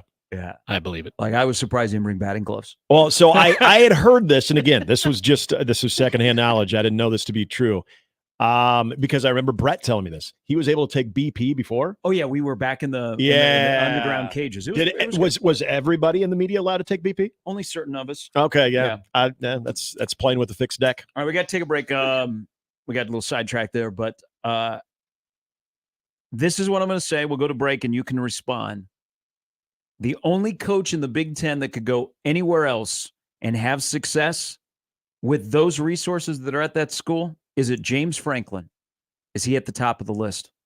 We'll come back and talk about lists with Big Ten coach rankings after this in 1620 The Zone. Mornings with Sharp and Handley on 1620 The Zone and 1620thezone.com. Now live on Twitch, YouTube, and 1620thezone.com. What's that sound? That's the sound of Downy Unstoppable scent beads going into your washing machine and giving your clothes freshness that lasts all day long. There it is again. It's like music to your ears, or more like music to your nose. That freshness is irresistible. Let's get a Downy Unstoppables bottle shake. And now a sniff solo. Nice. Get 6 times longer lasting freshness plus odor protection with Downy Unstoppables in-wash scent beads. How powerful is Cox Fiber? Powerful enough to let your band members in Vegas, Phoenix, and Omaha jam like you're all in the same garage. Introducing Cox Fiber from the company with the fastest download speeds 9 years in a row. It's internet built for tomorrow, today. Cox, always building better. Limited availability in select areas. Speeds vary and are not guaranteed. Cox terms and other restrictions may apply. Analysis by Ookla Speed Test Intelligence in Las Vegas, Omaha, Phoenix. Fixed median download speeds Q2 2016 to Q1 2024. When it comes to protecting your home, Jay Stennett Contracting takes pride in ensuring every detail is handled. Roofing, siding, gutters. When it comes to the exterior of your home, Jay Stennett Contracting has you covered. Water, wind, and hail can wreak havoc on the exterior of your home. If your home is damaged, let Jay Stennett Contracting come out for a no-obligation inspection. If repairs are needed, they will help you through every step of the process. When you need an honest assessment, Jay Stennett Contracting has you covered. JSCrestoration.com. Eric was way behind on his taxes. I owed a lot of money to the IRS, almost $15,000. I tried to make payments. The IRS wasn't satisfied with Eric's efforts, so they came after him full force. They're coming to put a lien and a hold on all my income, my home, my car. I was just overwhelmed at what to do. Then Eric called Optima Tax Relief. When Optima Tax got involved, the calls would stop, the threats would stop. It was easy like 1, 2, 3. Optima Tax Relief is A+ rated by the Better Business Bureau, and their team of expert tax professionals took care of Eric's problem. I owe $15,000, and now my debt is clean. I don't owe anything. Take Eric's advice. If you have a tax problem, you need to call Optima Tax now. Call Optima Tax Relief for a free consultation. Call 800-348-0269. 800-348-0269. 800-348-0269. Optima Tax Relief. Some restrictions apply. For complete details, please visit OptimaTaxRelief.com. Are you the decision maker in your company? Consider this. For the first time in decades, there's a better option for a corporate card and spend management platform. Meet Ramp, the only corporate card and spend management system designed to help you spend less money so you can make more. Most corporate credit cards offer points as incentives, but those points amount to less than their worth in real cash value. Ramp's business cards offer you cash back, real money in your pocket. Plus, you control who spends what with each vendor. And Ramp software collects and verifies receipts automatically, which means you'll stop wasteful spending and close your books in hours instead of days. Businesses that use Ramp add up to 5% to their bottom line the first year. If you're a decision maker, adding Ramp could be one of the best decisions you've ever made. And now get $250 when you join Ramp for free. Just go to ramp.com/sports. Ramp.com/sports. ramp.com/sports. Cards issued by Sutton Bank and Celtic Bank, members of FDIC. Terms and conditions apply. And we're back. Mornings with Sharp and Handley. Here's Gary, Nick, and Jimmy on 1620.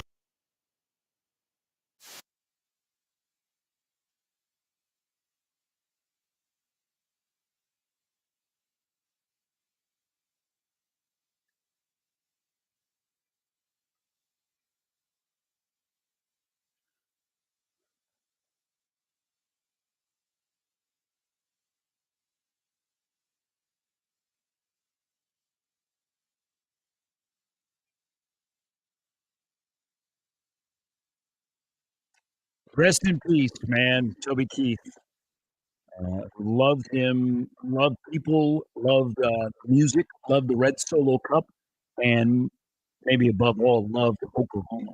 Yeah. So rest in peace, Toby Keith. Welcome back in. There is some big-time college baseball news that has just dropped at 8:55 on Wednesday, July 3rd. Are you guys ready? I'm ready. You want the thing? Yeah, hit the thing. This is big enough.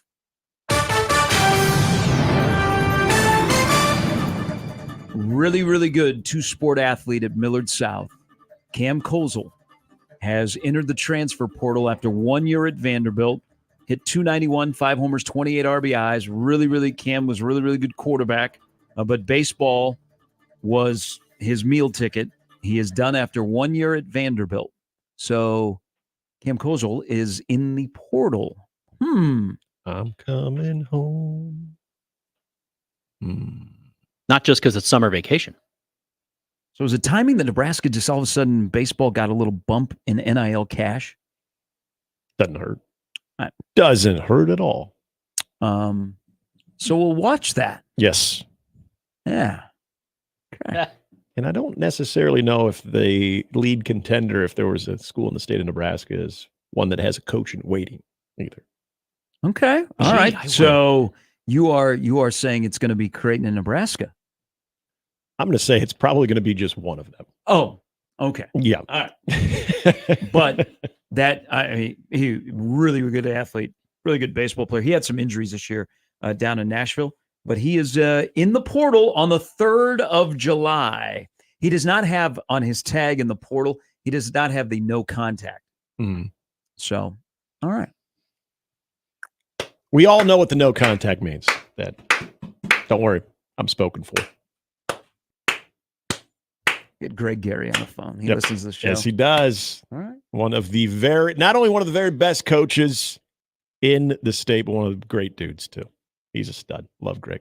All of a sudden, Kyle Perry and Brian Dunsing are calling. Yeah.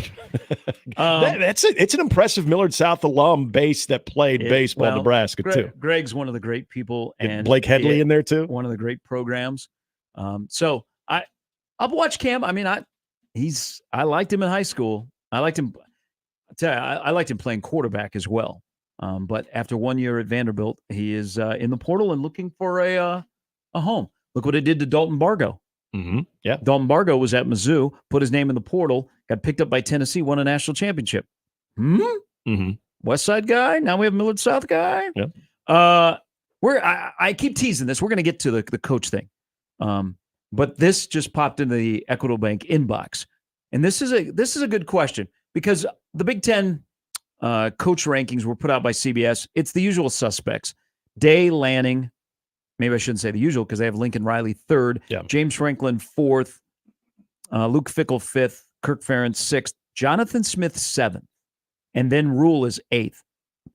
I like the hire by Michigan State because what Jonathan Smith was doing with those resources at Oregon State. But here's the thing that will separate Michigan State. What do they do at quarterback? Since Kirk Cousins was drafted in 2012, Michigan State has only had one quarterback drafted.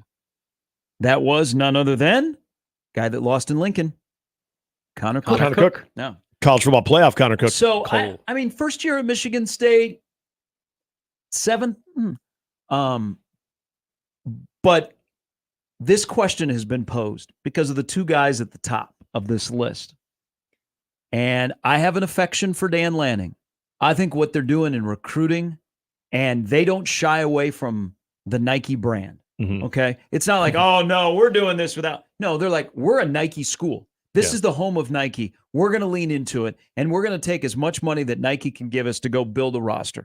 Okay. Embrace it. Don't say, oh no, we do this because we grind and we do relationships. No, you're Nike. This was posed by Ted. He goes, isn't Dan Lanning Ryan Day with hair dye? Wait, Ryan Day does have hair dye.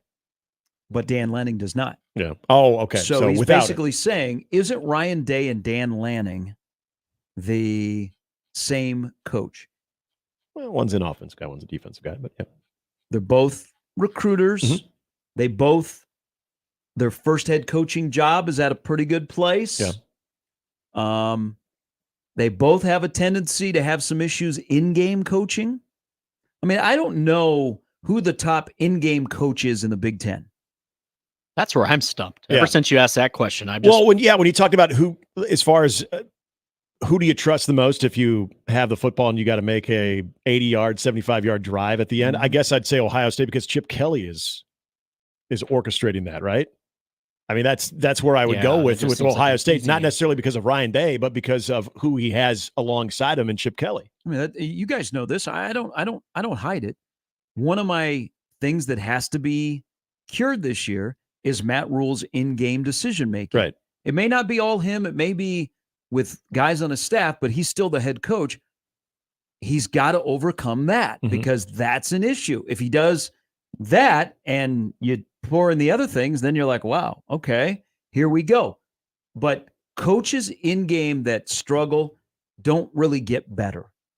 They always struggle. They have other things that overcome that, and it's not really a talking point. Remember they used to say about Andy Reid for years. I mean, it helps when you have 15, but that was always his knob. But there are still plenty of moments where in-game Andy Reid makes decisions and you go, but when you have a guy, so I'm going to tie this because the whole world is tied between the Chiefs and Nebraska.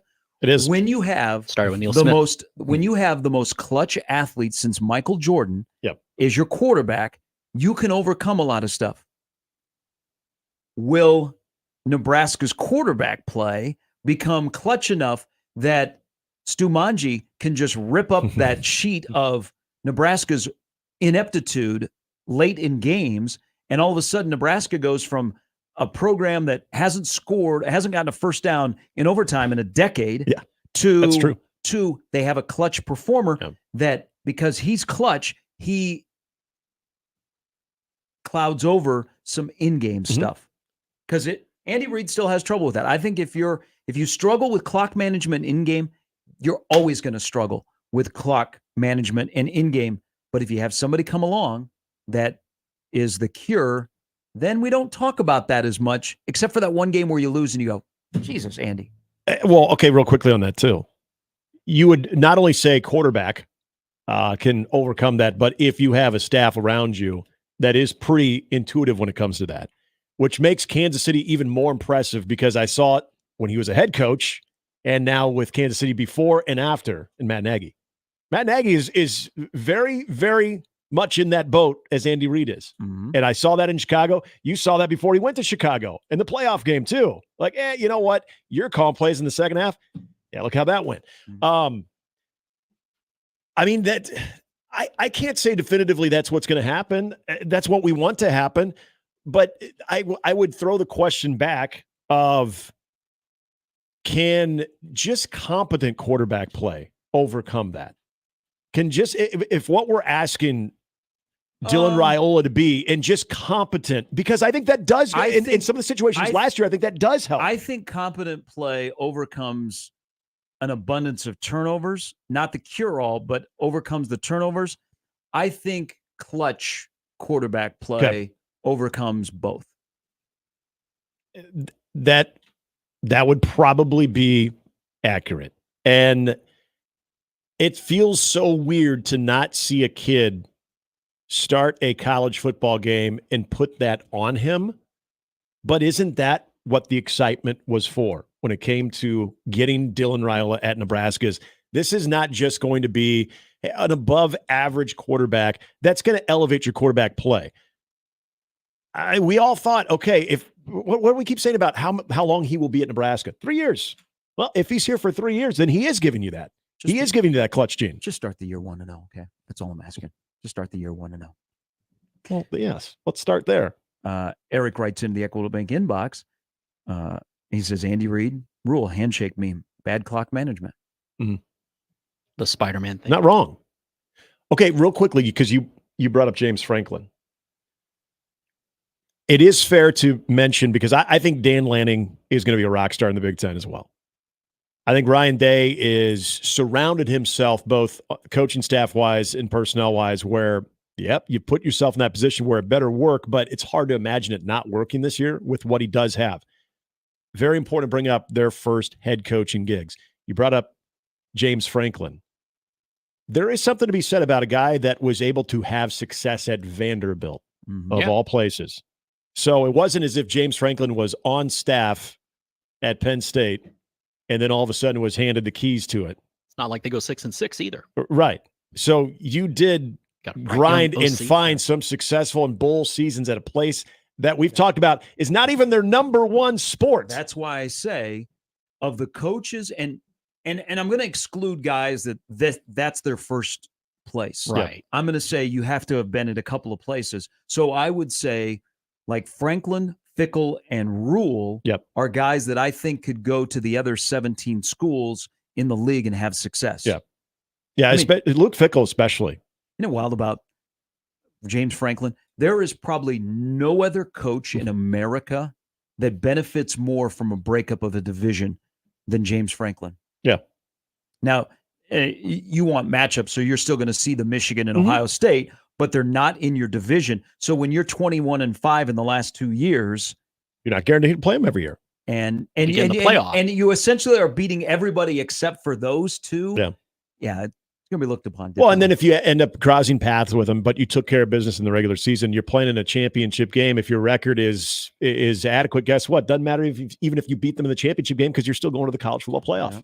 All right, we got to take a break. Brian Edwards, Brandon Vogel here in the last hour of Mornings with Sharp and Handley and Jimmy on 1620 The Zone. Mornings with Sharp and Handley on 1620 The Zone and 1620thezone.com with Gary Sharp and Nick Handley. Live from the Host Coffee Studio, this is 1620 The Zone. 1620 The Zone. Traffic. From the Pyramid Roofing Time-Saving Traffic Center. No new accidents, just the earlier one at 144th and N. Not seeing any major delays from this crash or any major traffic delays. All in all, things moving pretty smoothly in the metro. As always, stay safe and wear that seatbelt. Have a great rest of your Wednesday and enjoy the holiday. I'm Peter Krenzer. Time-Saving Traffic is brought to you by Omaha Transmission.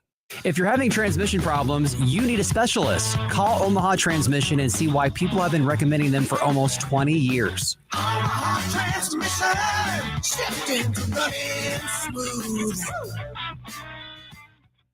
Success in today's electrical market requires your company to be able to adjust to an ever-changing field. A partnership with IBEW Local 22 gives you that flexibility with access to journeymen, apprentices, proven training programs, marketing assistance, entry into markets not available before, ability to expand and contract with changing market conditions, and a benefits package for you and your employees. Contact Bob at IBEW Local 22 for additional details at 402-980-7596. It's simple, Nebraska. Do the FAFSA. No, it's not a new dance trend. It's the free application for federal student aid. That's money for college. Thousands of dollars for classes, books, and housing. Just 10 minutes is all it takes to apply for the financial aid you need. With fewer questions and faster fill-out time, it's simple to see how much you're qualified for. Go ahead, Nebraska. Do the FAFSA. Get started at dothefafsa.org. Hey folks, it's Karen. Storms just moved through and the damage they've left behind means thousands are looking for the right roofing company. There won't be a better time than right now to replace the roof following the storm damage. Let our inspection teams document the damage for your insurance company and get your new roof covered. Right now, we have people in your neighborhood ready to fix, inspect, or replace your roof and to help you work with your insurance company. Don't settle for a second-rate roof. One call does it all. Visit shamrockroofer.com. Twisted Thunder Fireworks is going to save you big money. You'll find the best variety and the lowest prices in the entire state of Nebraska. Don't believe us? See page after page of products and pricing online at twistedthunder.com, where you can watch everything before you buy and choose local pickup so it's ready to go for you at the tent. Go to twistedthunder.com to check out all of our locations in Nebraska as well as our location in Council Bluffs. That's twistedthunder.com. Eric was way behind on his taxes. I owed a lot of money to the IRS, almost $15,000. I tried to make payments. The IRS wasn't satisfied with Eric's efforts, so they came after him full force. They're coming to put a lien and a hold on all my income, my home, my car. I was just overwhelmed at what to do. Then Eric called Optima Tax Relief. When Optima Tax got involved, the calls would stop, the threats would stop. It was easy like 1, 2, 3. Optima Tax Relief is A+ rated by the Better Business Bureau, and their team of expert tax professionals took care of Eric's problem. I owe $15,000, and now my debt is clean. I don't owe anything. Take Eric's advice. If you have a tax problem, you need to call Optima Tax now. Call Optima Tax Relief for a free consultation. Call 800-348-0269. 800-348-0269. 800-348-0269. Optima Tax Relief. Some restrictions apply. For complete details, please visit OptimaTaxRelief.com. Tickets for less. Best seats, best prices, no service fees. Shop ticketsforless.com. KOZN Bellevue, Omaha, Council Bluffs. This is 1620 The Zone. Now back to mornings with Sharp and Handley on 1620 The Zone.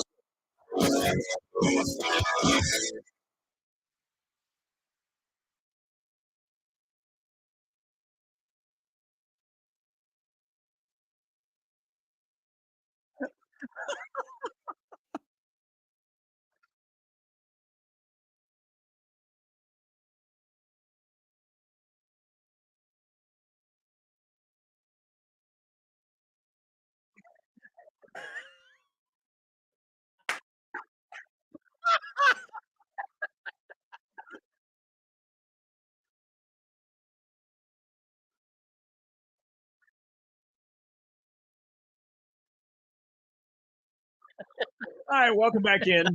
Team America. Love it.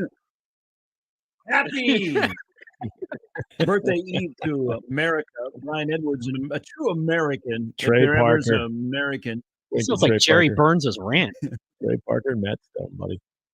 Good work. The Eds and B-Vogues before the hour is over.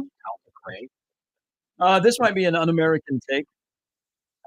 I think that the third season of Bear, underwhelming. Yeah. Oh, no. So I'm through 4 episodes. Yeah. It's our plans for tomorrow. It is season 3 is, and I've loved season 1 and 2. I think there are too many cooks in the kitchen, so to speak. Literally too. And I think season 3 has been very underwhelming, and I don't think the writing has been as good as it has been the first 2 years. They're overthinking it. No, you're right. Un-American take. I'm sure, but I just had to get that off my chest. No, you're right. They're overthinking it. Because the show tastes great, but it's less filling. Ooh, spot on, Mr. Sharp. Spot Bam. on. I am going to be fully husky now. Jimmy, I'm going to warn you. Oh, I like stuff that begins like episode 2, I believe.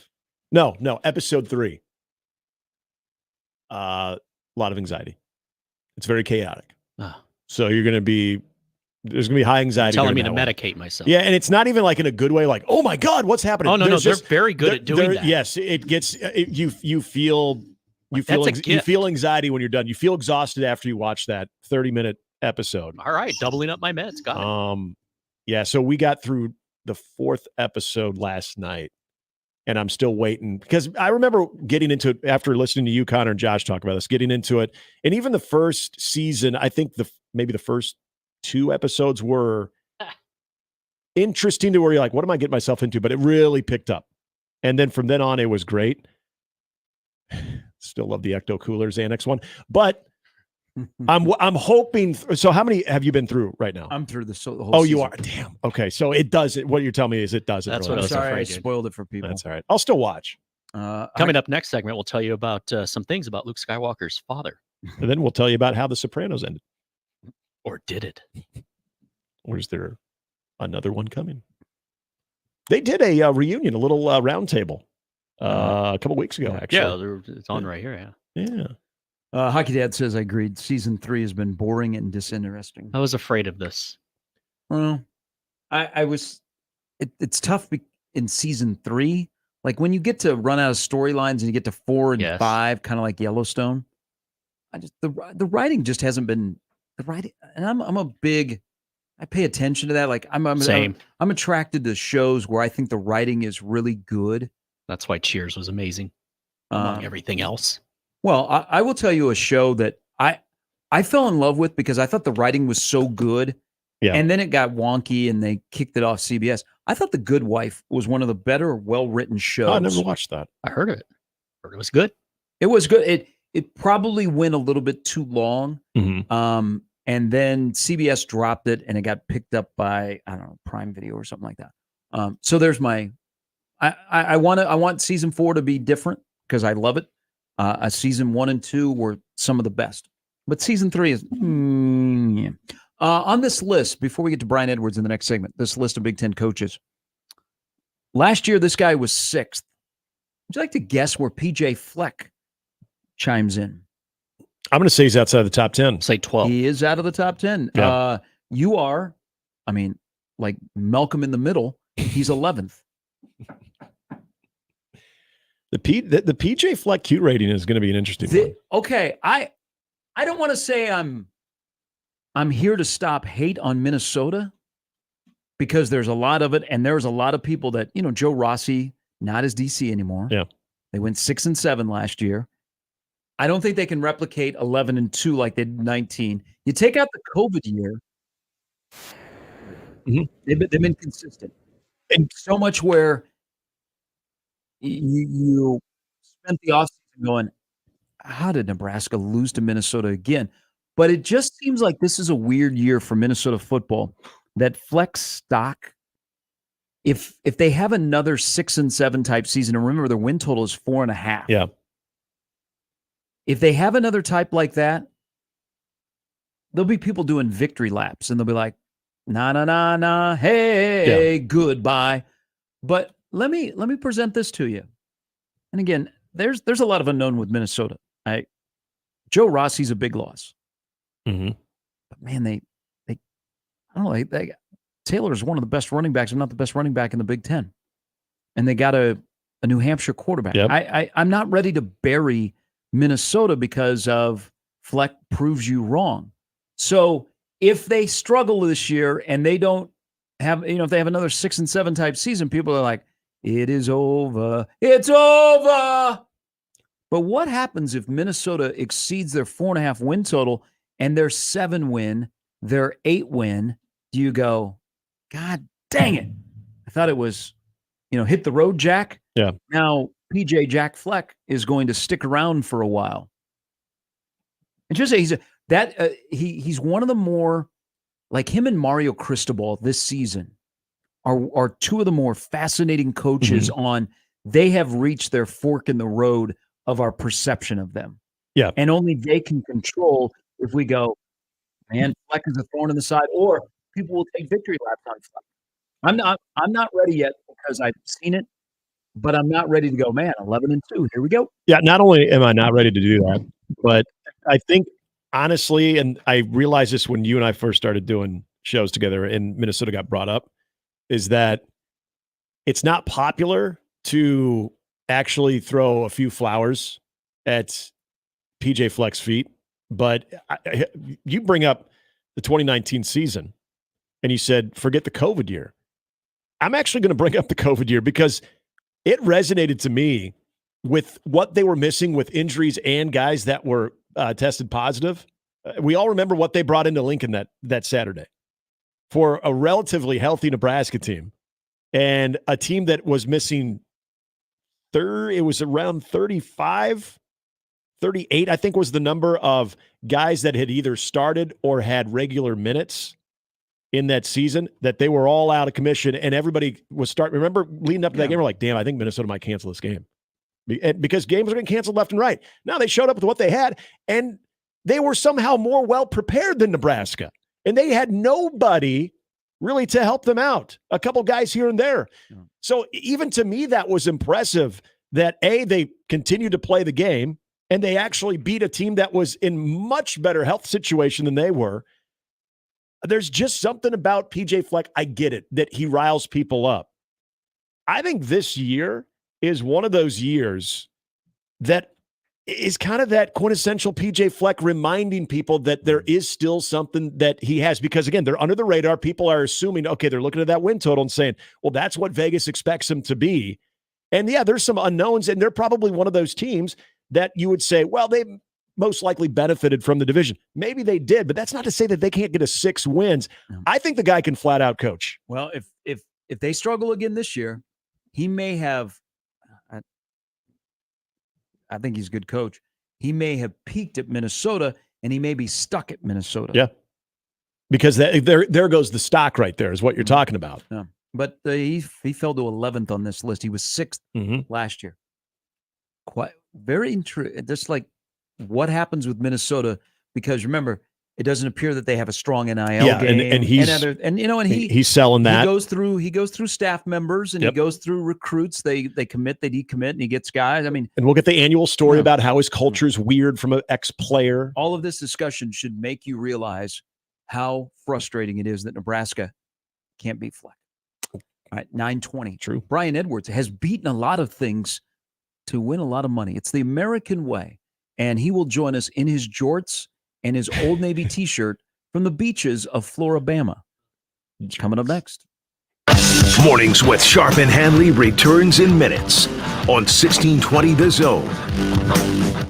Previously on Unsportsmanlike Conduct. The bottom line is, for 6 months of YouTube TV, 5 of Prime Video, 1 month each of Peacock, ESPN Plus, and Netflix, comes to a grand total of $506.86. And then if you want to add the Sunday ticket, you're looking at $855 if you want access to every single NFL game played this season. Unsportsmanlike Conduct with John Bishop and Josh Peterson. Weekdays 2 to 6 on 1620 The Zone. Your Omaha area forecast presented by Funplex Water Park and Rides from the KETV Newswatch 7 Weather Center on 1620 The Zone. Patchy fog this morning, becoming partly cloudy for your Wednesday and warm. A high this afternoon in Omaha, 86 degrees, with southerly winds up to about 5 to 10 miles an hour. Partly to mostly cloudy tonight with a slight chance for showers and storms after midnight. Many looking dry though, a low of 66 with light winds. Impact weather for your 4th of July with scattered showers and storms throughout much of the day, clearing for fireworks displays tomorrow night. I'm meteorologist Caitlin Harvey with KUTV Newswatch 7.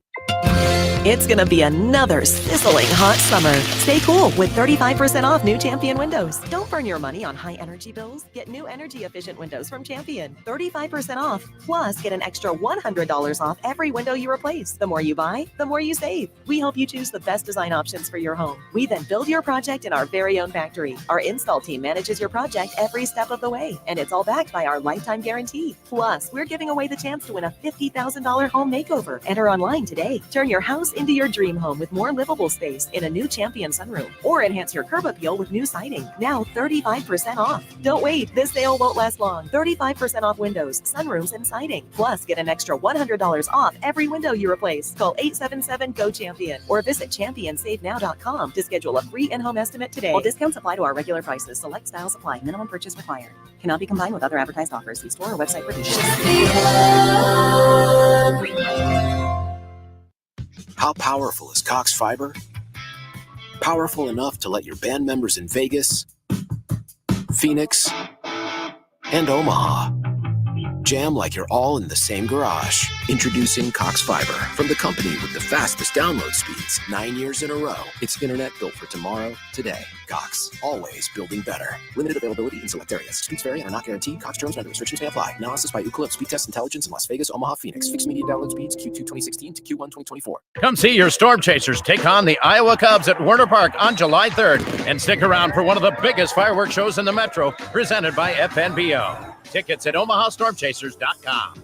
Everyone get on your feet, stir up the storm with family.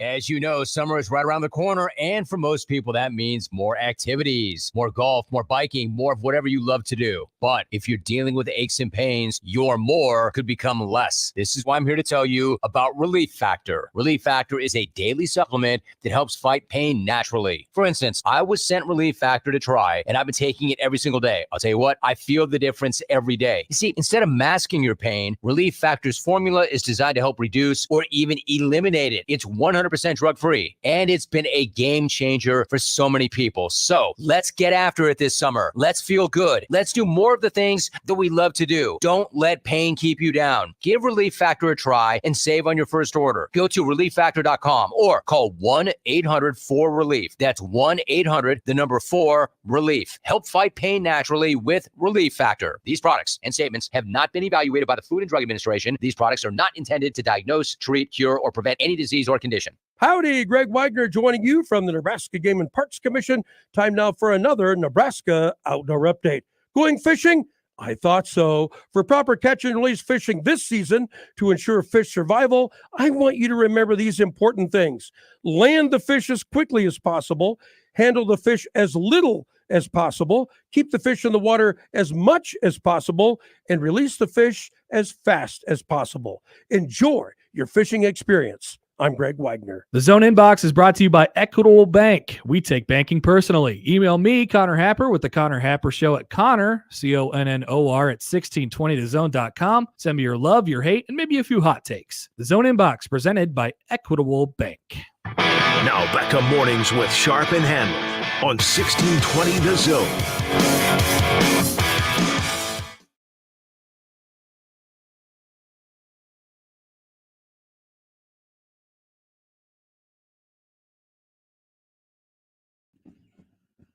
All right, we move him up a day because of the holiday, and also he'll be on the beaches of Destin. If you are down in the Panhandle area of the state of Florida, you can find Brian Edwards, the senior handicapper at Vegas Insider. Good morning. Good morning. How are we? Good. What is a 4th of July like for you? What is on your list for tomorrow to do?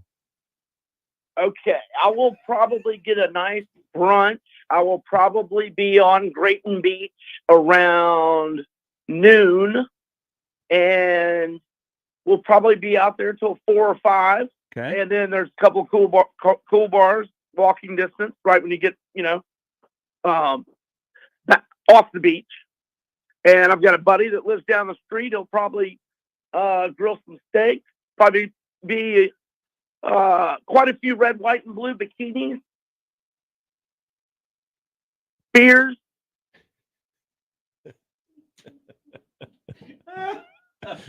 That is the great American it is holiday. Hey, we just had an email into the show. We've been talking about Big Ten coaches. And I posed this question to you because Nick asked you about some of the win totals, and Oregon is one of them. Yay or nay that Ryan Day or Dan Lanning might be Ryan Day with hair dye? I like that. Very I'll tell you successful, what. but haven't won big games yet. Right. Yeah. Both of them are loaded this year, though. Yep. And you know what? That game in Eugene, October 12th, that's a big one. I think Oregon is going to be really good. Really good. I mean, I see 3 swing games, Ohio State at home, at Michigan, and at Wisconsin, where Wisconsin has 2 weeks to prepare, and it will be the 3rd trip east in 5 weeks for Oregon. So major situational spot advantage for the Badgers there. But, Oregon probably should win. But, I mean, it's, traveling across the country 3rd time in 5 weeks, and, never know. But I think Oregon's loaded. I think they should go at least 10-2. I think 10-2 is the worst case. Mm-hmm. And I think they'll be in the playoffs. We're going to move unless they lose all 3 swing games.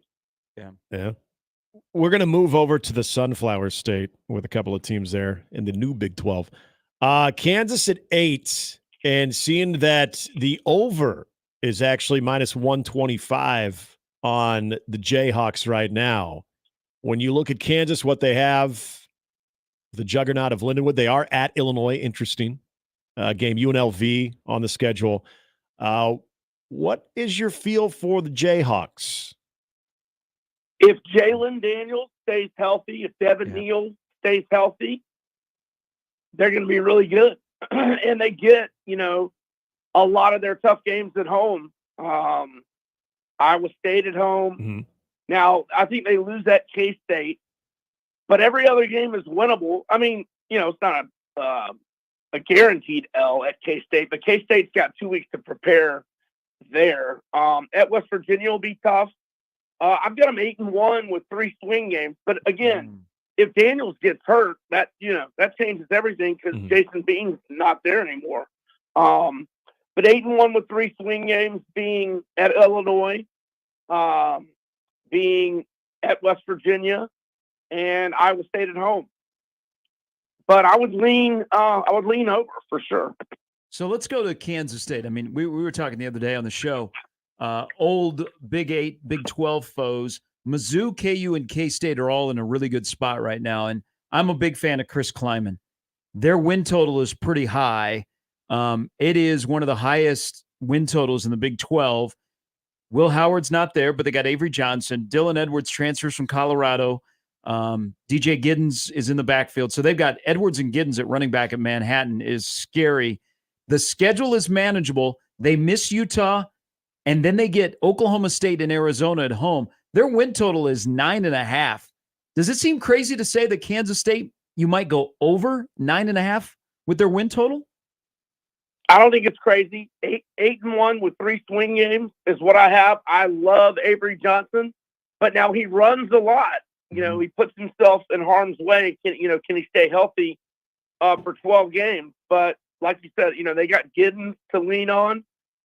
They got solid receivers, and they 8 starters back from a defense that only gave up 21 points per game. I look at, let's see, at West Virginia, it's going to be tough.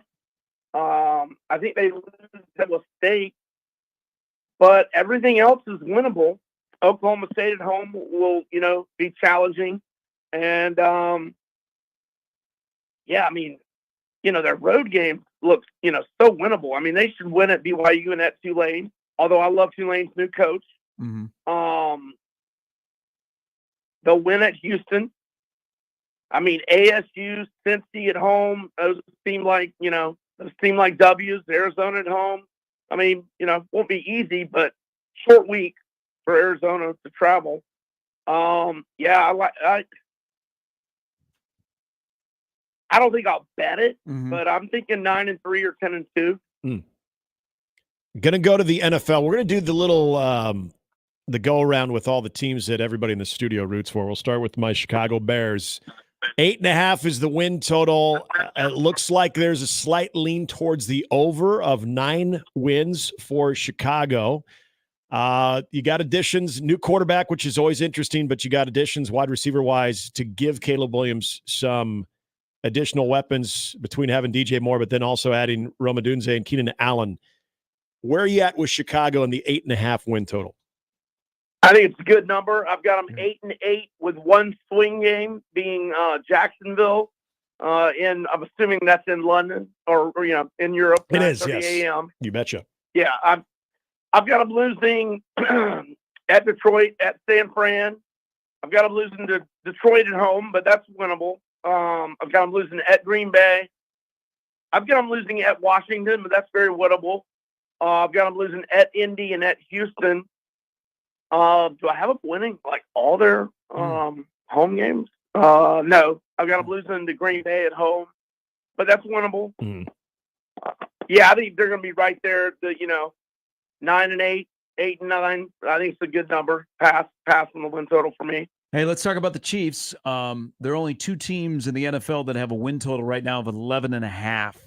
That'd be the Niners and the Chiefs. The 2 teams have played in the Super Bowl, but there's a difference. The Niners is set at plus 105. I think in some books I can get the Chiefs at minus 110. Doesn't 11.5 for Kansas City, especially if you look at their schedule, seem like, I mean, that's a no-brainer that they're going to go over? I mean, I would lean that way, but, you got a lot of, at Buffalo, at San Fran, at the Chargers. Yeah, though. You're right, Gary. You got to lean over there for sure. I mean, who are they going to lose to at home? Houston, maybe. I guess they could lose to Cincinnati or Baltimore out of the gate, but you got to lean their way at home. But Cincinnati and Baltimore will be tough. Yeah, I got to lean over. All right, real quickly, and that's Jimmy's Dallas Cowboys. The win total set at 10.5. The lean is minus 175 on the under. Are you in or out on the Cowboys win total? Trying to get their page here. 1 second. Symbolic. Jimmy gave it a thumbs down because he's a very optimistic Cowboys fan. 8-8 forever. I've got Dallas 10-7. I initially marked them 7-4 with 6 swing games. Swing games being Detroit at home, at Atlanta, Philly at home, Houston at home, at Washington, and Cincinnati at home. That's a lot of them at home, though. But, Eric Kendricks is like their only guy they went out and got. They lost 7 starters with 109 starts between them. Jerry, for somebody who wants a Super Bowl so bad, he's being a real tight with the wallet. Preach. Lately. So, yep. Right? Right? Our dump is 7 seconds, right? Yeah.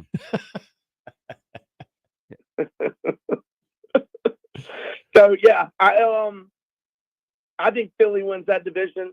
And, I'm not going to lay – it's a huge price on the under, but yes, slightly into the under on 10.5. Okay.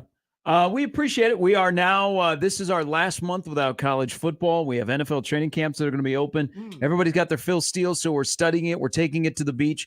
Stay safe. Have fun. I hope the weather treats you well, and we'll get back into it next Thursday, B. Happy 4th, fellas. Y'all have a great one. Happy 4th.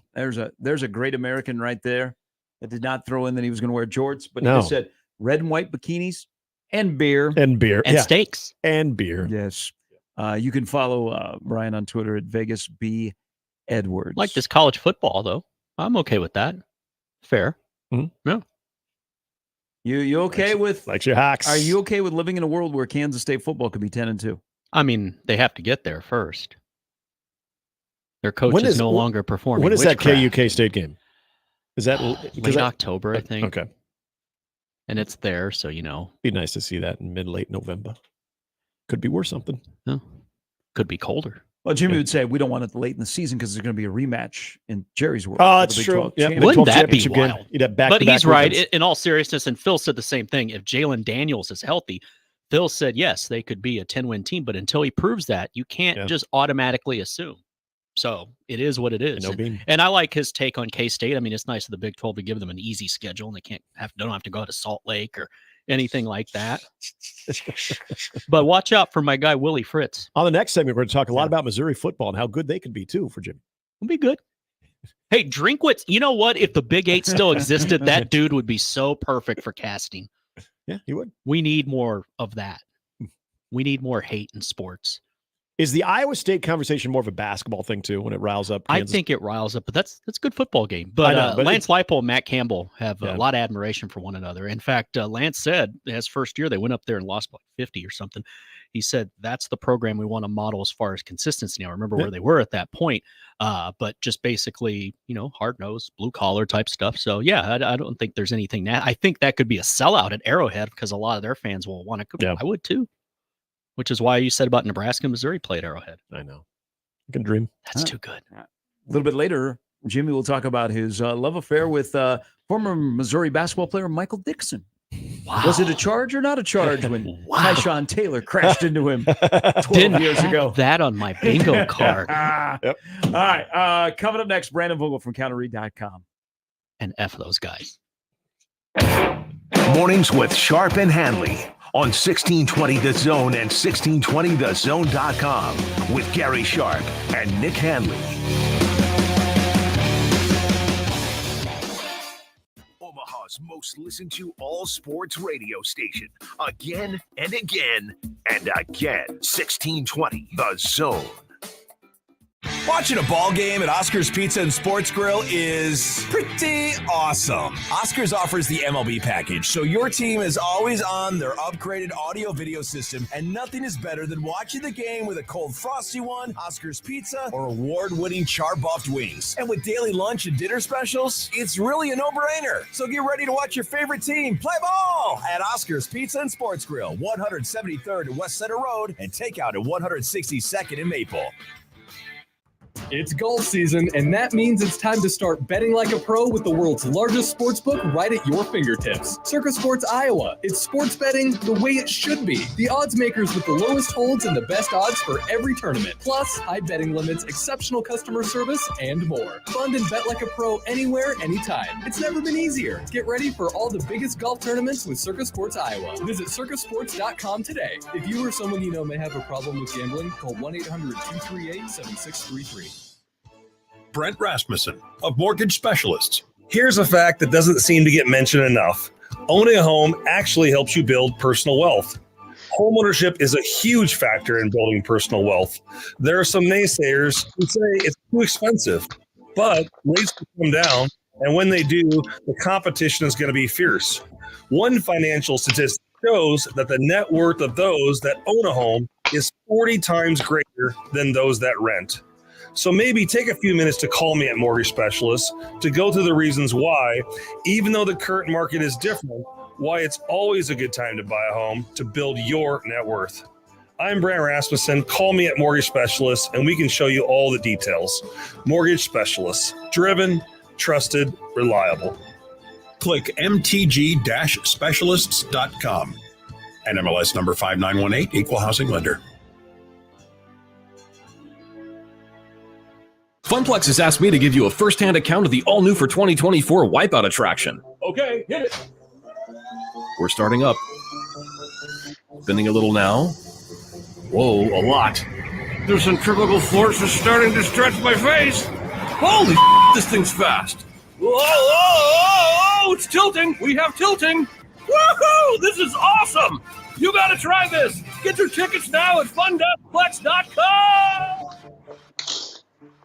How do you celebrate the expansion of Lindley Clothing with the addition of Well Suited? Well, you have a BOGO 50% off sale. Right now, Lindley Clothing, buy one, get one 50% off sale on suits and sports coats. Buy one suit or sports coat at regular price and get a suit or sport coat of equal or lesser value at 50% off. Now, the sale is going on now, but it ends with a bang on July 3rd. If you haven't been to Lindley Clothing, get there now and check out Well Suited as well. More sizes, more styles, more selection. In the Linden Market at 132nd and West Dodge, you'll enjoy easy access to Lindley Clothing. Is your concrete cracked or uneven? Hey everyone, Coach Greg McDermott here to explain why you should choose Everlevel Concrete Repair. Many people think they need to replace broken concrete, but repairing it provides durable protection and comes at a fraction of the cost. Everlevel provides permanent repair solutions to fix your concrete and protect it against future damage, and it all comes with a long-term transferable warranty. They offer free inspections to walk you through the entire process. Call Everlevel Concrete Repair today. And we're back. Mornings with Sharp and Handley. Here's Gary, Nick, and Jimmy on 1620 The Zone.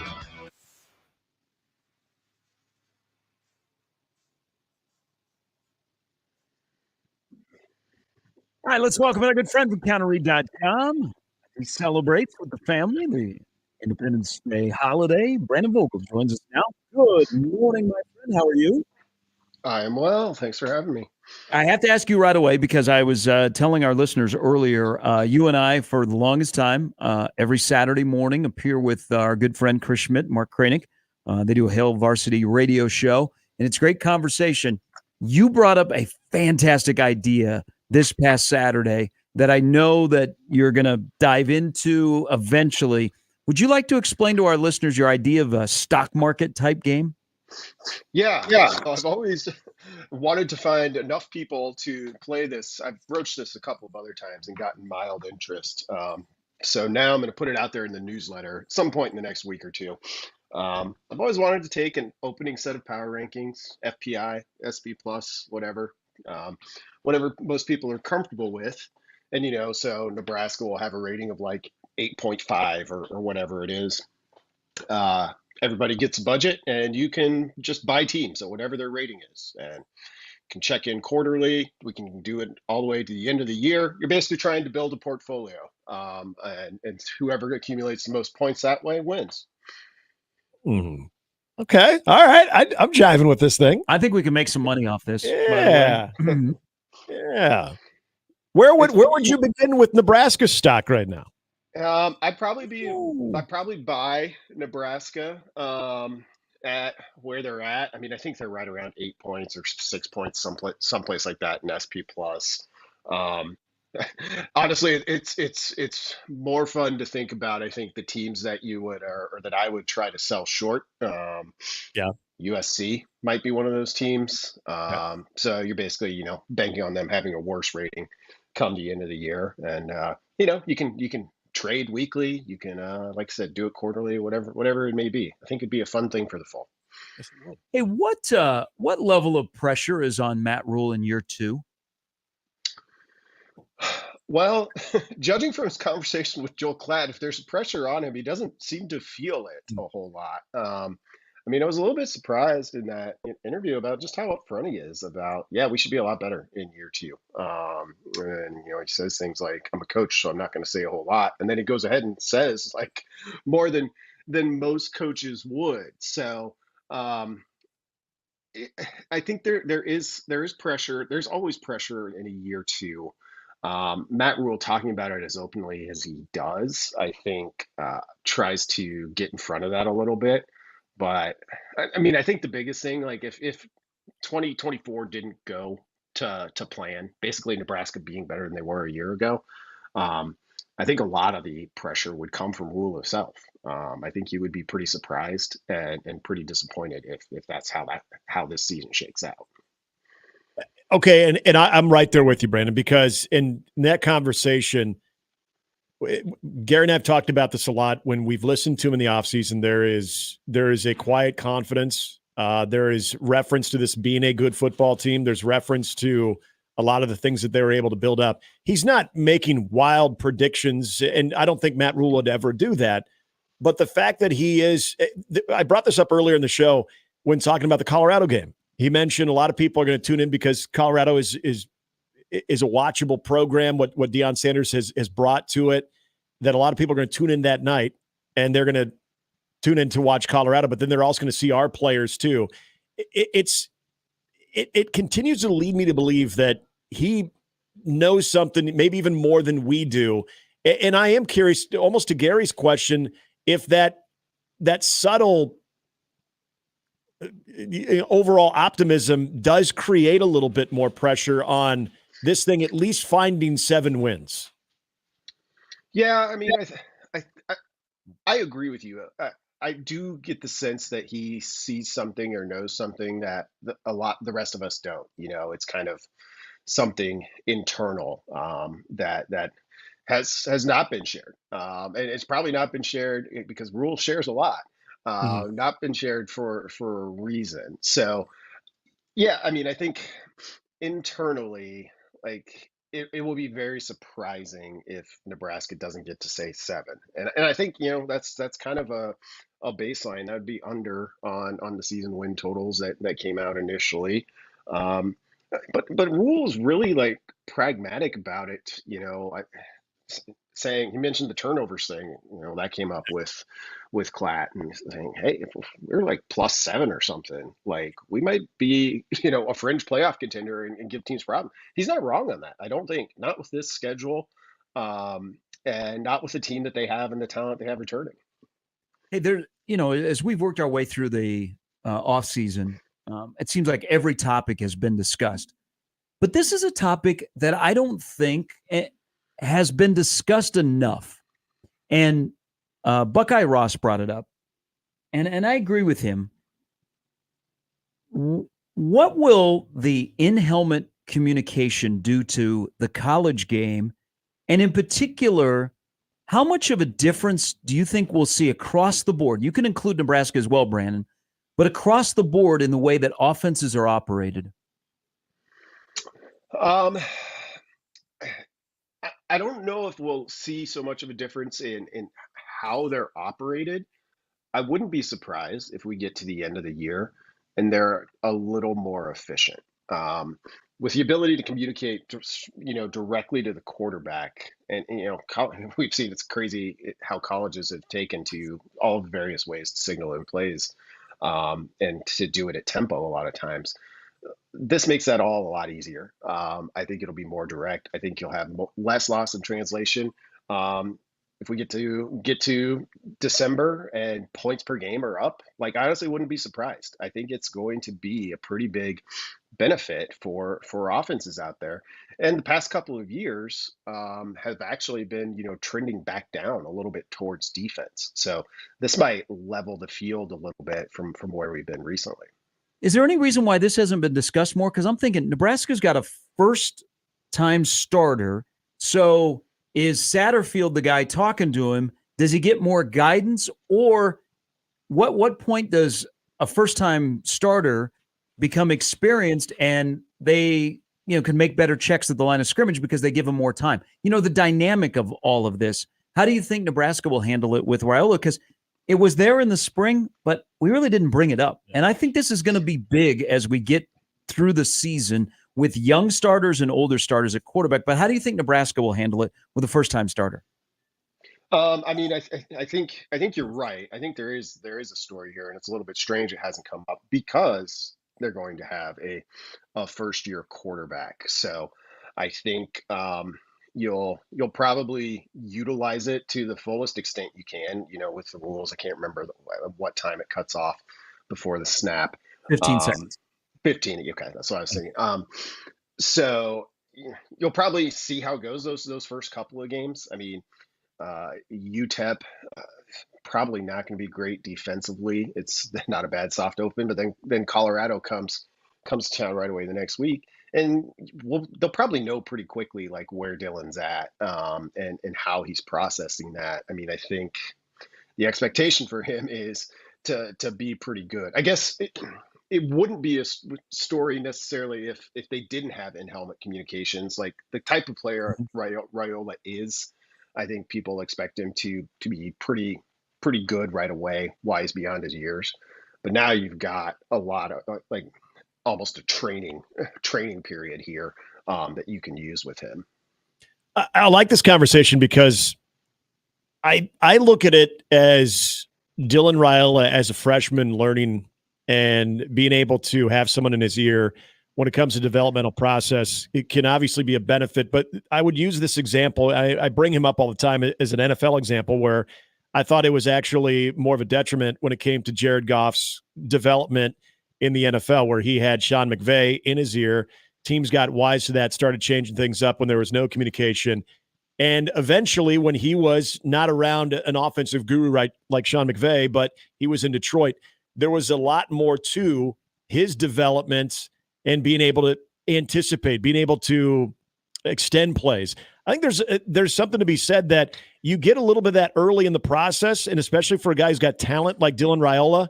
Is there a case to be made that the earlier you're having someone in your ear, eventually you start anticipating, you start seeing that those calls where before someone has given you the play or the call or what you're going to do with that communication, that the quarterback is already one step ahead and is thinking the exact same thing?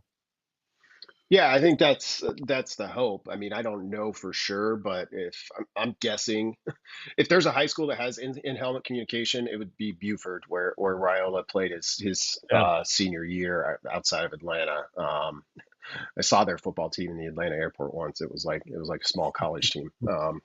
That's big time program. So I think you'll with Raiola. I think the hope is, and it doesn't have to be this way. Game 1, 2, 3, 4, but pretty quickly, I think the expectation would be we can keep this pretty short and sweet if he's seeing the game, and maybe that's putting too much on a true freshman. He is still going to be a true freshman, and it'll probably change when you get into Big Ten and start facing some of those defenses. So for one final question on this, there's also the element that, I mean, college football is NFL light. They will have tablets on the sidelines. They will have tablets in the coach's booth. They can use tablets in the locker room. What kind of an effect do you think that will add? It's probably a slight advantage, I guess, to the schemers out there. And and not some college football coaches are better at that piece of it. Some are better, at the recruiting piece of it, relationships, et cetera, et cetera. So I think it'll be interesting how these new tools do that with kind of the classic offensive and defensive gurus, so to speak. I still think the college game, is kind of NFL light, and yes, it keeps getting more and more of that, but it's still a game played by young players for the most part. It's still going to be about players making plays, but I think you'll see a little bit better chess match, I guess, with some of these tools that we have in place going for 2024. All right, we can chatter on this. One coach in the Big Ten that could leave his current school and go anywhere else in the other 17 schools and have success with the school's current resources would be? Dan Lanning, probably. I mean, that seems like the no-brainer answer. I think Rule would rank highly on that list, though. I really do. Putting Dan Lanning at Rutgers or Northwestern, I guess, gets pretty interesting. But yeah, I wouldn't get too deep down the list of Big Ten coaches before I landed at Rule. When you consider him at Rutgers, for example, I don't think I have any qualms about him figuring out a way, no matter where he's at. Yep. As always, appreciate it. Always appreciate the work that you and Aaron do at counterread.com. Have a wonderful holiday weekend. Be safe with the fam, and we'll talk to you next week. Sounds good, guys. Have a good one. That's Brandon Vogel from counterread.com. Good looking shirt he had on, too. I know. He's ready. He's ready for the holidays. That's good. Down there in the All right. Have fun, everybody, on this. First of all, be safe. Do your stupid stuff. Keep your ditches. Remember JPP. Yes. You taught us anything. And Chubbs. But make memories. We're not gone. We're back on Friday. But Have fun. Celebrate America. Blow some stuff up smartly. Celebrate the red, white, and blue. And remember, hot dogs are always better off at the grill than they are boiled or anywhere else. He's right. And that is in the Sharpie world, the only meat that should be consumed on July 4th. On July 5th, give me the hamburger, give me the steak, give me the ribs. But on July 4th, it's all about hot dogs and strawberry shortcake. Yes. Have fun, boys. You too. Yeah, we're not watching the bear now. We'll see what happens. Yeah. We've opened up some space in your life right now. We'll see what Friday morning brings. All right, Crossdoors coming up next. Yes, Friday. Steel will be on Friday. We're going to play